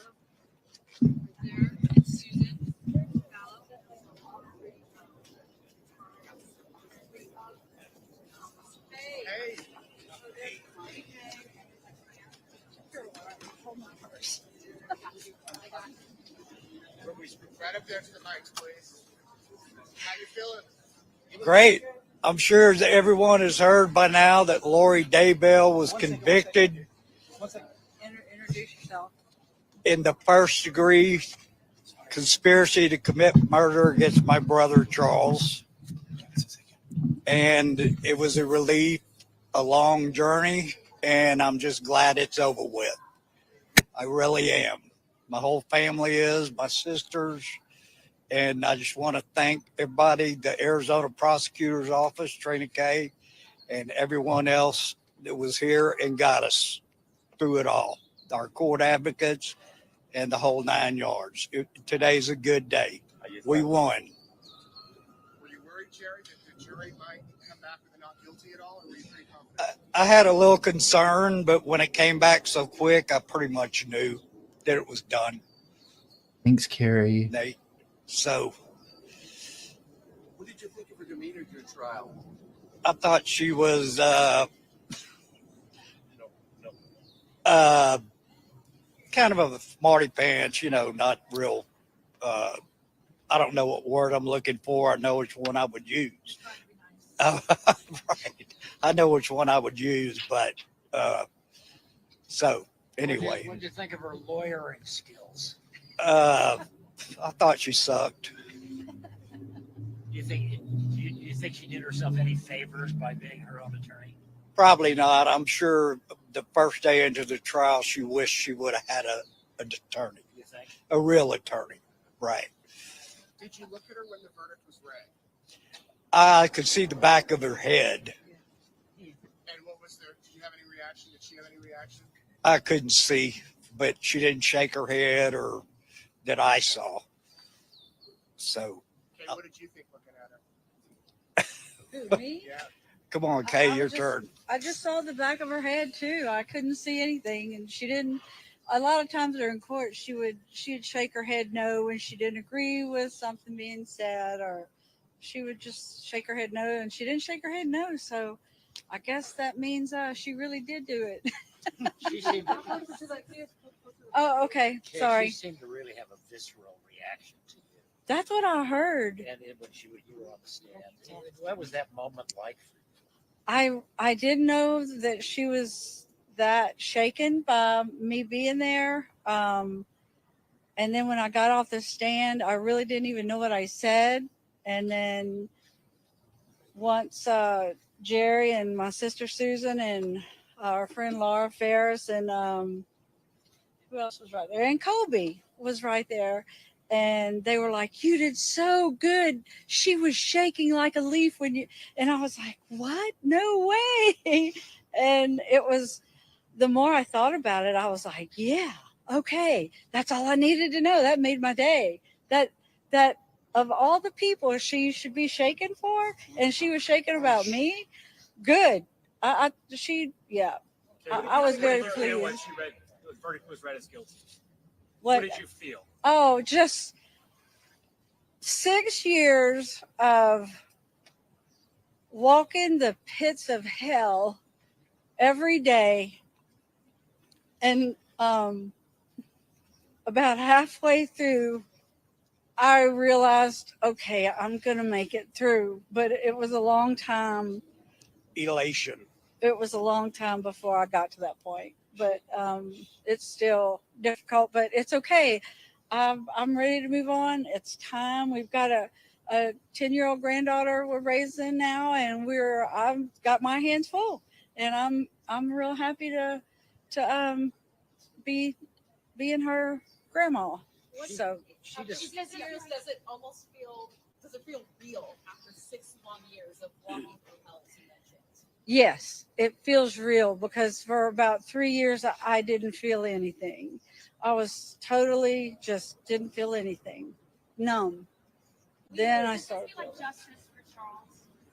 Yes, and the order in which it's happened, you know, this was the first incident, the first murder, and then everything up in Idaho, and then so Charles would have wanted, you know, take care of Tammy and the kids first, and get to me when they're ready. And so he would have been. He's fine, and I know that he's pleased with us, and excuse me, there's a bug. I know he's pleased with us, and I feel I feel good. We had a juror tell us that your testimony stuck with them, and they even saw you after and felt like there was justice for your brother. What does that mean to hear that? Great. I whatever I said, I struck a chord, and that's what I wanted to do. That's what I was trying to do, and I'm grateful. I mean, hey, the Lord gave us. Well, this was thrust upon us, and our lives just went into a like a tornado for a long time, and then getting to say things in the first 2 trials, and then getting to speak about Charles finally, because he's been so silent. And I mean, it's just been silent where he's at. I know people thought we forgot about him, and no way, you know. And but law enforcement never stopped. Like Lori said, they didn't stop, because I was right there behind with law enforcement here in Arizona, talking and saying, "What's going on now? Tell me." You know, I was in contact with them nonstop, so I knew at some point, you know, it was going to happen, and then all the other stuff, and you know, I'm just glad we got to. I'm just glad this is done. Now we just have to get justice for Brandon, and I will be back. I can't stay the whole time for his, but I will stay as long as I can, kind of more towards the end of it, I guess, and because then it will truly be over. I say I've still got a little bit left before I can close my book, but when that's over, then I can close my book. Hey, Kay, I don't know if you noticed, I saw 2 jurors at you as they were walking out. Did you notice that at all? No, I didn't. I watched them walk in, because I know that if they look at you when they're walking in, that's a good sign. And nobody looked at me, but I didn't see, so I didn't watch them walk out. I didn't think to look. So good. If What'd you think? I really couldn't hear her, because you know that baby talk she does, that baby voice. She needs to lose that, man. I hope she grows up in prison and learns how to talk like a woman, you know, and not a baby.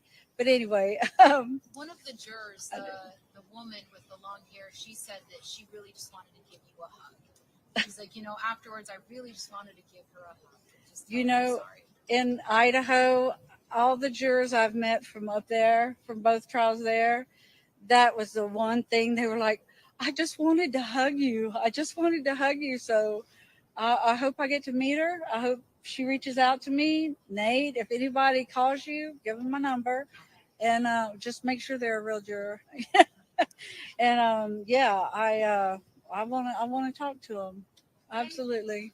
I was going to say, Kay, I'm wondering if there's anything you'd say to Lori at this point. We got you.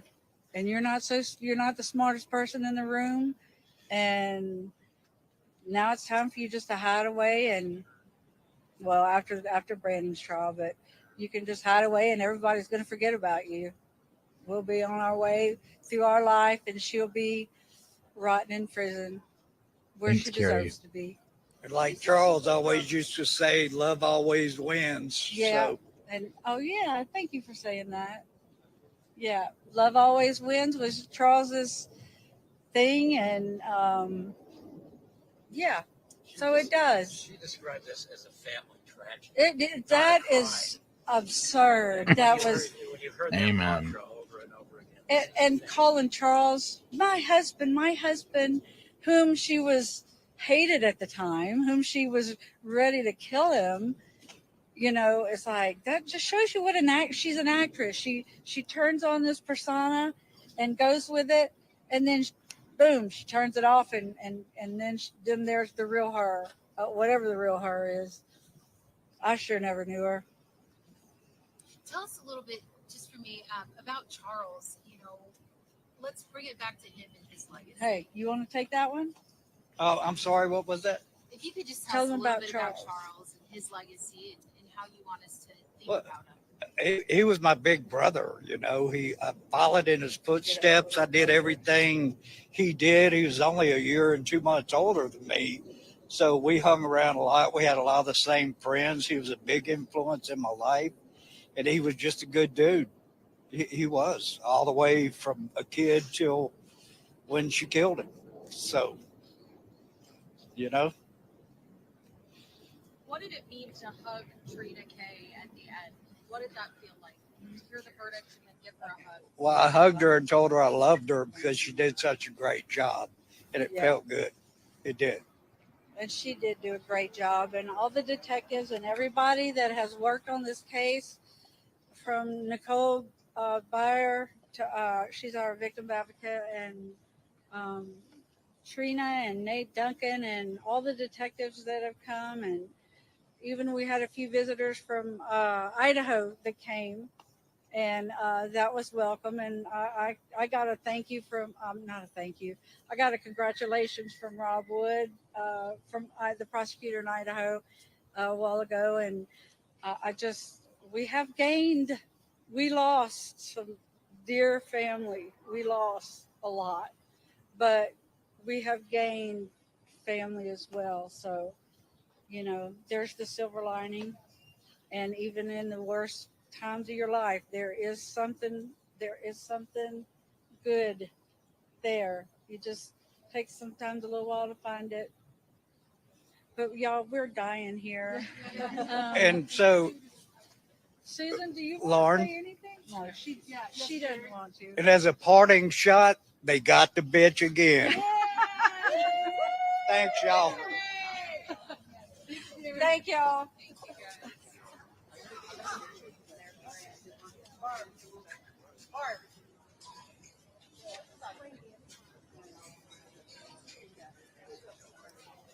Well, let's see if somebody else going to come up.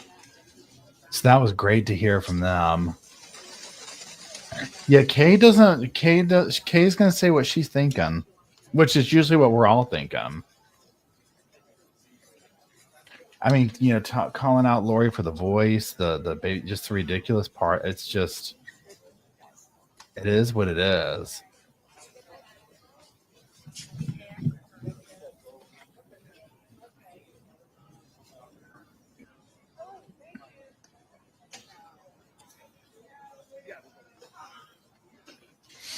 Wow.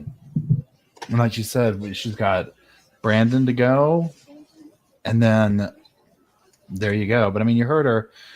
They've got their grandkid they're raising. They're doing this. They're doing that. I mean, you know, it's just like, I mean, come on, right?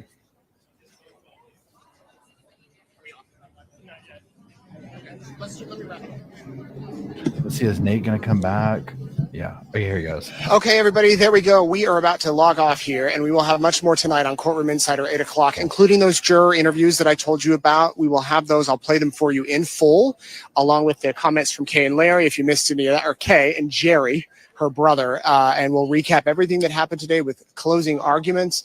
And hopefully we'll continue to report on this. Thank you very much for watching East Idaho News, for being with us. If you have any questions, please send them to us. Oh, also really quick, I'd love your 10-second reactions to the verdict. Send me a video, 10 seconds or less, your reaction to the verdict. If it's over 10 seconds, I'm not going to use it. 10 seconds, we'll play a montage of those, and it'll be good to hear from all of you. All right, thanks.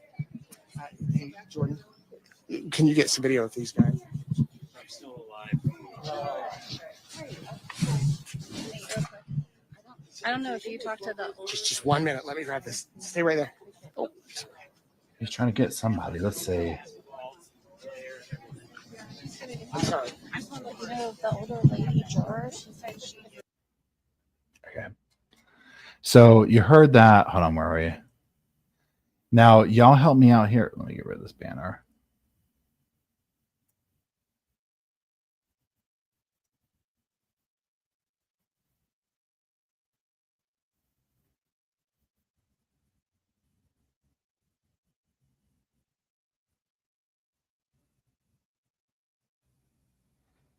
Oh, interesting.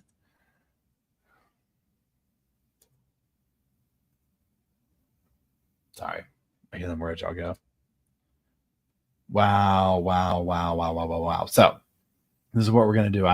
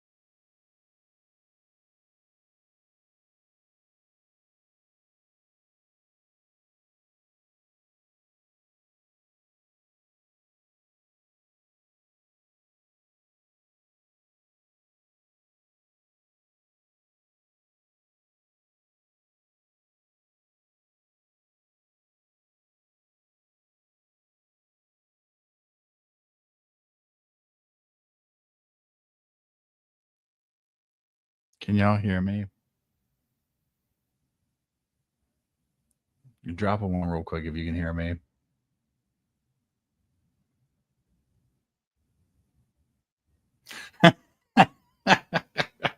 Trek says, I don't trust that hotel. That's a good one. I agree.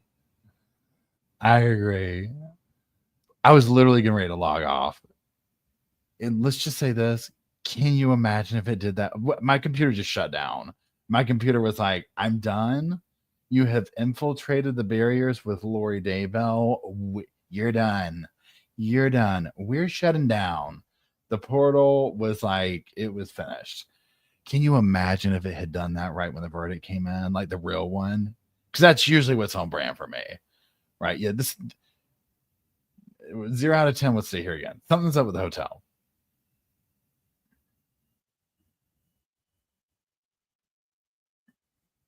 Oh, thank you, Sarah. That's really sweet of you. Thank you for hosting today. Oh, thank you so much. That's such a great compliment, and I appreciate the super chat. That's really sweet of you. Thanks for hanging out with us. Thanks for everybody hanging out for these several whatever we've done. Now, so just to kind of recap before we finish off, whatever, a few things. First of all, Nate's going to show those interviews that we heard him doing over the phone. If you were with me or whatever, right? So he's going to put that on the show. I'm not going to stream that and watch it tonight because I need to go like to the gym and stretch my legs and get fresh air and get dinner and all that stuff. But I'm going to listen to it, and I might make a quick, with thoughts or whatever. I mean, I'll just see what it is because I'm very curious to hear what the jurors say. But I'll listen to that, and then we'll kind of reconvene on that. Tomorrow, Stephen Stearns has a hearing. I'm not going to stream it. We're not streaming tomorrow. I'll have some video for the normal channel, for the regular channel tomorrow. It'll either be the closings, like an edited version of it, or thoughts on the jurors. We'll see. So that being said, depending on what happens with Stephen Stearns, that will either be the next trial that we really like sit here and like stream, like we did this, and then Lori after that, and we'll have others sprinkled in there. We'll be touching base with Karen Reed and that whole thing along the way as well. But I just need like a little bit of a vacay, as I'm sure everybody here does, right? And that's a really intense one. So we'll kind of pay attention to it and do some of the key moments. And we're going to see what happens tomorrow with that hearing as far as streaming goes. And then we'll definitely be streaming the second trial of Lori's. So yeah. And also to the moderators, thank you so much for hanging out and keeping the cushions fluffed. Absolutely appreciate it. Y'all are amazing. And so, yeah. And Sofa Squad, y'all are so wonderful. Such a great community that y'all are, with such great, I don't know if like great attitudes or like just like a fun group of people to hang out with and watch this. It just is, it's wonderful. Hold on. Diva says Stephen Stearns was in court this AM, watched it. Oh, hold on. So Diva, do you have any tea? Like, did they come up with any, like, did it get extended? Do we know what's happening? Please hold. This is major. This is major.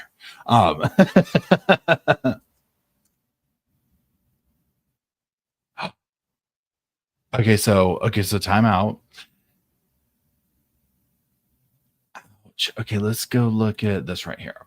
Madeline Soto case, judge denies delay in Stephen Stearns' upcoming hearing. He was accused. Stern was in court Tuesday morning. It didn't last long. New documents show that the defense team claimed to have new confidential information. The defense claims law enforcement unlawfully collected evidence from the phone, so on and so forth. The suppression hearing is happening Wednesday. The state argued they have witnesses ready to go for tomorrow. Okay, so here's major thing. Here where y'all at. And thank you, Diva, for letting me know that. That's what I was waiting on. So Stephen Stearns, the judge said, nope, we are going through. Okay. So that tells me May 5th, this case is happening, right? Unless something, but you never know, obviously, right? But this was a major hurdle that was going to potentially push it off. And so the judge is saying, nope, no delays. We're having these hearings. So he's going to have a suppression hearing tomorrow. He's basically trying to say like all different levels of stuff that was on his phone, the way it was done, and this and so forth. I'm going to make a video on it. Like I'm going through all the motions and stuff because I'm like wanted to kind of pick up where I've left off with the channel on that. But they're basically trying to say like, oh, they didn't do this and they didn't do that. We want to suppress the evidence and they shouldn't have gone on my phone and this, that, and the other or whatever. Right. So we're trying to postpone it, which was going to post the trial off. They're saying no, they're going to go through with that. I can't fathom. I mean, I get the defense, they're trying to throw everything at the wall, 100% get it, but I can't fathom that the judge is going to be like, no, you know what, you're right. We're not going to use any of that evidence on the phone. I read the documents and I'm just like, no. So, and if you remember that case, if you followed it, like, remember how he was weird about the phone and those phone calls that recorded stuff in the interviews where like, can we take your phone? He's like, yeah. And they knew at that point, like, bro, no. Oh, this is good news. This is good news. So yeah. Anyways, that's it. Thank you again for super chats, for the generosity. I greatly appreciate that. Thank you for the I hate to say the fun time, but making this digestible is a better way to say that. And thank you, moderators, for helping make this happen. And thank you, everybody, for putting up with my computer in this haunted hotel that I'm in. Right? I mean, literally, we are so. I am so lucky, I should say, in that, and y'all being here with me, that we got through with this. Right? I was like, I know something's gonna happen when it comes up. Something's gonna happen, and it didn't. So, anyways, that's it. We'll listen to Slow's outro song to leave on an upbeat note. And that's it. I love y'all. Thank you very much. Thank you, moderators. Thank you, Sofa Squad friends. Thank you, everybody. And I'll talk to you tomorrow at some point. Y'all have a wait. Hold on now. Let's get that song going. Hold on. I almost didn't do it. Okay. So the outro song is by Slow Morrison. I appreciate y'all. I love you. I will talk to you soon. Have a good.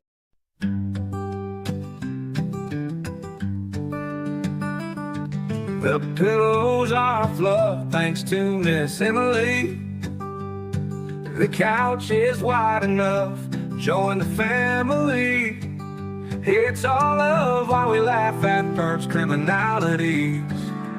Hey, hey, hey, welcome to the Sofa Squad. Sipping from the cup at hey, hey, hey. Come laugh with the Sofa Squad. Can't roll my damn eyes hard enough. Oh, please. The puppies need me. Oh, oh, please. My body is rejecting none of that fancy credential stuff. I'm just here for the cringe binge. Hey, hey, hey, welcome to the Sofa Squad. Sipping from the cup and hey, hey, hey. Come laugh with the Sofa Squad. Can't roll my damn eyes hard enough.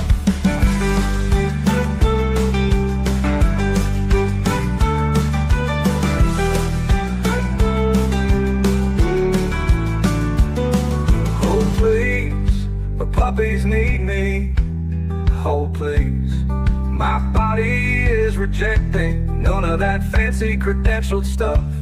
I'm just here for the cringe binge. Hey, hey, hey, welcome to the Sofa Squad. Sipping from the cup that hey, hey, hey. Come laugh with the Sofa Squad. Can't roll my damn eyes hard enough.